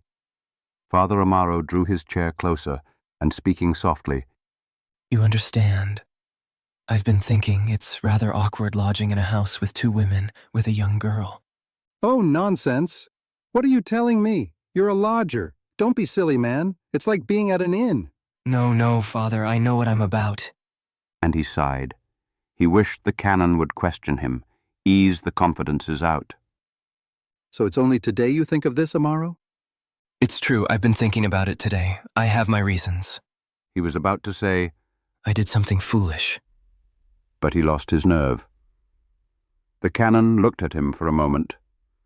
Well, be frank. I am. You think the price is too high? No, said the other with an impatient denial. Well, then it's something else. It is. What can I say? And in a sly tone with which he thought he would please the canon, A fellow likes what's good, too. Well, said the canon, laughing. I understand. You, since I'm a friend of the house, are trying to tell me politely that you're disgusted by the whole business. Nonsense, said Amaro, standing up, irritated by so much obtuseness. Oh, man, exclaimed the canon, opening his arms. You want to leave the house? There must be a reason. It seems to me that better— It's true, said Amaro, who was now pacing the room with great strides. But I'm in a fix. See if you can find me a cheap little house with some furniture. You understand these things better. The canon sat silent, deeply sunk in the armchair, slowly scratching his chin. A cheap little house, he grunted at last. I'll see, perhaps. You understand, Amaro said quickly, drawing close to the canon. Senora Joanera's house. But the door creaked. Donna Josefa Diaz entered, and after they had talked about the abbot's dinner, poor Donna Maria de Asuncau's catarrh, the liver disease that was undermining that amusing Canon Sanchez, Amaro left, now almost glad he had not unbuttoned himself to the father. The canon remained by the fire, ruminating. Amaro's resolution to leave Senora Joanera's house was most welcome. When he had brought him as a lodger to Rua da Misericordia, he had arranged with Senora Joanera to reduce the monthly allowance he had been giving her regularly on the 30th of each month, for years. But he had soon regretted it. If Senora Joanera had no lodger, she slept alone on the first floor. The canon could then freely savor the caresses of his old dear, and Amelia, in her alcove upstairs, would be oblivious to this little coziness. When Father Amaro came, Senora Joanera gave him the room and slept on an iron bed beside her daughter, and the canon then recognized, as he put it, disconsolately, that arrangement had ruined everything. To enjoy the pleasures of the siesta with his Senora Joanera, it was necessary for Amelia to be dining out, for Ruca to be at the fountain, and other troublesome arrangements, and he, a canon of the chapter, in his selfish old age, when he needed to take care of his health, found himself obliged to wait to spy, to have in his regular and hygienic pleasures the difficulties of a schoolboy in love with the lady teacher. Now, if Amaro left, Senora Joanera would come back down to her room on the first floor. The old comforts would return, the tranquil siestas. It was true he would have to pay the old allowance again. He would pay the allowance. What the devil? At least a man can be at his ease, he concluded. What are you talking to yourself about, brother? Asked Donna Josefa, waking from the drowsiness into which she was falling beside the fire. I was pondering how to mortify the flesh during Lent, said the canon with a coarse laugh. At that hour Ruca was calling Father Amaro to tea, and he went up slowly, his heart small, dreading to find Senora Joanera very stern, already informed of the insult. He found only Amelia, who, having heard his footsteps on the stairs, had quickly taken up her sewing and, with her head very low, was making great stitches, red as the handkerchief she was hemming for the canon. Good evening, Amelia. Good evening, Father. Amelia always had a cheery hello or a warm greeting. That curtness terrified him. He said at once, very agitated, Amelia, I beg you to forgive me. It was an impertinence. I didn't know what I was doing, but believe me, I've resolved to leave here. I've already asked Canon Diaz to find me a house. He spoke with his face lowered, and did not see Amelia raise her eyes to him, surprised and quite disconsolate. At that moment Senora Joanera entered, and from the doorway, arms wide, Wonderful. I've heard. Father Notario told me. A grand dinner. Tell me all about it. Tell me all. Amaro had to describe the dishes, Libanino's jokes, the theological disputation. Then they spoke of the farm, and Amaro went down without having dared to tell Senora Joanera he was going to leave the house, which was, poor woman, a loss to her of 6 tostos a day. The following morning the canon came to Amaro's house, in the morning, before going to choir. The parish priest was shaving at the window. Hello, Father. What's the news? I think the thing can be arranged, and it was by chance this morning. There's a little house over my way. It's a find. It belonged to Major Nunes, who's being transferred to the 5th Regiment. That haste displeased Amaro. He asked disconsolately, stropping the razor. Does it have furniture? It has furniture, it has china, it has linen, it has everything. Well then. Then you just move in and start enjoying it. And between ourselves, Amaro, you're right. I've been thinking about the matter. It's better for you to live alone. So get dressed and let's go see the little house. Amaro, silent, scraped his face in despair. The house was in Rua das Susas, 1 story, very old, with worm-eaten woodwork. The furniture, as the canon said, could be passed on to the veterans. Some faded lithographs hung lugubriously from great black nails, and the filthy Major Nunes had left the window panes broken, the floors covered in spit, the walls streaked with match marks, and even on the windowsill a pair of nearly black socks.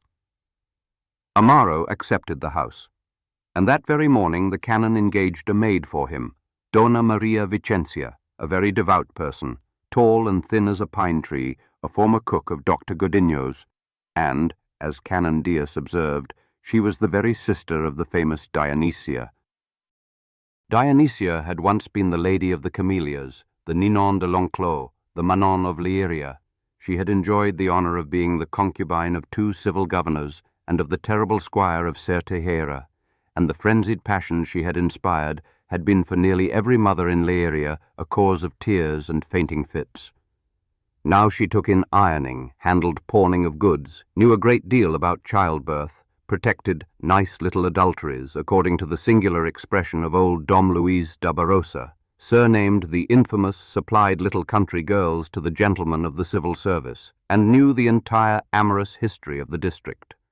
And Dionysia could always be seen in the street with her checked shawl thrown over her shoulders, her heavy bosom trembling inside a dirty housecoat, her discreet little step and her old smiles, though now missing the 2 front teeth. The canon, that very afternoon, informed Senora Joanera of Amaro's decision. It was a great shock to the excellent woman. She complained with bitterness of the parish priest's ingratitude. The canon gave a deep cough and said, Listen, madam, I arranged the whole thing, and I'll tell you why. This arrangement with the upstairs room and so forth has been ruining my health. He gave other reasons of hygienic prudence and added, passing his fingers affectionately along her neck, And don't be upset about losing the income. I'll contribute to the household as before, and since the harvest was good, I'll add an extra half-sovereign for the girl's finery. Now come, give me a kiss, Augustina, you minx. And listen, today I'll have my supper here. Amaro, meanwhile, downstairs was packing his clothes, but at every moment he stopped, gave a sad sigh, and gazed around the room, the soft bed, the table with its white cloth, the large chintz-covered chair where he read his breviary, hearing Amelia humming above. Never again, He thought. never again. Farewell to the good mornings spent beside her, watching her sew. Farewell to the cheerful desserts that lingered on under the lamplight. Farewell to the teas by the brazier, when the wind howled outside and the cold gutters sang. It was all over. Signora Joanera and the canon then appeared at the bedroom door. The canon was beaming, and Signora Joanera said, very hurt, I know, you ingrate. It's true, my dear lady, said Amaro, shrugging his shoulders sadly. but there are reasons. I am sorry. Look, Father, said Signora Joanera.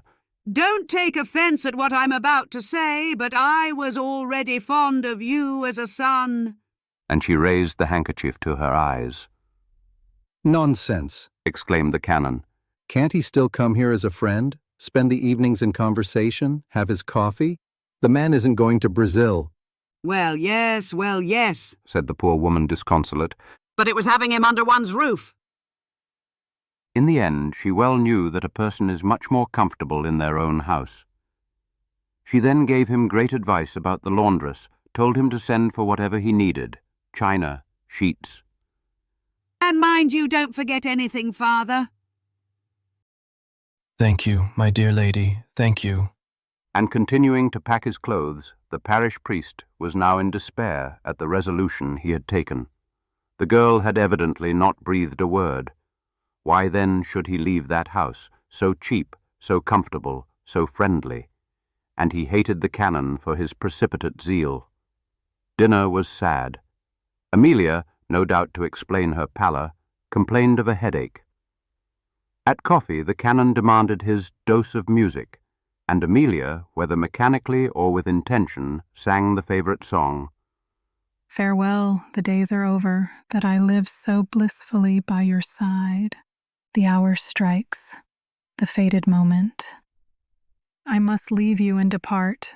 Then, at that tearful melody steeped in the sadness of separation, Amaro felt so overcome that he had to rise abruptly, press his face against the window-pane, and hide the 2 tears that irrepressibly sprang from his eyelids. Amelia's fingers, too, stumbled on the keys. Even Signora Joanera herself said, Oh, child, play something else for heaven's sake. But the canon, rising ponderously, Well then, it's getting late. Come along, Amaro. I'll walk with you to Rua das Sousas. Amaro then wanted to say goodbye to the old imbecile, but after a bad fit of coughing, she was asleep, very weak. Let her rest. Said Amaro, and pressing Signora Joanera's hand, Thank you for everything, my dear lady. Believe me. he fell silent, with a sob in his throat. Signora Joanera had raised to her eyes the corner of her white apron. Oh, madam, Said the canon, laughing, I told you before the man isn't going to the Indies. It's the affection you grow for people. whimpered Signora Joanera. Amaro tried to joke. Amelia, very pale, was biting her little lip. At last Amaro went down, and João Rucco, who on his arrival in Liria had carried his trunk to Rua da Misericordia, very drunk, humming the Bendito, was now carrying it to Rua das Sousas, also drunk, but warbling the Rei Chegu. When Amaro that night found himself alone in that dismal house, He felt so piercing a melancholy and so black a weariness of life that, with his languid nature, he wanted to curl up in a corner and stay there and die. He would stop in the middle of the room, gaze around. The bed was iron, small, with a hard mattress and a red coverlet. The mirror with its worn silvering gleamed on the table. As there was no washstand, the basin and jug, with a sliver of soap, sat on the window-sill. Everything there smelled of mould, and outside in the black street the sad rain fell without ceasing. What an existence, and it would always be like this. He raged then against Amelia. He accused her with clenched fist of the comforts he had lost, the lack of furniture, the expense he would have, the solitude that chilled him. If she were a woman of heart, she should have come to his room and told him, "Father Amaro, why are you leaving? I'm not angry." Because after all, who had stirred up his desire? She, with her tender little ways, her sweet little eyes. But no, she had let him pack his clothes, go down the stairs, without a friendly word, while she went off to hammer out the kiss waltz with gusto. He then swore never to return to Senora Joanera's house, and, pacing the room in great strides, he thought about what he could do to humiliate Amelia. What? Scorn her like a bitch, gain influence in the devout society of Leiria, become very close to the chantre, drive the canon and the gansosos away from Rua da Misericordia, scheme with the ladies of the best circles so they would turn from her, with coldness, at the high altar at Sunday Mass. Let it be known that her mother was a prostitute. Bury her, cover her with mud. And at the cathedral, as they left Mass, take pleasure in watching her pass by, huddled in her little black mantle, shunned by everyone, while he, at the door, would deliberately be conversing with the civil governor's wife and being gallant to the Baroness of Villa Clara. Then he would preach a great sermon at Lent, and she would hear them say, under the arcade, in the shops, "What a great man, Father Amaro."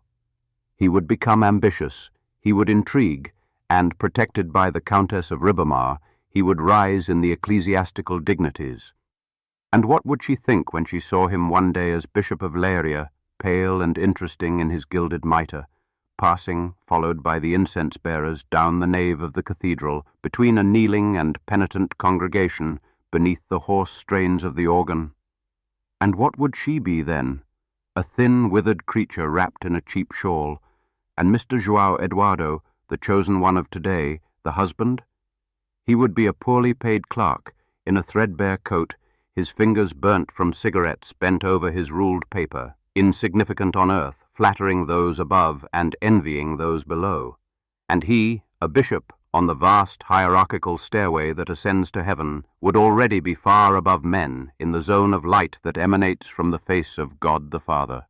And he would be a peer of the realm, and the priests of his diocese would tremble to see him furrow his brow. In the church next door, 10 o'clock struck slowly.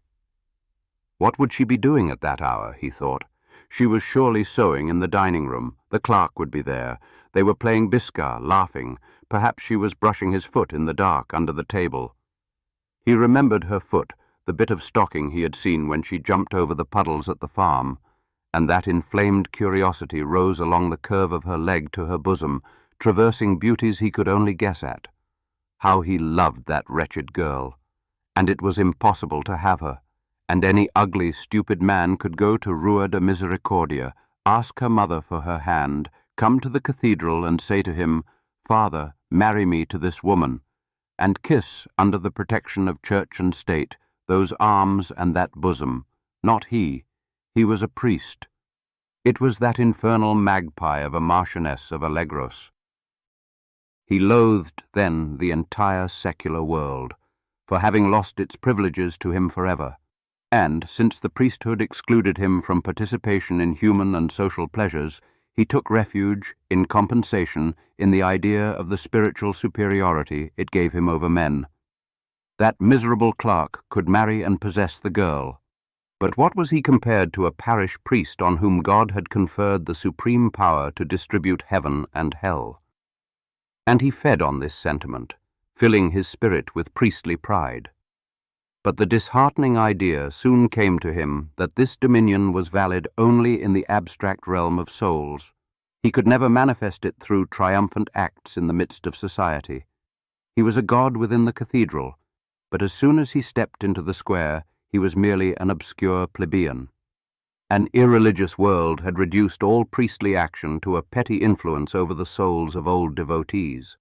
And this was what he lamented, this social diminution of the church, this mutilation of ecclesiastical power, limited to the spiritual, without authority over the body, the life, and the wealth of men. What he lacked was the authority of the times when the church was the nation and the parish priest the temporal lord of the flock. What did he care, in his situation, about the mystical right to open or close the gates of heaven? What he wanted was the old right to open or close the doors of the dungeons. He needed the clerks and the Amelias to tremble at the shadow of his cassock. He would have liked to be a priest of the old church, to enjoy the advantages that denunciation confers and the terrors that the executioner inspires, and there in that town, under the jurisdiction of his cathedral, to make those who aspired to realize happinesses that were forbidden to him shudder at the thought of torturous punishments, and thinking of João Eduardo and Amelia, he regretted not being able to light the bonfires of the Inquisition. Thus, that inoffensive young man would spend hours under the choleric excitement of a thwarted passion in grandiose ambitions of Catholic tyranny, for every priest, even the most dull-witted, has a moment when he is penetrated by the spirit of the Church, whether in its impulses of mystical renunciation or in its ambitions of universal domination. Every subdeacon believes himself for an hour capable of being a saint or being pope. There is no seminarian who has not for an instant aspired with tenderness to the cavern in the desert where St. Jerome, gazing at the starry sky, felt grace descend upon his breast like an abundant river of milk, and the pot-bellied abbot who in the evening, on the veranda, picks at his rotten tooth savouring his coffee with a paternal air, carries within him the indistinct remnants of a Torquemada. Amaro's life became monotonous. March was very wet, very cold, and after his duties at the cathedral, Amaro would come home, pull off his mud-caked boots, and stay in slippers, bored. At 3 o'clock he dined, and he never lifted the cracked lid of the tureen without remembering, with a piercing longing, the little dinner at Rua da Misericordia, when Amelia, in her very white collar, passed him the chickpea soup, smiling, all tenderness. Beside him Vicencia served, stiff and enormous, with her soldier's body dressed in skirts, perpetually congested, and from time to time, turning her head away, she blew her nose in her apron with a great noise. She was very dirty. The knives had handles damp with greasy dishwater. Amaro, disgusted and indifferent, did not complain. He ate poorly, in haste, had coffee brought in, and would sit for forgotten hours at the table, tapping the ash of his cigarette on the rim of his plate, lost in a mute tedium, feeling his feet and knees cold from the wind that came through the cracks of the draughty room. Sometimes the curate, who had never visited him at Rua da Misericordia, would appear towards the end of dinner. He would sit at a distance from the table, silent, with his umbrella between his knees. Then, thinking to please the parish priest, he would invariably repeat, "Your reverence is better off here, at least you're in your own house." Obviously. Amaro would grunt. At first, to console his chagrin, he would speak mildly ill of Senora Joanera, provoking and encouraging the curate, who was from Leiria, to recount the scandals of Rua da Misericordia. The curate, out of civility, would give mute smiles, steeped in perfidy. "There's rot over there, isn't there?" the parish priest would say. The other would shrug, with his hands wide open beside his ears, in an expression of malice, but he would not utter a sound, fearing that his words, repeated, might scandalize the canon. They would then lapse into sullenness, exchanging at intervals limp phrases, a baptism that was coming up, what Canon Campos had said, a frontal cloth on the altar that needed cleaning. That conversation bored Amaro. He felt himself very little a priest, very distant from the ecclesiastical clique. The petty intrigues of the chapter did not interest him, nor the Chantres' much-discussed favoritism, nor the thefts at the Misericordia, nor the squabbles between the ecclesiastical court and the civil government, and he always found himself a stranger, poorly informed, in those clerical conversations in which priests take such feminine delight, and which have the pettiness of a quarrel and the deviousness of a conspiracy. "Is the wind from the south?" he would finally ask, yawning. "As always," the curate would reply. The light would be lit. The curate would rise, shake his umbrella, and leave with a sidelong glance at Vicentia. That was the worst hour, the night-time hour, when he was left alone. He tried to read, but books bored him. Unaccustomed to reading, he could not grasp the meaning. He would go look out of the window. The night was dark. The flagstones gleamed faintly. When would this life end? He lit a cigarette, and from the washstand to the window he resumed his pacing, hands behind his back. He sometimes went to bed without praying, and felt no scruples. He considered that having renounced Amelia was already a penance. He need not tire himself reading prayers from the book. He had celebrated his sacrifice. He felt vaguely quits with heaven. And he continued to live alone. The canon never came to Rua das Susas. Because, He said, it was a house that just walking into it turned his stomach. and Amaro, more sulky each day, had not returned to Senora Joanera's. He had been greatly scandalized that she had not sent word inviting him to the Friday card parties. He attributed the slight to Amelia's hostility, and even to avoid seeing her, he had swapped with Father Silvera the midday mass she usually attended, and said the 9 o'clock one instead, furious at this new sacrifice. Every night, Amelia, on hearing the doorbell ring, had such a strong palpitation of the heart that she felt almost suffocated for a moment. Then João Eduardo's ankle boots would creak on the stairs, or she would recognize the soft steps of the Gansosos galoshes. She would then lean back against her chair, closing her eyes, as in the weariness of a repeated disappointment. She was waiting for Father Amaro, and sometimes, around 10 o'clock, when it was no longer possible for him to come, her melancholy was so piercing that a lump of sobs swelled in her throat, and she had to put down her sewing and say, "I'm going to bed. I have such a headache. I can't bear it." She would throw herself face down on the bed, murmuring in agony, "Oh, Our Lady of Sorrows, my godmother, why doesn't he come? Why doesn't he come?" In the first days after he had left, the whole house seemed deserted and dismal to her. When she saw the hooks in his room without his clothes, the chest of drawers without his books, she burst into tears. She went to kiss the little pillow where he had slept. She pressed to her breast in a delirium the last towel he had dried his hands on. His face was constantly present to her. He entered always into her dreams. And with the separation, her love burned stronger and higher, like a fire that is isolated. One afternoon, having gone to visit a nursing cousin at the hospital, she saw, on reaching the bridge, people standing about, gaping with relish at a girl with her bonnet askew and a scarlet blouse, who, fist in the air, already hoarse, was cursing at a soldier. The lad, a round-faced bearer yokel covered in blonde fuzz, had turned his back on her, shrugging his shoulders, his hands deep in his pockets, muttering, "No harm done, no harm done." Mr. Vasques, who had a cloth shop in the arcade, had stopped to look, displeased by this breach of public order. "Some commotion?" Amelia asked him. "Hello, Amelia." No, a bit of mischief by the soldier. He threw a dead rat in her face, and the woman's making all that fuss. Drunkards. But the girl in the red blouse had turned around, and Amelia, horrified, recognized Joaninha Gomes, her friend from school, who had been Father Abilio's mistress.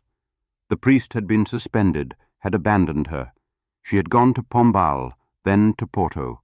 From misery to misery she had returned to Leiria, and there she lived in some alley near the barracks, consumptive, used up by a whole regiment.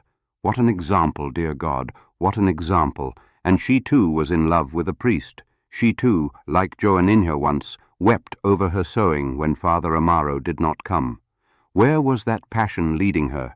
To Joaninha's fate, to becoming the priest's mistress, and she could already see herself pointed at in the street and the arcade, later abandoned by him, with a child in her belly, without a crust of bread.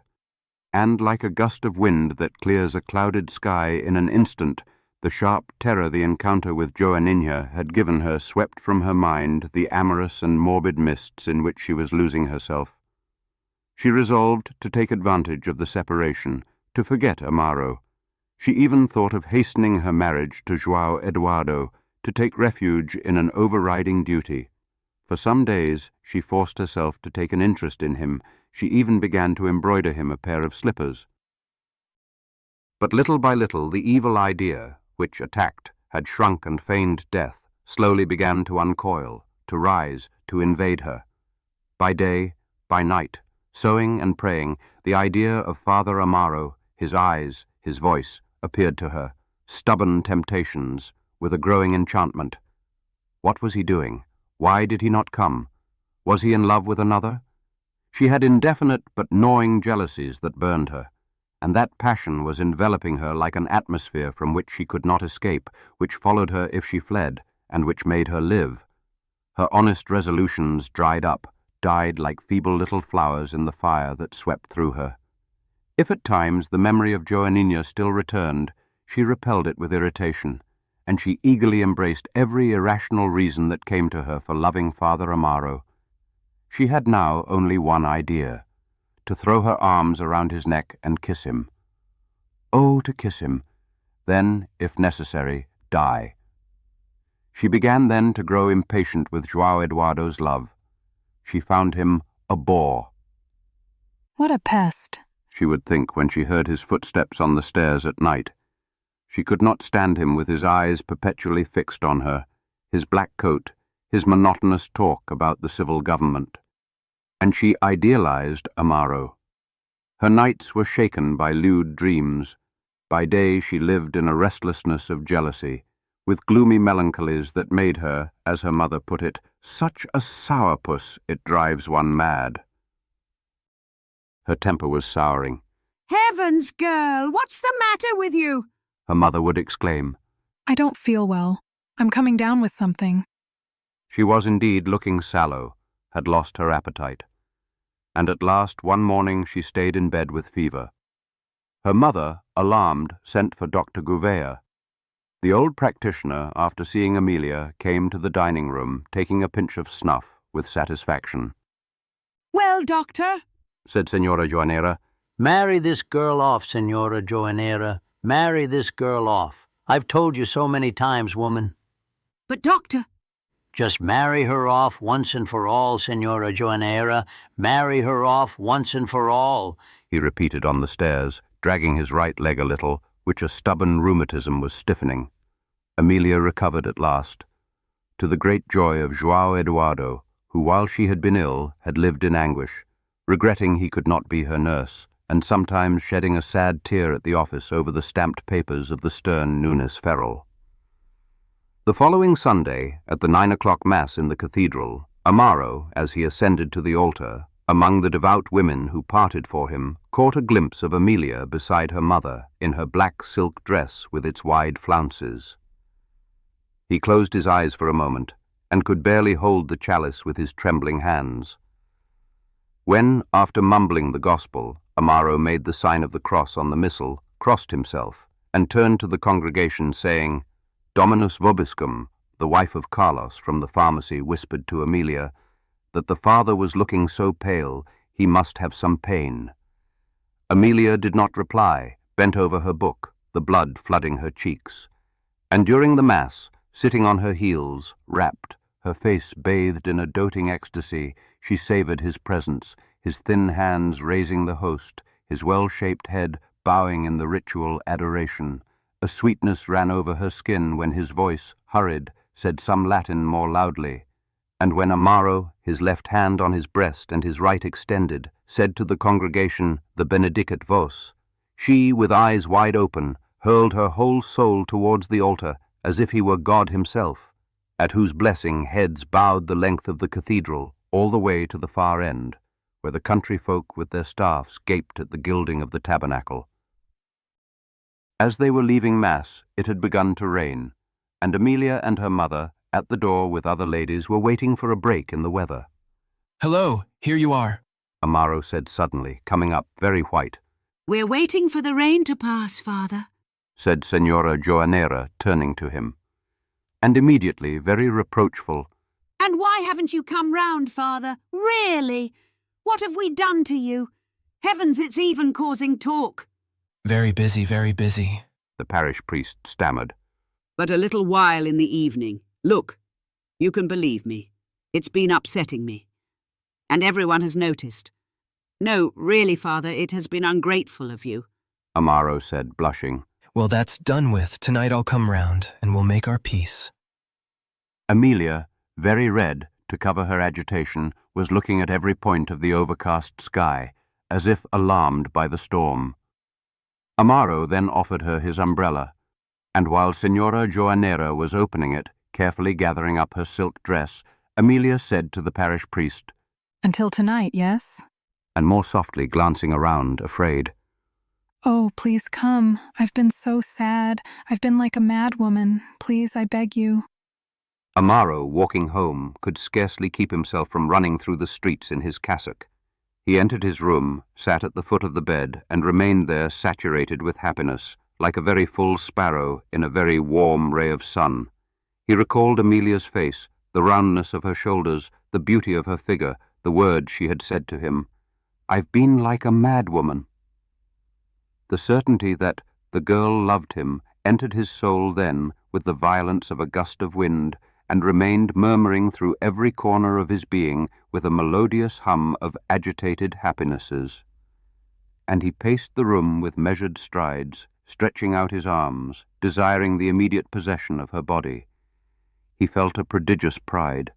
He stood before the mirror, puffing out his chest as if the world were an express pedestal created only to support him. He could barely eat his dinner. With what impatience he longed for the night. The afternoon had cleared. At every moment he pulled out his silver turnip watch, going to the window to look with irritation at the daylight dragging itself slowly along the horizon. He polished his own shoes, slicked his hair with pomade, and before going out he carefully read his breviary, because, in the face of that love now won, a superstitious fear had come to him that God or the scandalized saints might come to disturb it, and he did not want, through negligence in devotion, to give them cause for complaint.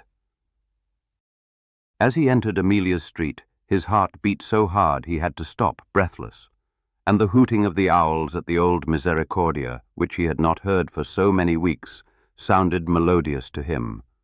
What a sensation when he appeared in the dining-room! What a sight for sore eyes! We thought you were dead. What a miracle! Dona Maria de Asuncao was there, the Gansosos. They shifted their chairs enthusiastically to make room for him, to admire him. So what have you been doing?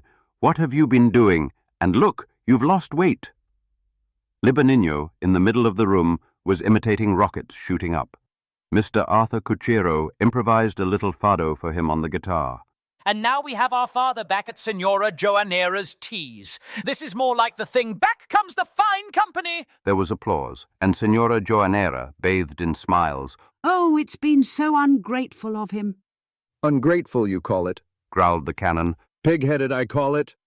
Amelia didn't speak, her cheeks on fire, her moist eyes staring at Father Amaro, who had been given the canon's armchair, and who lounged in it, swelling with pleasure, making the ladies laugh with the jokes he told about Vicencia's slovenliness. João Eduardo, isolated in a corner, was leafing through the old album. Thus Amaro's intimacy at Rua da Misericordia resumed. He dined early, then read his breviary, and as soon as 7 o'clock struck at the church, he wrapped himself in his overcoat and took a turn through the Praca, passing close by the pharmacy, where the regulars sat chatting with their limp hands resting on the handles of their umbrellas. The moment he caught sight of the lit window of the dining-room, all his desires rose, but at the sharp ring of the bell he sometimes felt a vague dread of finding the mother already suspicious, or Amelia colder. Even from superstition he always entered with his right foot first. He would find the Gansosos already there, and Dona Josefa Diaz, and the canon, who now dined often with Senora Joanera, and who at that hour, sprawled in the armchair, was finishing his nap, would say to him, yawning, "Why, here comes the handsome boy." Amaro would sit beside Amelia, who was sewing at the table. The penetrating look they exchanged was every day like the mute mutual oath that their love had grown since the day before, and sometimes even beneath the table they rubbed knees with fury. Then the chatter would begin. It was always the same petty interests, the goings-on at the Misericordia, what the chantre had said, Canon Campos, who had dismissed his maid, what was being whispered about the Novaes woman. More charity towards one's neighbor, the canon would mutter, shifting in the armchair, and with a short belch he would close his eyelids again. Then João Eduardo's boots would creak on the stairs, and Amelia would immediately open the card table for the game of Manila. The players were Gansoso, Dona Josefa, the parish priest, and since Amaro played badly, Amelia, who was a master, sat behind him to guide him. From the very first tricks there were disputes. Then Amaro would turn his face to Amelia, so close that their breath mingled. This one? He would ask, indicating the card with a languorous eye. No, wait, let me see, she would say, blushing. Her arm brushed the parish priest's shoulder. Amaro could smell the cologne she used in excess. Opposite, beside Joaquina Gansoso, João Eduardo, gnawing his moustache, gazed at her with passion. Amelia, to rid herself of those two languorous eyes fixed on her, had finally told him that it was positively indecent in front of the father, who was a person of ceremony, to be ogling her like that all night. Sometimes she would even say to him, laughing, "Mr. João Eduardo, go and talk to Mama, otherwise she'll fall asleep on us." And João Eduardo would go sit beside Senora Joanera, who, spectacles on the tip of her nose, was drowsily knitting her stocking. After tea, Amelia would sit at the piano. A great favorite in Leiria at the time was an old Mexican song, La Chiquita. Amaro found it delicious, and he smiled with pleasure, showing his very white teeth, as soon as Amelia began with much tropical languor. Cuando salí de La Habana, válgame Dios. But Amaro loved above all the other verse, when Amelia, with limp fingers on the keys, her torso leaning back, rolling her tender eyes with sweet movements of her head, sang, all voluptuous, syllabifying the Spanish. Si a tu ventana llega una paloma, tratala con cariño, que es mi persona. And how graceful he found her, how Creole, when she warbled, Ay chiquita que sí, ay chiquita que no, oh, oh, oh. But the old ladies reclaimed him to continue the Manila, and he went to sit down, humming the last notes, the cigarette in the corner of his mouth, his eyes moist with happiness. On Fridays there was the grand card party. Donna Maria da Asuncao always appeared in her fine black silk dress, and since she was rich and had aristocratic relations, they deferentially gave her the best seat by the table, which she would go to occupy, swaying her hips pretentiously, with rustlings of silk. Before tea, Senora Joanera always took her to her room, where she kept a bottle of old Jeropiga for her, and there the two friends chattered for a long time, seated on low chairs. Then Arthur Cuchero, each day more gaunt and more consumptive, would sing the new fado he had composed, called the Fado of Confession.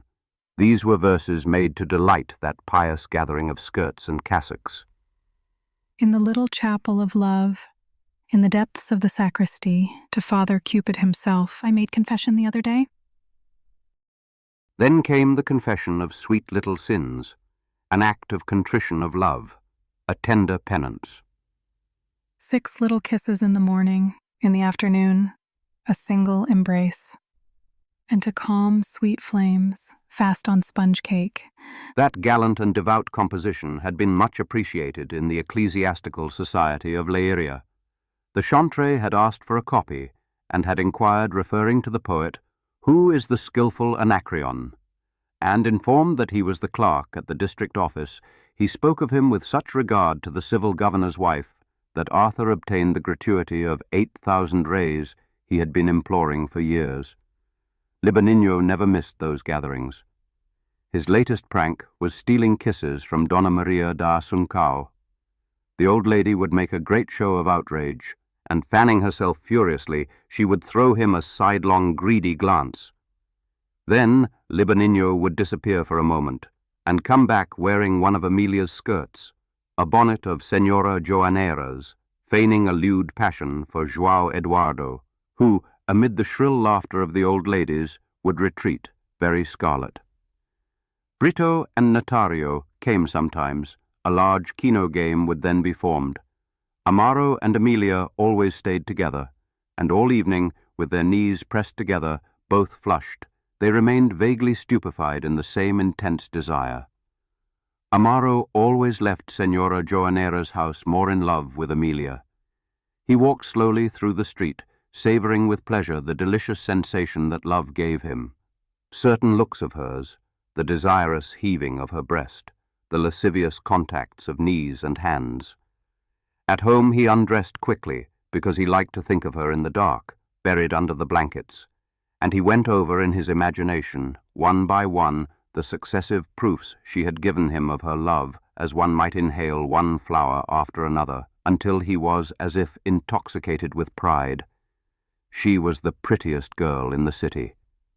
And she had chosen him, a priest, the eternal outcast of feminine dreams, the melancholy, neuter being who prowls like a suspect on the fringes of sentiment. Mingled with his passion, then came a gratitude towards her, and with his eyelids closed he would murmur, "So good, poor thing, so good." But in his passion there were sometimes great impatiences. After he had spent 3 hours of the evening receiving her gaze, absorbing the voluptuousness exhaled by her every movement, he was so laden with desire that he had to restrain himself from doing something rash right there in the parlor, beside her mother. But afterwards, at home, alone, he writhed his arms in despair. He wanted her there at once, offering herself to his desire. He devised plans then. He would write to her. They would arrange a discreet little house where they could love each other. They would plan an outing to some country estate. But all those means seemed to him incomplete and dangerous when he recalled the shrewd eye of the canon's sister, the Gansosos, who were such gossips. And before those difficulties, rising like the successive walls of a citadel, the old lamentations returned, not to be free, not to be able to walk openly into that house, ask her mother for her hand, possess her without sin, comfortably. Why had they made him a priest? It was the old magpie of the Marchioness of Alegros. He had not voluntarily abdicated the virility of his breast. They had driven him into the priesthood as an ox into the pen. Then, pacing the room in agitation, he carried his accusations further against celibacy and the Church. Why did it forbid its priests, men living among men, the most natural satisfaction which even animals have? Who imagines that because an old bishop says, "You shall be chaste," to a young, strong man his blood will suddenly cool, and that a Latin word, accido, stammered by the frightened seminarian, will be enough to contain forever the formidable rebellion of the body? And who invented this? A council of decrepit bishops, come from the depths of their cloisters, from the peace of their schools, shriveled like parchments, useless as eunuchs. What did they know of nature and its temptations? Let them come and sit for 2 or 3 hours beside little Amelia, and they would see, beneath their cloak of sanctity, desire beginning to revolt. Everything can be evaded, everything avoided except love. And if it is fatal, why then did they prevent the priest from feeling it, from realizing it with purity and dignity? Is it better, perhaps, that he should go seeking it through obscene back alleys, for the flesh is weak? The flesh! He then began to think of the 3 enemies of the soul, the world, the devil, and the flesh. And they appeared to his imagination in 3 vivid figures: a very beautiful woman, a black figure with eyes of flame and cloven hoof, and the world, something vague and marvelous, riches, horses, mansions, of which the Count of Ribamar seemed to him a sufficient personification. But what harm had they done to his soul? The devil he had never seen. The beautiful woman loved him and was the only consolation of his existence. And from the world, from the Count, he had received only protection, benevolence, touching handshakes. And how could he avoid the influences of the flesh and the world? Unless he fled, like the saints of old, to the sands of the desert and the company of wild beasts. But did not his masters at the seminary tell him that he belonged to a church militant? Asceticism was culpable, being the desertion of a holy service. He could not understand. He then sought to justify his love with examples from the holy books. The Bible is full of nuptials. Amorous queens advance in their robes encrusted with gems. The bridegroom comes to meet them, his head covered in bands of pure linen, trailing by its ends a white lamb. The Levites beat silver discs, crying the name of God. The iron gates of the city open to let pass the caravan bearing the wedded pair, and the sandalwood chests holding the treasures of the dowry creak, lashed with purple cords on the backs of camels. The martyrs in the circus marry with a kiss beneath the breath of lions to the acclamations of the plebs. Jesus himself had not always lived in his inhuman sanctity. He was cold and abstract in the streets of Jerusalem, in the markets of the quarter of David. But he had his place of tenderness and abandon in Bethany, beneath the sycamores of the garden of Lazarus. There, while his lean Nazarene friends drink milk and conspire apart, he gazes across at the gilded rooftops of the temple, the Roman soldiers playing quoits by the Golden Gate, the amorous couples passing beneath the groves of Gethsemane, and rests his hand upon the fair hair of Martha, who loves and spins at his feet. His love was therefore a canonical infraction, not a sin of the soul. It might displease the chantre, not God. It would be legitimate in a priesthood of more humane rule. He thought of becoming a Protestant. But where? How? It seemed to him more extraordinarily impossible than transporting the old cathedral to the top of the castle hill. He would shrug his shoulders then, scorning all that vague internal argumentation. Philosophy and rubbish! He was mad for the girl. That was the plain truth. He wanted her love, he wanted her kisses, he wanted her soul. And the bishop himself, if he were not old, would do the same, and the Pope would do the same. Sometimes it was 3 in the morning, and he was still pacing his room, talking to himself. How many times had João Eduardo, passing late at night through the Rua das Susas, seen a dim light in the parish priest's window? Because lately, João Eduardo, like all those suffering from the sorrows of love, had taken the melancholy habit of wandering the streets until late. The clerk had perceived, from the very earliest days, Amelia's sympathy for the parish priest. But knowing her upbringing and the devout habits of the household, he attributed those almost humble attentions toward Amaro to a pious reverence for his priestly cassock, for his privileges as a confessor. Instinctively, however, he had begun to detest Amaro. He had always been an enemy of priests. He considered them a danger to civilization and to liberty. He supposed them to be intriguers, given to habits of lechery, and forever conspiring to restore the darkness of the Middle Ages. He loathed confession, which he judged a terrible weapon against the peace of the home, and he held a vague religion, hostile to ritual, to prayers, to fasting, full of admiration for the poetic revolutionary Jesus, friend of the poor, and for the sublime Spirit of God that fills the entire universe. Only since he had fallen in love with Amelia had he been attending Mass, to please Senora Joanera. And above all, he longed to hasten the marriage so as to remove Amelia from that society of devout women and priests, fearing that he might later have a wife who trembled at the thought of hell, spent hours praying the stations in the cathedral, and confessed to priests who wrench from their penitents the secrets of the bedchamber. When Amaro had returned to frequent the Rua da Misericordia, he was vexed. Here we have the big oaf again, he thought. But what anguish when he noticed that Amelia now treated the parish priest with a tenderer familiarity, that his presence visibly gave her a singular animation, and that there was a sort of courtship. How she blushed the moment he walked in. How she listened to him with a fawning admiration.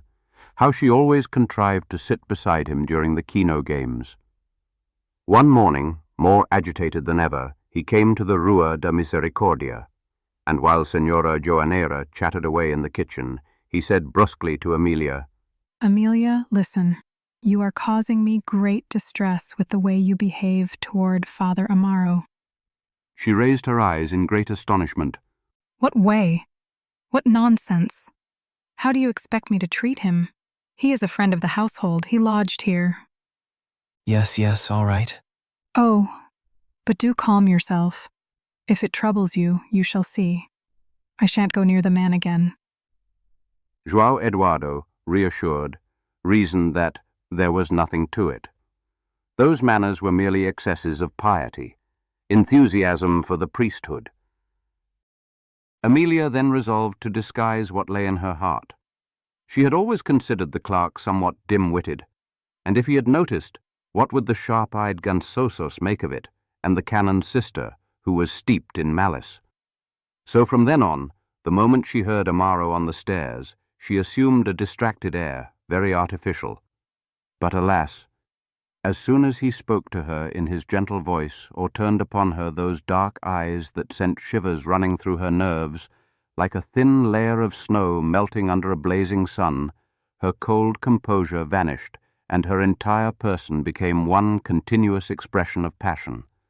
Sometimes, absorbed in her rapture, she forgot that João Eduardo was there, and she would be quite startled when she heard his melancholy voice from a corner of the room. She sensed, moreover, that her mother's friends enveloped her inclination for the parish priest in a mute and benevolent approval. He was, as the canon put it, the golden boy, and from the little mannerisms and glances of the old women there exuded an admiration for him that created around the growth of Amelia's passion a favorable atmosphere. Dona Maria de Assuncao would whisper in her ear, "Just look at him. He inspires devotion. He is the glory of the clergy. There is no one like him." And all of them thought João Eduardo a good-for-nothing. By then, Amelia no longer bothered to disguise her indifference toward him. The slippers she had been embroidering for him had long since vanished from the work-basket, and she no longer came to the window to watch him pass on his way to the notary's office. The certainty had now established itself in João Eduardo's soul, in that soul which, as he put it, had grown blacker than the night. The girl is in love with the priest, he had concluded, and to the pain of his shattered happiness was joined the anguish over her honor under threat. One afternoon, having seen her leaving the cathedral, he waited for her beyond the apothecary's and very resolutely, I must speak to you, Amelia. This cannot go on like this. I cannot bear it. You are carrying on with the parish priest. She bit her lip, white as a sheet. You are insulting me. And she tried to continue on her way, indignant. He held her back by the sleeve of her jacket. Listen, Amelia, I don't mean to insult you, but you don't understand. I have been suffering so. My heart is nearly breaking. And his voice failed him, overcome with emotion. You have no reason. You have no reason. She stammered. Then swear to me that there is nothing with the priest. Upon my salvation, there is nothing. But I warn you, if you ever mention this again, or insult me, I shall tell my mother everything, and you needn't bother coming to our house again. Oh, Amelia. We cannot go on talking here. Donna Michaela is already over there peeping. It was an old woman who had lifted the muslin curtain at a low window and was peering out with gleaming, avid little eyes, her wizened face pressed greedily against the glass. They separated then, and the old woman, disconsolate, let the curtain fall. That evening, while the ladies were noisily discussing the missionaries who were then preaching at Barossa, Amelia said softly to Amaro, pricking vigorously at her sewing, We must be careful. Don't look at me so much, and don't sit so close. Someone has already noticed. Amaro immediately drew his chair back toward Donna Maria de Assuncao, and despite Amelia's warning, his eyes would not detach themselves from her in a mute and anxious interrogation, already alarmed that the mother's suspicions, or the old women's malice, were stirring up a scandal. After tea, amid the scraping of chairs as they settled down to the kino, he asked her quickly, Who noticed? No one. I'm just frightened. We must be discreet. From then on, the tender glances ceased, and the places close together at the table, and the whispered confidences, and they took a piquant pleasure in affecting cold manners, sustained by the vain certainty of the passion that inflamed them. For Amelia it was delicious, while Father Amaro sat at a distance chattering with the ladies, to adore his presence, his voice, his charms, with her eyes chastely applied to the slippers she had very astutely begun embroidering again for João Eduardo. The clerk, however, still lived in disquiet. It embittered him to find the parish priest installed there every evening, with his prosperous face, his legs crossed, basking in the veneration of the old women. Little Amelia, yes, was behaving well now, and was faithful to him. But he knew that the parish priest desired her, was ogling her, and despite her oath upon her salvation, despite his certainty that there was nothing, he feared she was being slowly penetrated by that bigoted admiration of the old women for whom the parish priest was an angel. He would only be content when he could snatch Amelia away, once he was employed at the civil government, from that devout household, but that happiness was slow in coming, and he left the Rua da Misericordia every night more passionately in love, his life corroded by jealousy, hating priests without the courage to give up. It was then that he would set off wandering the streets until late. Sometimes he would return to gaze at the shuttered windows of her house. Then he would go to the promenade by the river, but the cold rustling of the trees over the black water depressed him further. He would go then to the billiard hall and stand a moment watching the players carom, the marker, very dishevelled, yawning against his rest. A stench of bad paraffin was suffocating. He would leave and make his way slowly to the offices of the Voz do Distrito. The editor of the Voz do Distrito, Agostinho Pinheiro, was also a relative of his. He was generally called the Runt on account of a pronounced hump on his shoulder and a stunted, consumptive little figure. He was extremely dirty, and his feminine little face, sallow, with depraved eyes, revealed old vices, very sordid ones. He had committed, so it was said in Liria, every manner of villainy, and he had heard so many times the exclamation, "If you weren't a runt, I'd break every bone in your body," that, seeing in his hump a sufficient protection, he had acquired a serene insolence. He was from Lisbon, which made him all the more suspect to the respectable burghers. His hoarse, acrid voice was attributed to wearing out his vocal cords, and his stained fingers ended in very long nails, because he played the guitar. The Voz do Distrito had been founded by a group of men known in Leiria as the Maya faction, particularly hostile to the civil governor. Dr. Godinho, who was the leader and the faction's candidate, had found in Agostinho, as he himself said, the man for the job. What the faction needed was a scoundrel with orthography, without scruples, who could dress up in sonorous prose the insults, the calumnies, the insinuations they brought shapeless to the editorial office in jotted notes. Agostinho was a stylist of vileness. They paid him 15 milreis a month and lodgings in the editorial office, a dilapidated third floor in an alley near the Praca. Agostinho wrote the editorials, the local news, the Lisbon correspondence, and the graduate Prudencio wrote the literary feuilleton under the title Leiria Conversations. He was a most honourable young man, to whom Mr. Agostinho was repulsive, but he had such a craving for publication that he submitted to sitting every Saturday fraternally at the same desk, reviewing the proofs of his prose so florid with imagery that the townspeople murmured as they read it, what opulence, Jesus!" João Eduardo also acknowledged that Agostinho was a little rogue. He would not dare to be seen walking with him in the streets by day, but he liked going to the editorial office late at night, smoking cigarettes, listening to Agostinho talk about Lisbon, about the time he had lived there working in the offices of 2 newspapers, in the theatre on the Rua dos Condes, in a pawn shop, and in other institutions. These visits were secret. At that hour of the night, the typesetting room on the first floor was locked. The paper was printed on Saturdays, and João Eduardo would find Agostinho upstairs, hunched at his desk, wearing an old fur jacket whose silver clasps had been pawned, ruminating, bent over by the light of a ghastly paraffin lamp over long strips of paper. He was putting together the newspaper, and the dark room around him had the aspect of a cavern. João Eduardo would stretch out on the cane sofa or go to a corner for Agostinho's old guitar and strum a running fado. The journalist, meanwhile, with his forehead propped on one fist, was laboring away. The thing wouldn't come out right.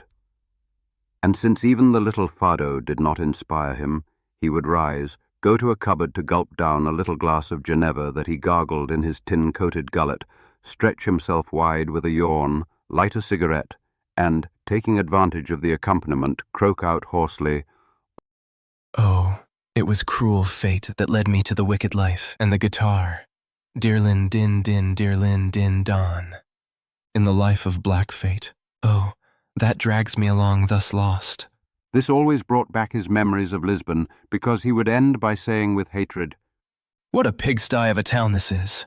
He could not console himself for living in Leiria, for being unable to drink his quarter pint at old João's tavern in the Muraria with Anna the seamstress or with Bigodinho, listening to João das Biscas with a cigarette in the corner of his mouth, one tearful eye half closed by the tobacco smoke, making the guitar weep as he sang the death of Sophia.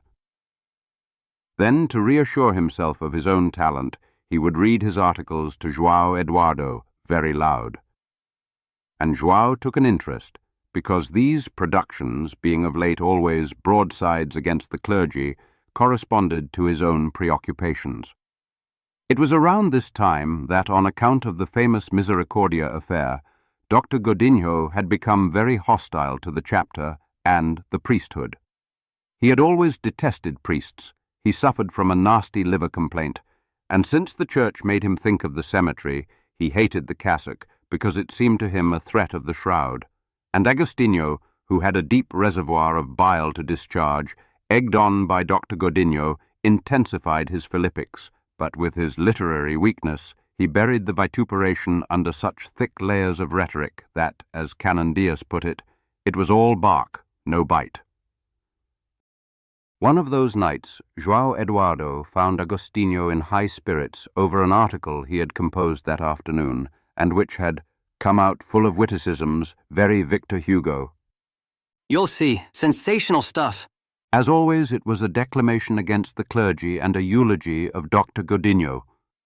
After celebrating the virtues of the doctor, that most respectable head of family, and his eloquence in the courtroom which had snatched so many wretches from the blade of the law, the article, assuming a thundering tone, apostrophized Christ. Who would have told thee, Agostinho declaimed, O immortal crucified?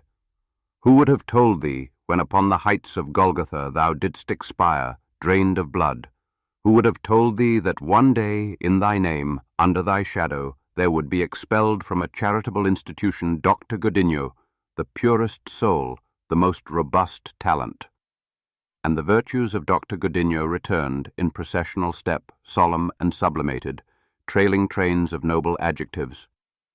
Then, leaving off for a moment his contemplation of Dr. Godinho, Agostinho addressed himself directly to Rome.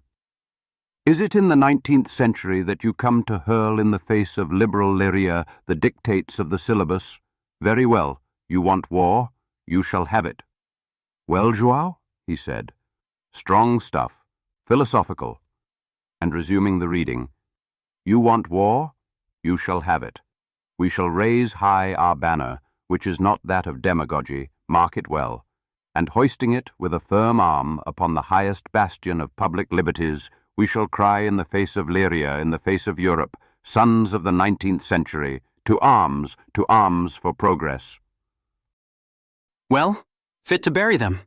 João Eduardo, who had been silent for a moment, then said, elevating his expressions to match the sonorous prose of Agostinho, The clergy would drag us back to the dismal times of obscurantism.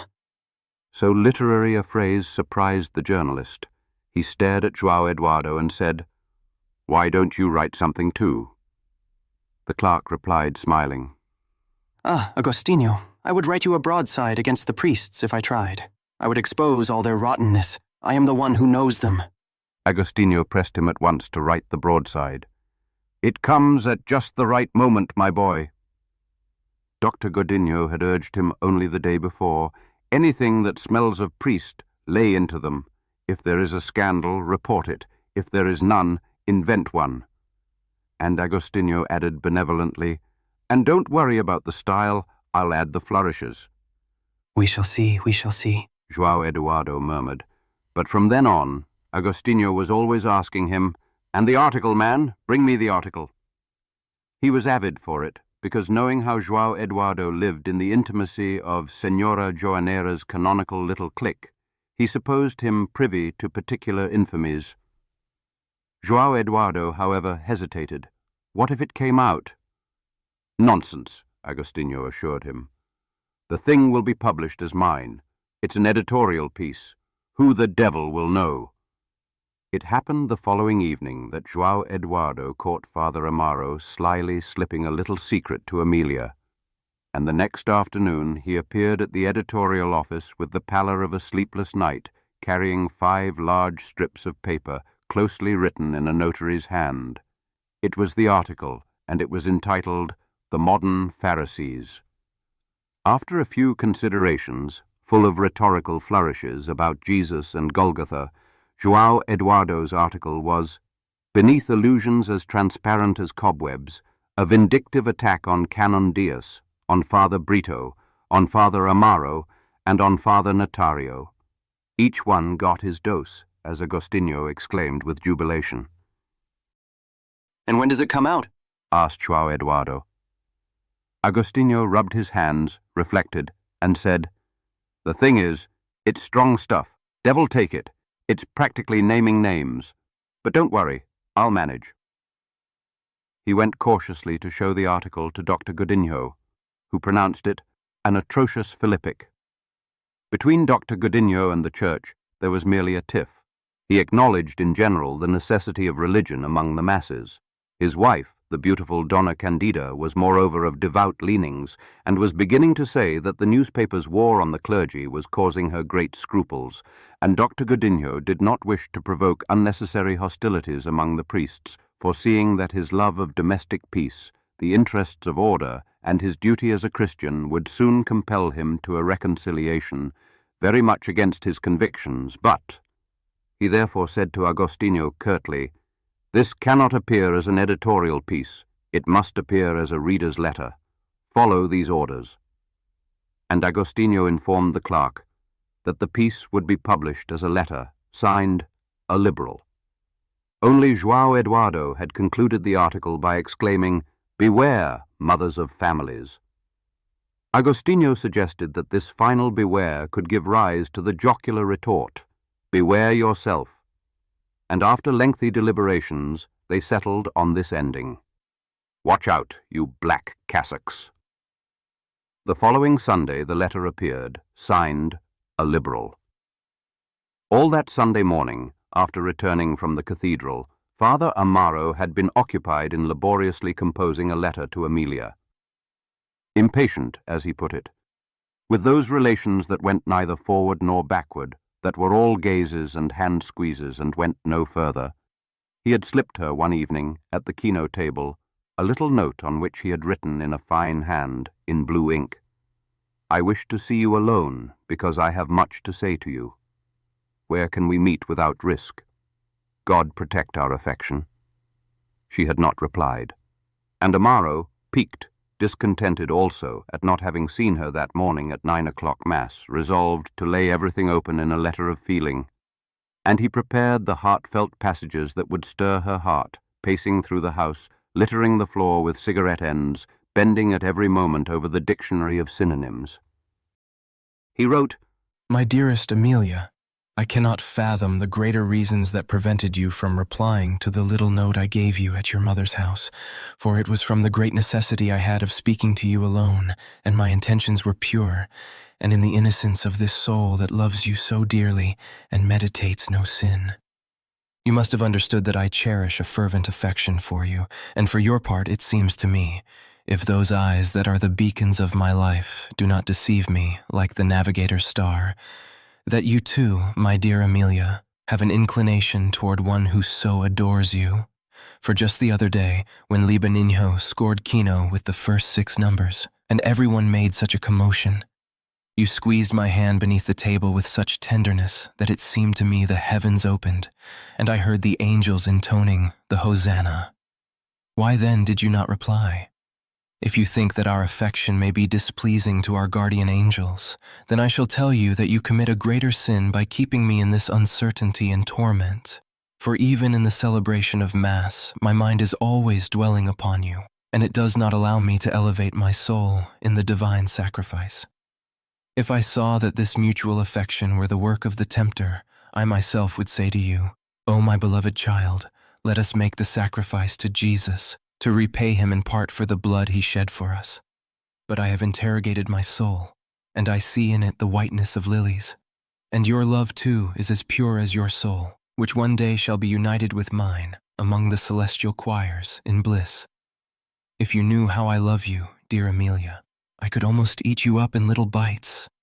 Reply then, and tell me if it does not seem to you that we might arrange to meet at the Morinal in the afternoon, for I long to express to you all the fire that consumes me, as well as to speak to you of important matters, and to feel in my hand yours, which I wish to guide me along the path of love, unto the ecstasies of a celestial happiness. Farewell, bewitching angel, receive the offering of the heart of your lover and spiritual father, Amaro. After dinner, he copied this letter in blue ink, and with it well folded in his cassock pocket, he went to the Rua da Misericordia. From the staircase, he could already hear Notario's sharp voice above, arguing.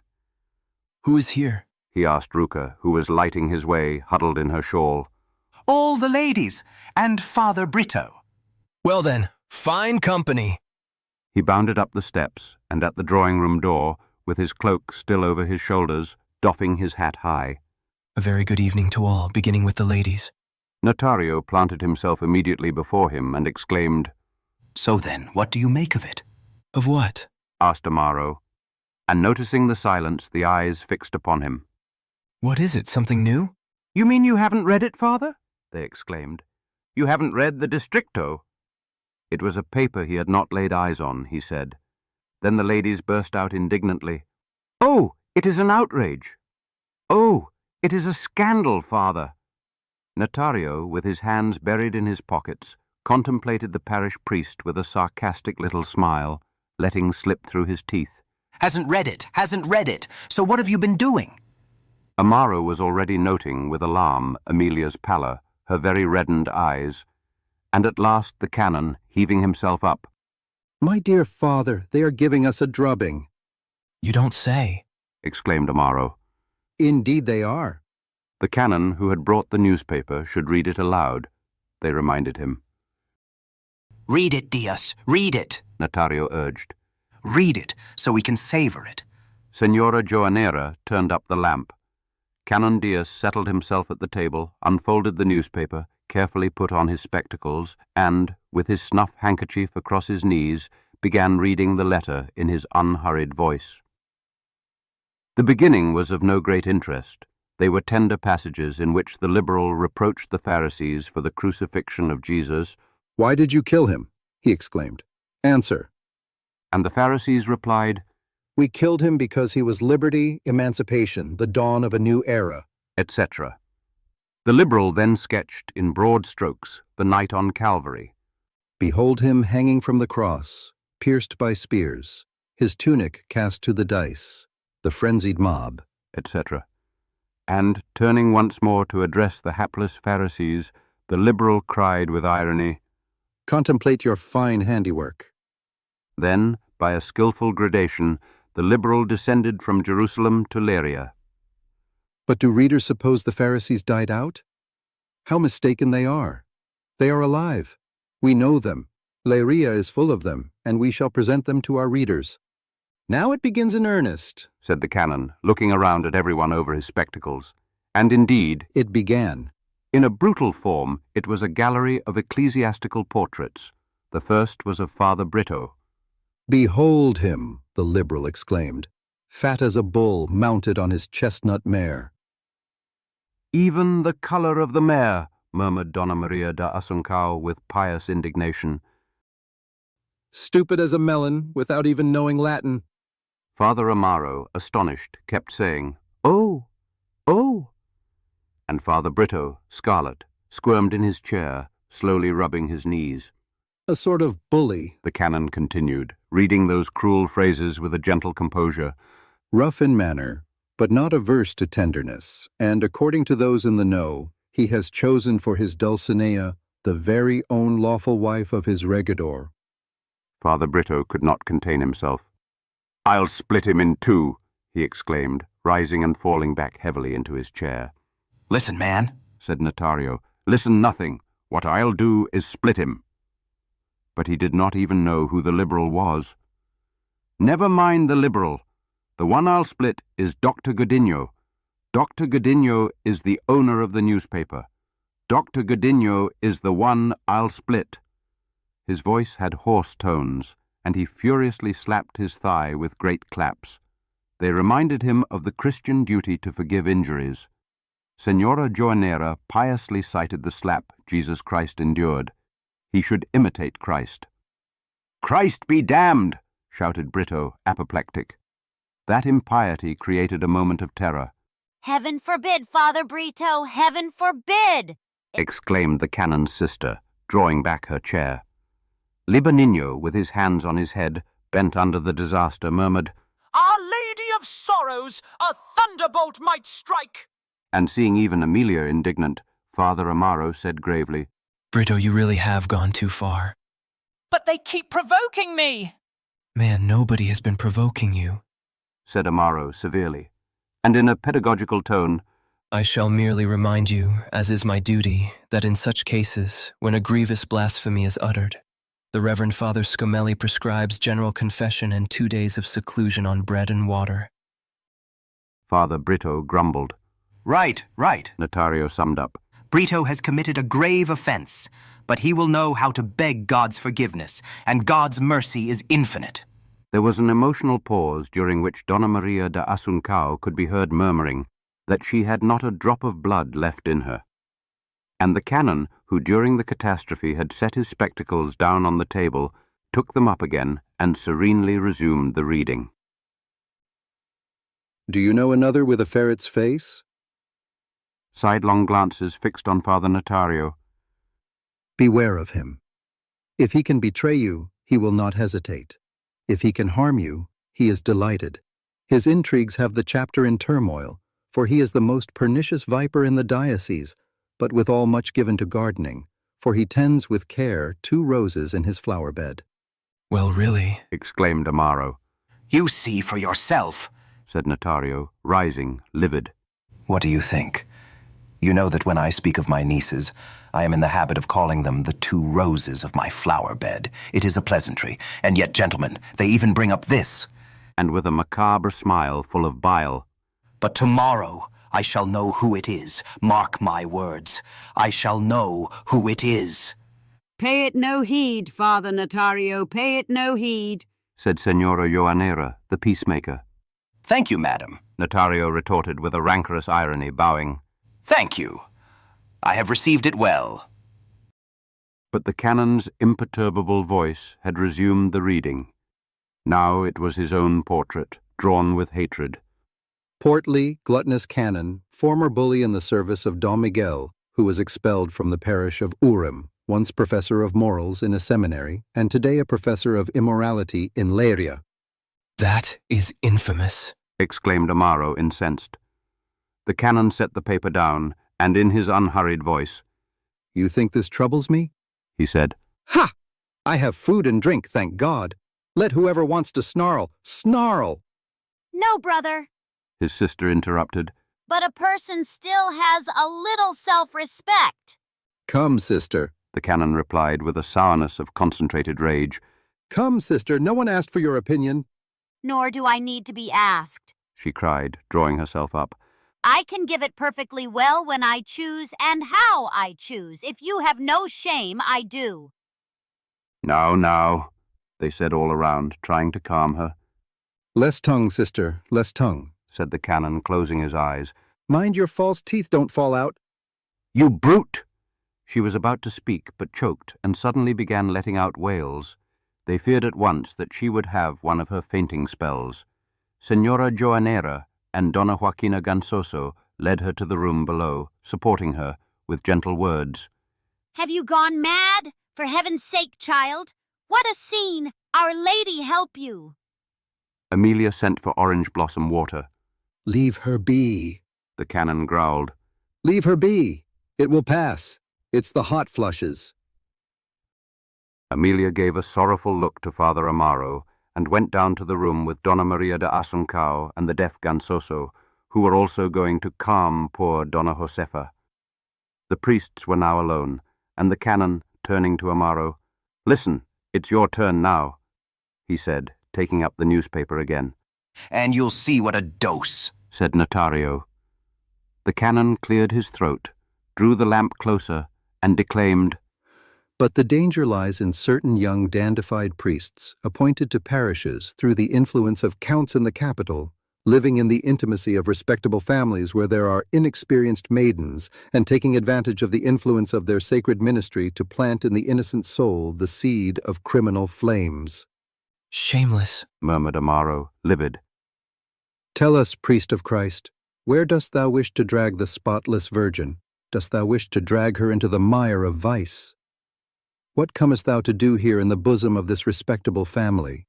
Why dost thou circle thy prey like a hawk around an innocent dove? Stand back, sacrilege. Thou murmurest seductive phrases to lead her from the path of honor. Thou condemnest to disgrace and widowhood some honest young man who would offer her his industrious hand. And thou preparest for her a horrendous future of tears. And all for what? To sate the vile impulses of thy criminal lust." What infamy! Father Amaro snarled through clenched teeth. "But beware, perverse presbyter." And the canon's voice took on hollow tones as he unleashed those apostrophes. "Already the archangel raises the sword of justice, and upon thee and thy accomplices already the opinion of enlightened Laria fixes its impartial eye, and here we stand, we, sons of toil, to brand upon thy brow the stigma of infamy. Tremble, devotees of the syllabus. Watch out, you black cassocks." "Whew!" puffed the canon, sweating as he folded up the voz do districto. Father Amaro's eyes were clouded by 2 tears of rage. He slowly passed his handkerchief across his brow, blew out a breath, and said with trembling lips, "Colleagues, I hardly know what to say. By the God who hears me, this is the calumny of calumnies." "An infamous calumny," they muttered. "And what it seems to me we should do," Amaro continued, "is appeal to the authorities." "That is what I said," Notario chimed in. "We must speak to the Secretary General." "A thrashing is what's needed," Father Brito roared. "The authorities! What we do is split him. I would drink his blood." The canon, who had been meditating while scratching his chin, then said, "And it is you, Notario, who should go to the Secretary General. You have the tongue, you have the logic." "If you colleagues decide," said Notario with a bow, "I shall go, and I shall give the authorities a piece of my mind." Amaro had remained by the table with his head in his hands, crushed, and Libanino murmured, "Oh, my dears, it is nothing to do with me, but just from hearing all that tirade, my legs are buckling. Oh, my dears, such a blow." But they heard Donna Joaquina Gansoso's voice coming up the stairs, and the canon immediately, in a prudent voice, "Colleagues, the wisest course, in front of the ladies, is to speak no more of this. Enough is enough." A few moments later, as soon as Amelia entered, Amaro rose, declared that he had a severe headache, and took his leave of the ladies. "And without having tea?" Senora Joanera cried. "Yes, madam," he said, wrapping himself in his cloak. "I'm not feeling well. Good night.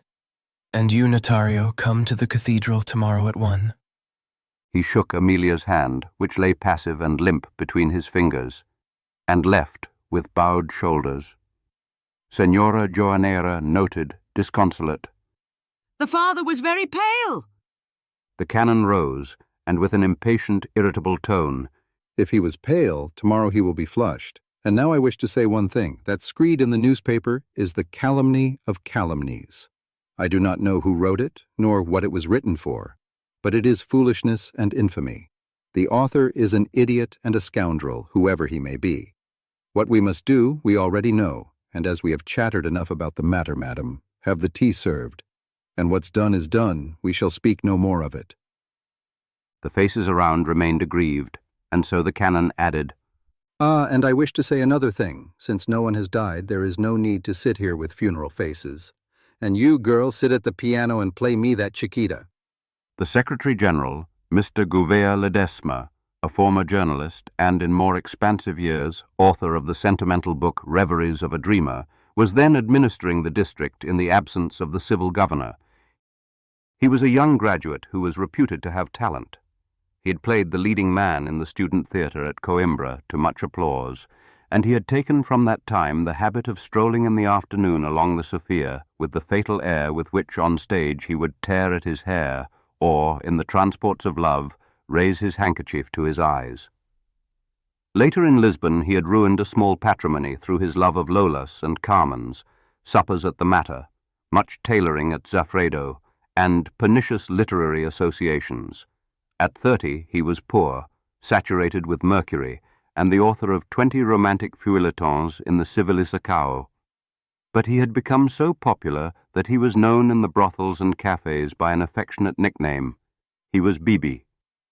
Judging then that he knew existence to its depths, he let his sideburns grow, began to cite Bastiat, frequented the chambers of Parliament, and entered the administrative career.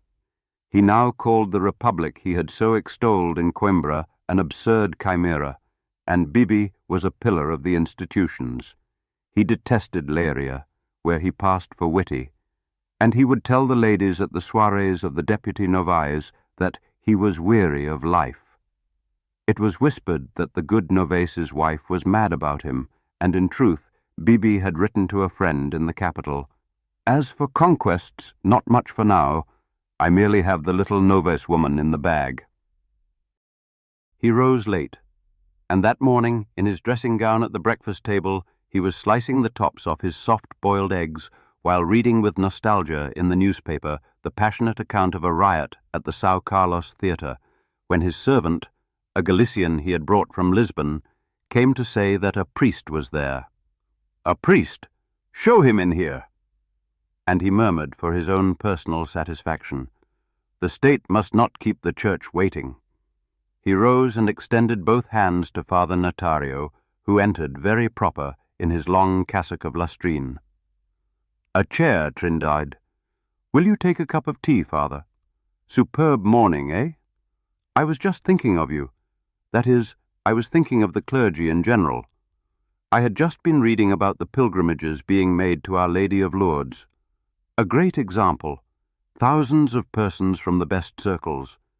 It is truly consoling to see faith reborn. Only yesterday I said at Novice's house, when all is said and done, faith is the real mainspring of society.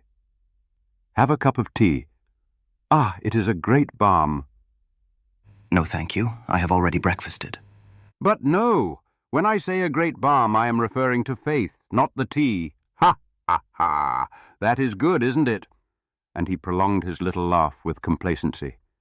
He wished to please Notario on the principle he frequently repeated, with a cunning smile, that whoever is in politics should have the priesthood on his side. "And besides," he added, "as I was saying yesterday at Novace's house, what an advantage for the localities. Lourdes, for example, was a tiny hamlet. Well, with the influx of pilgrims, it has become a city. Grand hotels, boulevards, fine shops. It is, so to speak, economic development running in tandem with religious revival."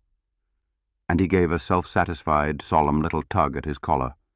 Well, I came here to speak to Your Excellency about a letter published in the Voz do Distrito.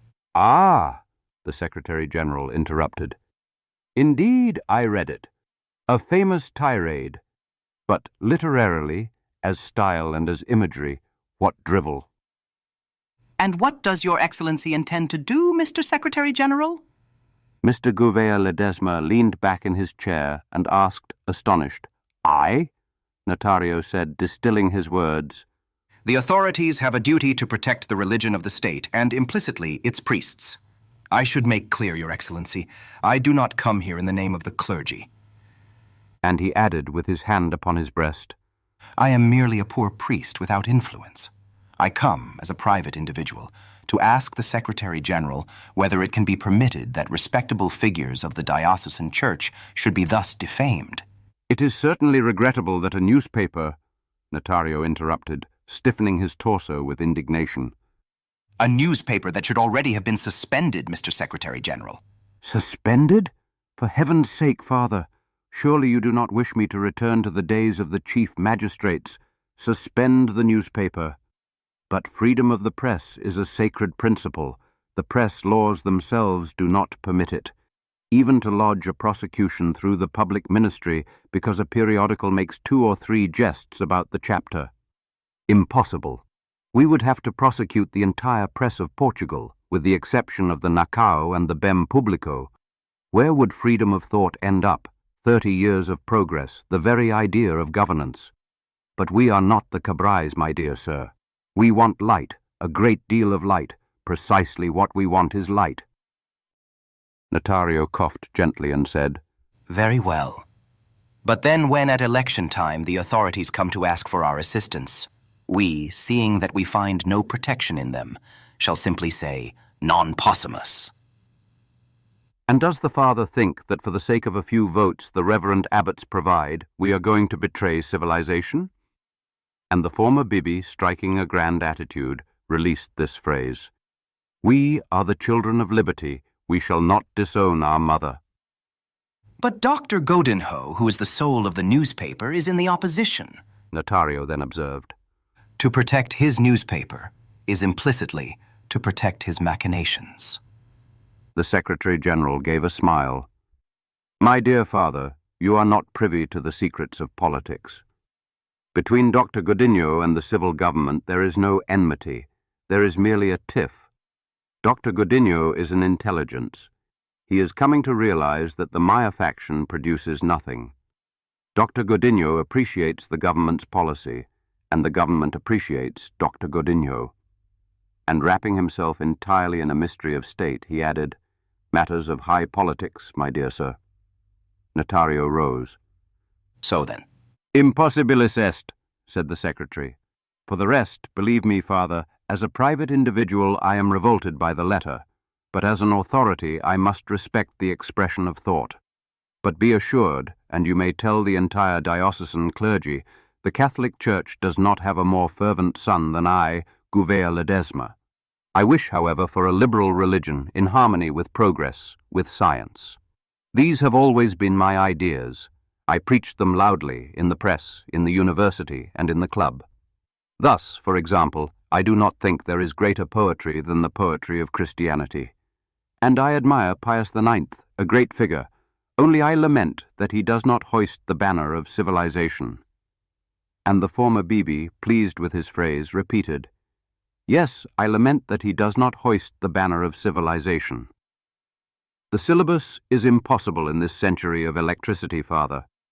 And the truth is, we cannot prosecute a newspaper because it makes 2 or 3 jests about the priesthood, nor does it suit us, for high reasons of policy, to antagonize Dr. Godinho. There you have my thinking. Mr. Secretary General, said Notario, bowing. Your servant. I am sorry you will not take a cup of tea. And how is our chantre? His Excellency, these past few days, I believe, has again been suffering from dizzy spells. I am sorry. Another intelligence. A great Latinist. Mind the step. Notario hurried to the cathedral with a nervous stride, grumbling aloud with rage. Amaro was pacing slowly along the terrace, his hands behind his back. He had dark circles under his eyes, and his face looked aged. Well? He said, going quickly to meet Notario. Nothing. Amaro bit his lip, and while Notario told him in agitation about the conversation with the Secretary General and how he had argued with him, and how the man had chattered and chattered. The parish priest's face grew overcast with a disconsolate shadow, and he went on furiously tearing out, with the tip of his umbrella, the grass growing in the cracks of the terrace. A buffoon! Father Notario summed up with a grand gesture. Through the authorities, nothing can be done. It's useless. But the matter now is between me and the liberal Father Amaro. I shall find out who he is, Father Amaro. And the one who crushes him is me, Father Amaro, me. Meanwhile, João Eduardo had been triumphant ever since Sunday. The article had caused a scandal. 80 individual copies of the newspaper had been sold, and Agostinho had assured him that at the apothecaries on the Praca, the opinion was that the liberal knew the priesthood inside out and had a good head on his shoulders. "You're a genius, lad," said Agostinho. "Bring me another, bring me another." João Eduardo was reveling prodigiously in all the talk going around the town. He reread the article with paternal delight. If he did not fear scandalizing Senora Joanera, he would have liked to go through the shops, saying aloud, "It was I who wrote it," and he was already ruminating another, more terrible, which should be entitled The Devil Turned Hermit, or The Priesthood of Liria. Before the 19th century, Dr. Godinho had encountered him in the Praca and had stopped condescendingly to say, "The thing has made a stir. You are a devil, and the dig at Father Brito is well played. I had no idea, and they say she is pretty, the regidor's wife. Your Excellency didn't know? I did not, and I savoured it. You are a devil. It was I who told Agostinho to publish the thing as a letter. You understand. It doesn't suit me to have too many quarrels with the clergy. And then my wife has her scruples. After all, she is a woman, and it is fitting that women should have religion. But in my heart of hearts, I savoured it. Especially the dig at Brito. The scoundrel waged a terrible war against me in the last election. Ah, and another thing. Your business is being arranged. Come next month you will have your post at the civil government." "Oh, Doctor, Your Excellency." "Nonsense! You are a man of merit." João Eduardo went off to the notary's office, trembling with joy. Mr. Nunes Ferrell had gone out. The clerk slowly trimmed a pen, began copying a power of attorney, and suddenly, grabbing his hat, ran to the Rua da Misericordia. Senora Joanera was sewing alone at the window. Amelia had gone to the Moronal, and João Eduardo from the very doorway. "Do you know, Dona Augusta, I've just been with Dr. Godinho. He says that by next month I'll have my post." Senora Joanera removed her spectacles, let her hands fall to her lap. You don't say?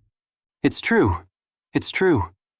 And the clerk was rubbing his palms together with nervous little laughs of jubilation. "What a stroke of luck," he exclaimed. "So now, if Amelia is agreeable—" "Oh, João Eduardo," said Senora Joanera with a great sigh. "You lift a weight from my heart. I have been so... Look, I haven't even been sleeping." João Eduardo sensed she was about to speak of the letter. He went to place his hat on a chair in the corner, and returning to the window, hands in his pockets. "But why? Why?" "That disgraceful thing in the districto. What do you say? That calumny. Oh, it has been making an old woman of me." João Eduardo had written the article under the urgings of jealousy, solely to bury Father Amaro. He had not foreseen the distress it would cause the two women, and seeing now Senora Joanera with 2 tears in the whites of her eyes, he felt almost repentant. He said ambiguously, "I read it, it's the devil." But taking advantage of Senora Joanera's sentiment to serve his own passion, he added, sitting down and drawing his chair close to her, "I never wanted to speak to you about this, Dona Augusta, but you must admit that Amelia was treating the parish priest with great familiarity, and through the Gansosos, through Libanino, even without meaning to, the thing was getting known, was being whispered about. I know full well she, poor girl, meant no harm. But Dona Augusta knows what Liria is like. What tongues, eh?" Senora Joanera then declared that she was going to speak to him as to a son. The article had distressed her, above all on his account, João Eduardo's, because after all he might believe it too, break off the marriage, and what a blow. And she could tell him, as an honest woman, as a mother, that between the girl and the parish priest there was nothing. Nothing. Nothing. It was just the girl's communicative nature. And the parish priest had a pleasant way about him, always very refined. She had always said it. Father Amaro had a manner that touched the heart.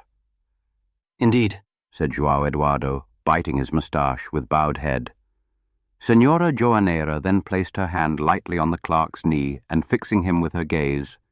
And look, I do not know if it is seemly for me to tell you, but the girl is truly fond of you, João Eduardo. The clerk's heart gave a tender flutter. And I of her, he said.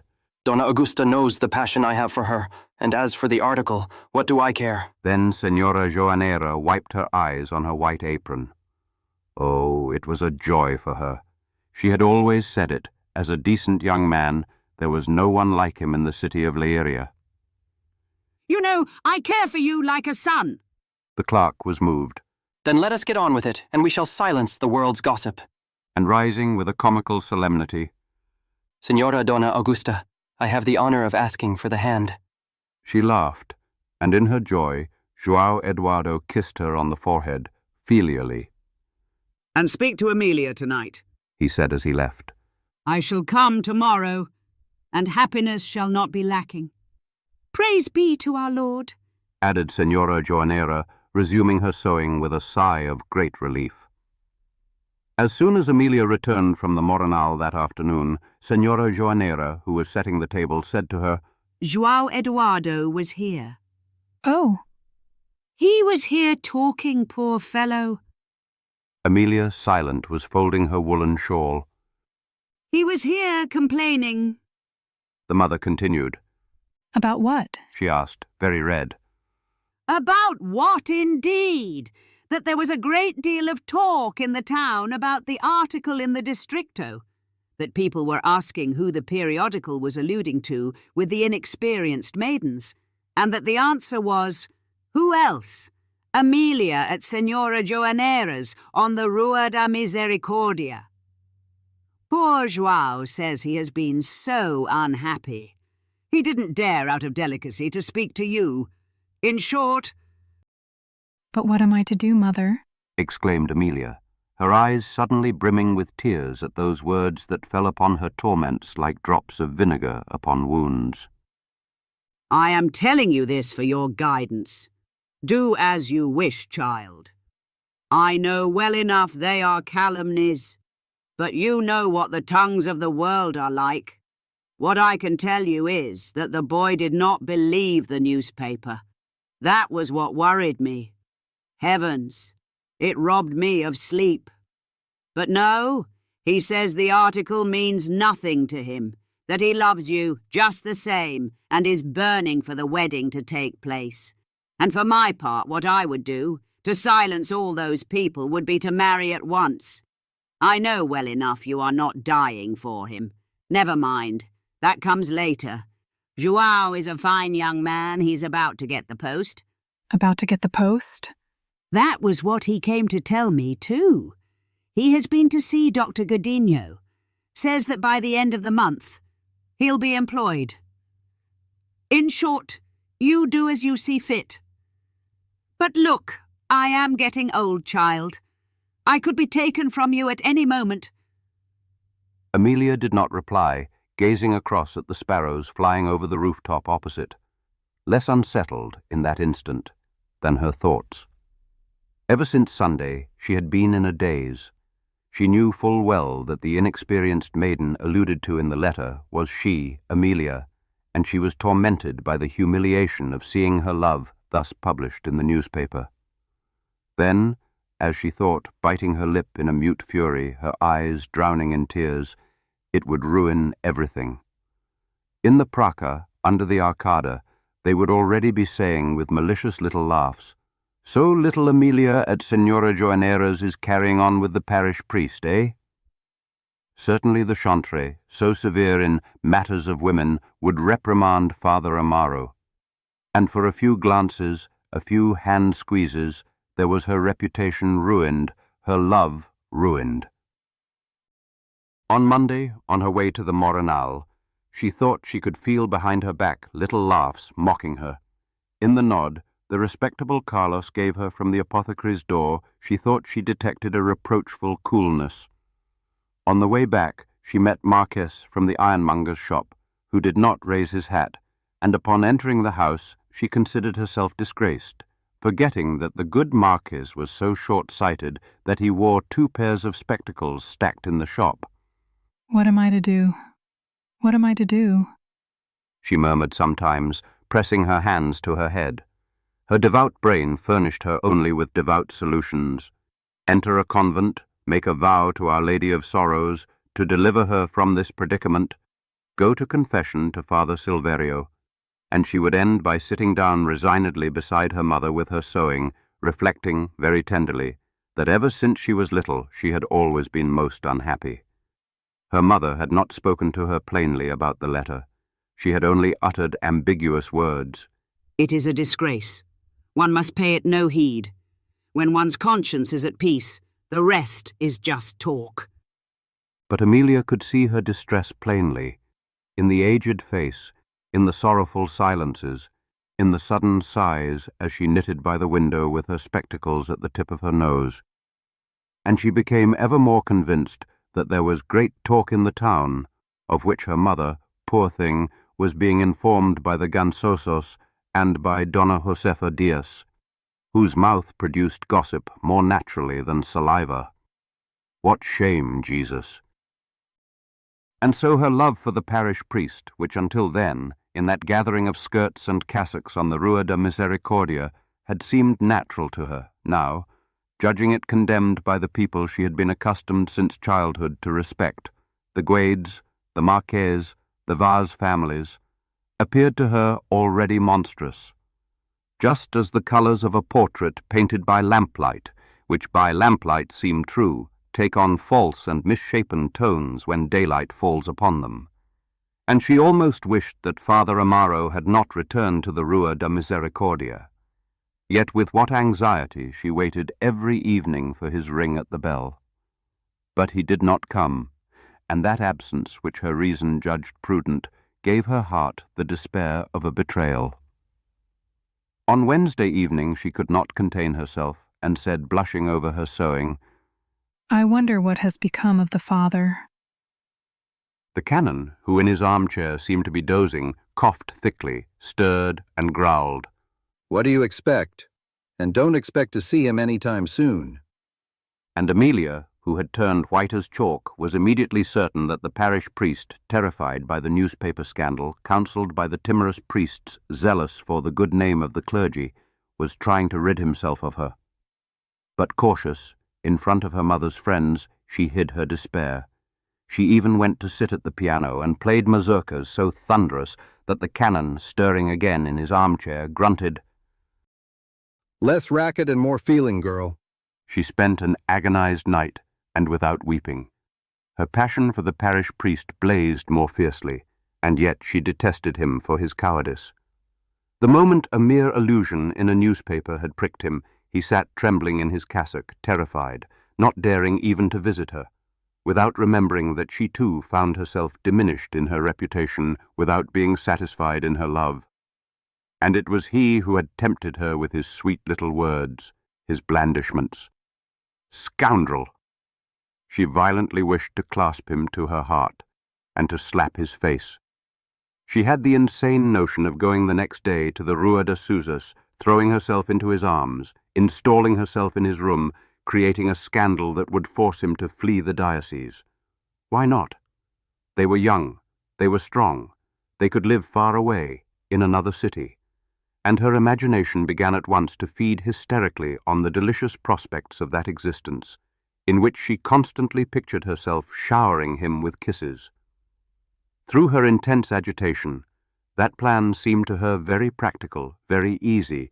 They would flee to the Algarve. There he would let his hair grow. How much more handsome he would be then, and no one would know he was a priest. He could teach Latin, she could sew for hire, and they would live in a little house, where what attracted her most was the bed with the two little pillows close together.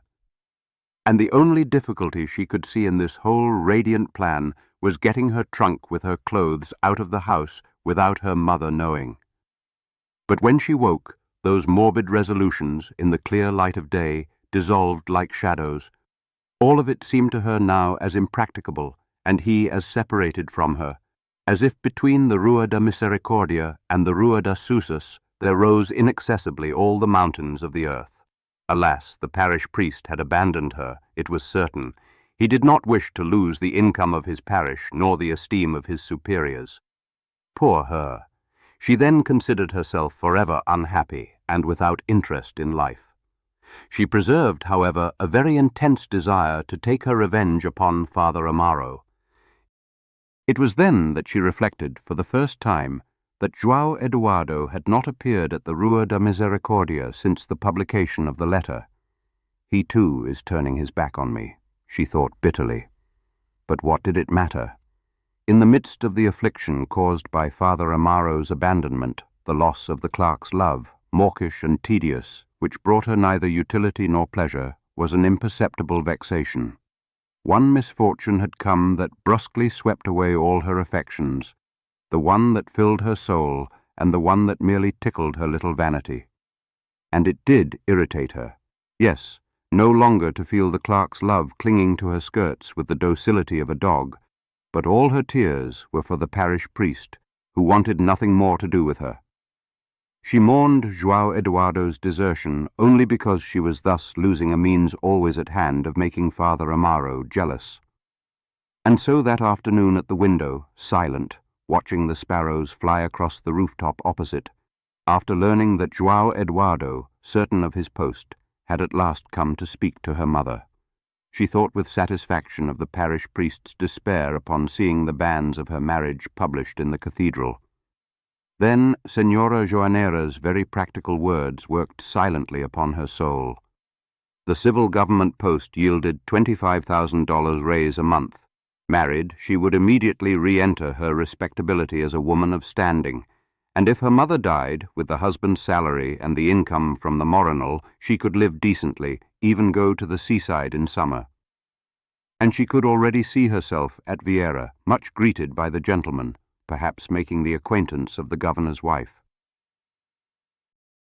What do you think, Mother? She asked abruptly. She was decided by the advantages she foresaw, but with her indolent nature, she wished to be persuaded and compelled. I would go with the safe bet, child, was Senora Joanera's reply. It is always best, murmured Amelia, going into her room, and she sat down very sadly at the foot of the bed, because the melancholy that the twilight brought her now made more poignant her longing for her good times with the parish priest. That evening it rained hard, and the two women spent the night alone. Senora Joanera, resting now from her anxieties, was very drowsy, nodding off every moment with the stocking fallen into her lap. Amelia would then set down her sewing, and with her elbow on the table, turning the green shade of the lamp, think about her marriage. João Eduardo was a good fellow, poor thing. He represented the type of husband so valued in the petty bourgeoisie. He was not ugly, and he had a post. Certainly his offer of marriage, despite the infamies in the newspaper, did not strike her, as her mother had said, as a grand gesture. But his devotion flattered her after Amaro's craven abandonment, and for 2 years now poor João had been in love with her. She then began laboriously to recall everything about him that pleased her, his serious air, his very white teeth, his neat clothes. Outside the wind blew hard, and the rain, lashing coldly at the window panes, gave her appetites for comforts, a good fire, the husband at her side, the little one asleep in the cradle. Because it would be a boy, he would be called Carlos, and he would have Father Amaro's dark eyes. Father Amaro!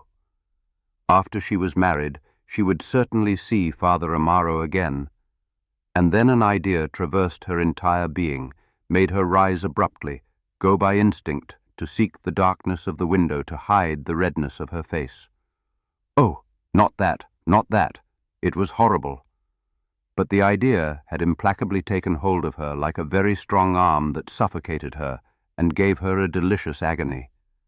And then the old love, which spite and necessity had forced down to the bottom of her soul, burst forth, flooded her. She murmured repeatedly with passion, wringing her hands, the name of Amaro. She craved his kisses. Oh, she adored him. And it was all over, and she must marry, poor thing. There at the window, her face pressed against the darkness of the night, she wept softly. At tea, Senora Joanera said to her suddenly, "Well, if the thing is to be done, child, it ought to be now. Start the trousseau, and if possible, marry you by the end of the month." She did not reply, but her imagination was agitated by those words. Married in a month, she. Despite João Eduardo being indifferent to her, the idea of that young, impassioned man who was going to live with her, sleep with her, sent a perturbation through her entire being. And when her mother was about to go down to her room, she said, "What do you think, Mother? I find it difficult to enter into explanations with João Eduardo, to tell him yes. It would be better to write to him." "I think so too, child. Write to him. Ruka can take the letter in the morning. A nice letter, one that pleases the boy." Amelia stayed in the dining room until late drafting the letter. It said, "Mr. João Eduardo, my mother has informed me of the conversation she had with you. And if your affection is true, as I believe, and you have given me many proofs, I am agreeable to what has been decided, with very good will, as you know my feelings. And as regards the trousseau and the papers, we shall speak of that tomorrow, as we expect you for tea. My mother is very happy, and I wish that everything may be for our happiness, as I trust it shall be, with God's help. My mother sends her regards, and I am yours most affectionately, Amelia Camina." No sooner had she sealed the letter than the sheets of white paper scattered before her gave her the desire to write to Father Amaro. But what? Confess her love to him, with the same pen, dipped in the same ink, with which she had accepted the other as her husband. Accuse him of cowardice, display her bitterness. That would be to humiliate herself, and yet, though she had no reason to write to him, her hand was tracing with pleasure the first words, "My adored Amaro." She stopped, considering that she had no one by whom to send the letter. Alas, they would have to part thus, in silence, forever. Part. But why? She thought. After she was married, she could perfectly well see Father Amaro. And the same idea returned, subtly, but now in so respectable a form that she did not repel it. Certainly Father Amaro could be her confessor. In all Christendom, he was the person best suited to guide her soul, her will, her conscience. There would then be between them a delicious and constant exchange of confidences, of sweet admonitions. Every Saturday she would go to receive at the confessional, in the light of his eyes and the sound of his words, a provision of happiness, and the whole thing would be chaste, most piquant, and to the glory of God. She felt almost satisfied with the impression, which she did not clearly define, of an existence in which the flesh would be legitimately content, and her soul would enjoy the charms of an amorous devotion. Everything was falling into place nicely, after all. And before long she was sleeping serenely, dreaming that she was in her house, with her husband, playing Manila with the old friends, amid the contentment of all the cathedral parish, sitting on the parish priest's lap. The next day, Ruka took the letter to João Eduardo, and all morning the two women, sewing at the window, talked about the marriage. Amelia did not wish to be separated from her mother, and, as the house had sufficient rooms, the newlyweds would live on the first floor, and Senora Joanera would sleep in the room upstairs. The canon would certainly help with the trousseau. They could go and spend the honeymoon at Donna Maria's estate, and Amelia, at those happy prospects, turned quite scarlet under the gaze of her mother, who, with spectacles at the tip of her nose, admired her adoringly. At the Angelus, Senora Joanera shut herself in her room below to say her rosary, and left Amelia alone to come to an understanding with the boy. Before long, indeed, João Eduardo rang the bell. He arrived very nervous, in black gloves, drenched in cologne. When he reached the dining-room door, there was no light, and Amelia's pretty form stood silhouetted against the brightness of the window. He placed his shawl in a corner, as was his custom, and coming toward her as she stood motionless, he said, rubbing his hands vigorously, I received your letter, Amelia. I sent it by Ruka first thing this morning to catch you at home. She said immediately, her cheeks blazing. I was on my way to the office. I was already on the stairs. It must have been 9 o'clock. It must have been, she said. They fell silent, deeply flustered. He then took her wrists delicately and softly. So you truly want to? I do, murmured Amelia. And the sooner the better, eh? All right. He sighed, very happy. We shall get along wonderfully.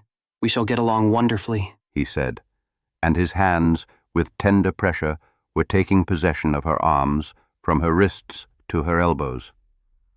Mother says we can live together, she said, forcing herself to speak calmly. Of course, and I'll have sheets made, he blurted, quite beside himself. He drew her to him then, suddenly, and kissed her lips. She gave a little sob, and surrendered herself in his arms, all weakness, all languor. Oh, darling, the clerk murmured. But her mother's shoes creaked on the stairs, and Amelia quickly went to the sideboard to light the lamp.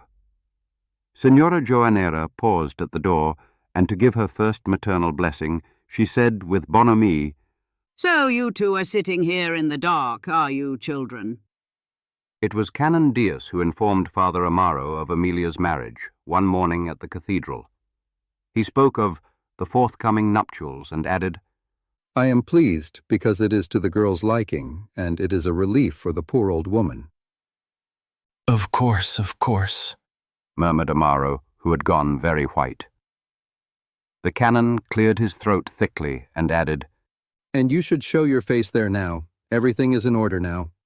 The scoundrelism in the newspaper, that belongs to history. What's done is done. Of course, Amaro growled. He threw his cloak brusquely about him and walked out of the church. He was furious, and he held himself in check so as not to curse aloud through the streets. At the corner of the alley of the Sousas, he nearly collided with Notario, who seized him at once by the sleeve to whisper in his ear, I still know nothing. About what? About the liberal, the letter. But I am working on it.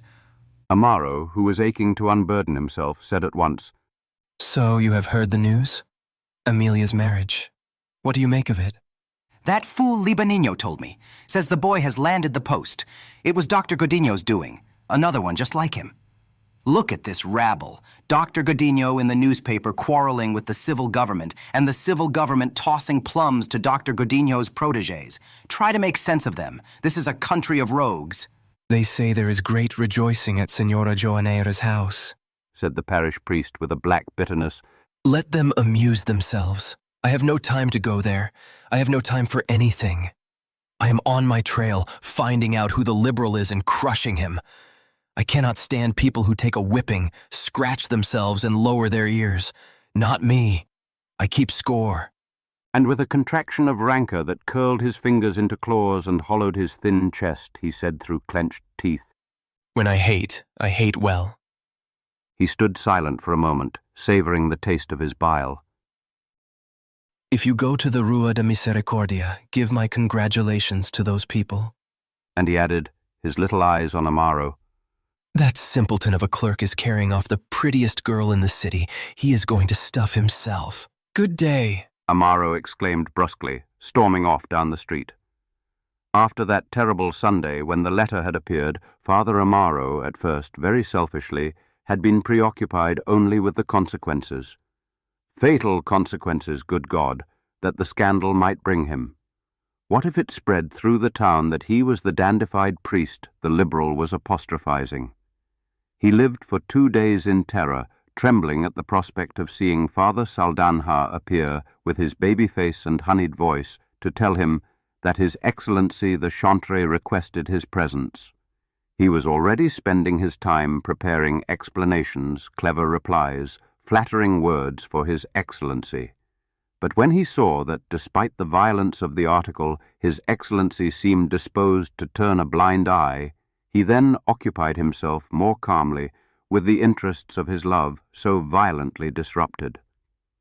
Fear made him cunning, and he resolved not to return for some time to the Rua da Misericordia.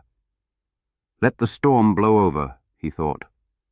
After a fortnight, 3 weeks, when the article was forgotten, he would reappear at Senora Joanera's house. He would make it clear to the girl that he still adored her, but would avoid the old familiarity, the whispered conversations, the seats side by side at the kino. Then, through Donna Maria da Asuncao, through Donna Josefa Diaz, he would arrange for Amelia to leave Father Silverio and confess to him. They could then come to an understanding in the secrecy of the confessional. They would agree on a discreet line of conduct, cautious meetings here and there, little notes through the maid, and that love, thus managed with a little prudence, would not run the risk of appearing one morning announced in the newspaper. And he was already congratulating himself on the cleverness of this arrangement when the great shock came. The girl was getting married. After the first fits of despair, vented in stamps on the floor and blasphemies for which he immediately begged the pardon of our Lord Jesus Christ, he tried to calm himself, to establish the reason of things. Where was this passion leading him? To scandal. And so, with her married, each of them would enter their legitimate and sensible destiny, she into her family, he into his parish. Later, when they met, a courteous greeting, and he could walk through the town with his head held high, without fear of asides from the Arcada, insinuations in the Gazette, severities from His Excellency, and little pricks of conscience. And his life would be happy. No, by God, his life could not be happy without her. Once that interest in the visits to the Rua da Misericordia was removed from his existence, the little hand squeezes, the hope of better delights, what was left to him? To vegetate, like one of the turtle doves in the damp corners of the cathedral yard. And she who had bewitched him with her little eyes and her little ways, turned her back on him the moment another appeared, fit for a husband, at $25,000 raise a month. All those sighs, those changes of color, a jest. She had made a fool of the parish priest. How he hated her. Though less than the other one, the other who triumphed because he was a man, had his freedom, all his hair, his moustache, a free arm to offer her in the street. He would then feed his imagination rancorously on visions of the clerk's happiness. He saw him bringing her from the church in triumph. He saw him kissing her neck and her bosom, and at these images he stamped furiously on the floor, frightening Vicentia in the kitchen. Then he would try to calm himself, recover the command of his faculties, apply them all to finding a revenge, a good revenge, and then the old despair would return at not living in the time of the Inquisition, when with a denunciation of irreligion or sorcery he could send them both to a dungeon. Ah, in those days a priest lived well, but now, with the liberals in charge, he had to watch that wretched clerk at 6 vintens a day carry off his girl, and he, an educated priest, who could be a bishop, who could be pope, had to bow his shoulders and ruminate upon his spite in solitude. Ah, if the curses of God had any power, cursed be they. He would wish to see them burdened with children, without bread on the shelf, with the last blanket pawned, shriveled with hunger, hurling insults at each other, and he laughing, he gloating. On Monday he could not contain himself, and went to the Rua da Misericordia. Senora Joanera was downstairs in the sitting room with Canon Diaz, and the moment she saw Amaro, "Oh, Father, how good to see you. I was just speaking of you. I was already surprised not to see you, now that there is joy in the house." I know, murmured Amaro, pale. It had to happen sometime, said the canon jovially. May God make them happy and give them few children, for meat is dear. Amaro smiled, listening to the piano upstairs. It was Amelia playing, as in former times, the waltz of the two worlds, and João Eduardo, very close beside her, was turning the pages of the music. Who came in, Ruka? She called out, hearing the maid's footsteps on the stairs. Father Amaro! A rush of blood blazed across her face, and her heart beat so hard that she sat for a moment with her fingers motionless upon the keys. We didn't need Father Amaro here, João Eduardo muttered through his teeth. Amelia bit her lip. She felt hatred for the clerk. In an instant his voice repelled her, his manner, his figure standing beside her. She thought with delight of how, after she was married, since marry she must, she would confess everything to Father Amaro and would never cease to love him. She felt no scruples at that moment, and she almost wished the clerk could see in her face the passion that was churning within her. Good heavens, man, she said to him. Move a little further over there. You're not even leaving my arms free to play. She abruptly finished the waltz of the two worlds and began to sing the farewell. Oh, farewell. The days have ended, that I lived so blissfully by your side. Her voice rose with an ardent modulation, directing the song through the floorboards to the heart of the parish priest below. And the parish priest, with his walking stick between his knees, seated on the sofa, devoured every note of her voice, while Senora Joanera chattered away, counting the pieces of cotton she had bought for sheets, the arrangements she was going to make in the newlyweds' room, and the advantages of all living together. Bliss beyond words, the canon interrupted, heaving himself up. And let us go upstairs, for it is not right to leave young sweethearts alone. Ah, as for that, said Senora Joanera, laughing, I trust him. He is an honourable man through and through. Amaro, climbing the stairs, was trembling, and the moment he entered the room, Amelia's face, lit by the candles on the piano, dazzled him, as if the eve of the engagement had embellished her, and the separation had made her more appetizing. He went gravely to shake her hand, then the clerk's, and said softly, without looking at them, My congratulations. My congratulations. He turned his back and went to converse with the canon, who had buried himself in his armchair, complaining of weariness and demanding tea.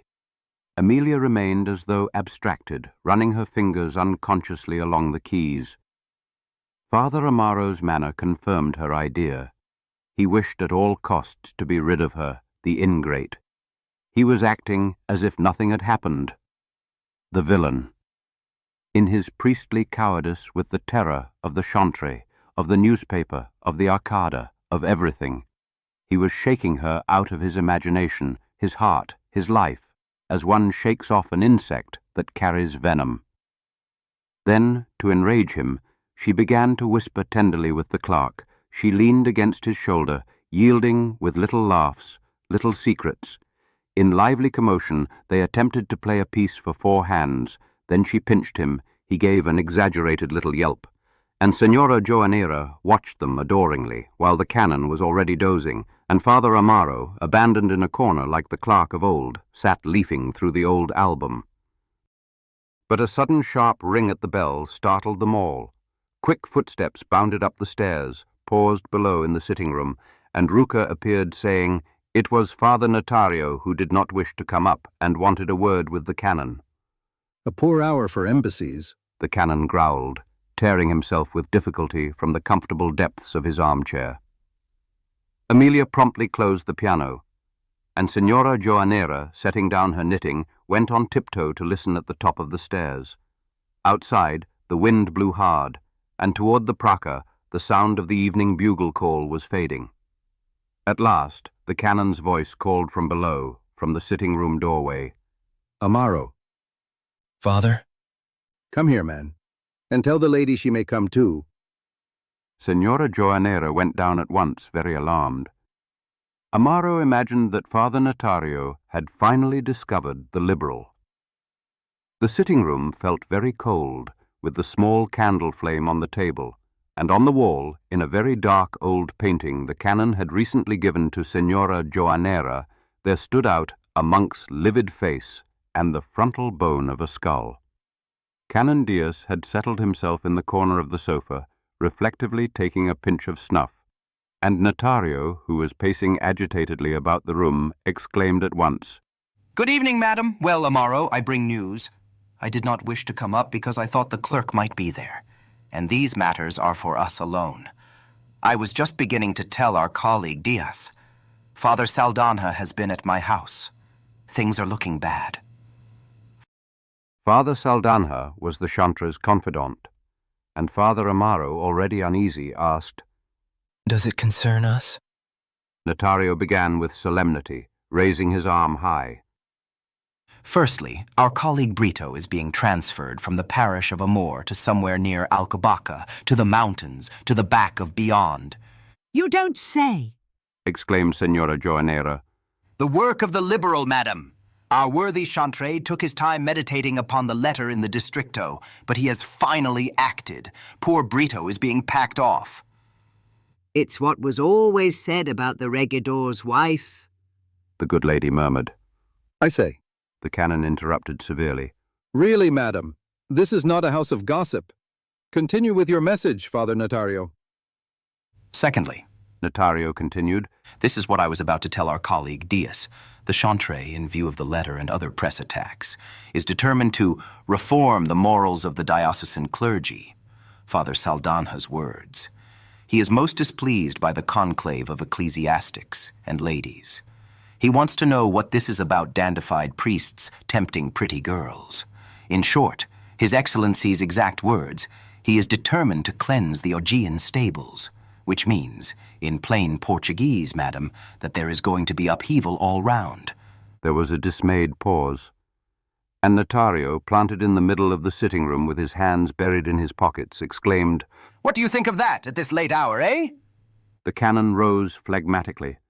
Look, colleague, he said, among the dead and the wounded, someone always escapes. And madam, do not stand there with that Mater Dolorosa face, and have the tea served, for that is what matters. I said to Father Saldanha. Notario began, holding forth, but the canon interrupted him forcefully. Father Saldanha is a buffoon.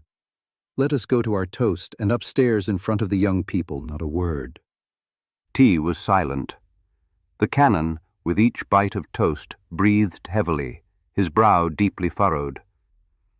Senora Joanera, after speaking of Donna Maria de Asuncao, who was ill with a cold, became quite wilted, her forehead resting on her fist. Notario, with great strides, raised a breeze through the room with the skirts of his overcoat. And when is this wedding? He exclaimed, stopping suddenly before Amelia and the clerk, who were having their tea at the piano. One day soon, she replied, smiling. Amaro then rose slowly, and pulling out his great turnip watch. It is time for me to be making my way to the Rua das Susas, ladies, he said in a despondent voice. But Senora Joanera would not hear of it. Heavens, they were all as gloomy as if they were at a wake. They should play a game of keno to lighten the mood. The canon, however, emerging from his torpor, said with severity, You are very much mistaken, madam. Nobody is gloomy. There is nothing but cause for cheer. Is that not so, bridegroom? João Eduardo stirred and smiled. For my part, Canon, I have nothing but reason to be happy. Well, of course, said the canon. And now may God give you all a good night, for I am going to retire to the Valley of Sheets. And Amaro, too. Amaro went to shake Amelia's hand silently, and the three priests descended without a word. In the sitting room the candle was still burning with a guttering wick. The canon went in to fetch his umbrella, and then, calling the others, gently closing the door, he said to them in a low voice, Colleagues, I did not wish to alarm the poor lady earlier, but this business with the Chantre, this talk, it is the devil. We must be very careful, boys, Notario counseled, muffling his voice. It is serious. It is serious, Father Amaro murmured lugubriously. They stood in the middle of the sitting room. Outside the wind howled. The flickering candlelight made the frontal bone of the skull in the painting alternately stand out and recede into shadow, and upstairs Amelia was humming the Chiquita. Amaro recalled other happy evenings when he, triumphant and carefree, had made the ladies laugh, and Amelia, warbling, "Oh, Chiquita, yes," had cast him languishing glances. I, said the canon. As you colleagues know, I have food and drink. It is nothing to me. But we must uphold the honor of the profession. And there can be no doubt, Notario added, that if there is another article and more talk, the thunderbolt will certainly fall. Look at poor Brito, murmured Amaro. packed off to the mountains. Upstairs there must have been some joke because they heard the clerk's laughter. Amaro snarled with rancor. Great hilarity up there. They descended. On opening the door, a gust of wind flung a fine drizzle into Notario's face. What a night! He exclaimed furiously. Only the canon had an umbrella, and opening it slowly, Well, gentlemen, the plain truth is we're in a sorry state. From the illuminated window above came the sounds of the piano, accompanying Chiquita. The canon puffed and panted, gripping his umbrella hard against the wind. At his side, Notario, full of bile, ground his teeth, huddled in his overcoat. Amaro walked with his head bowed in the dejection of defeat, and while the three priests, thus crouched beneath the canon's umbrella, went splashing through puddles along the dark street. Behind them, the penetrating, sonorous rain went on ironically, lashing them.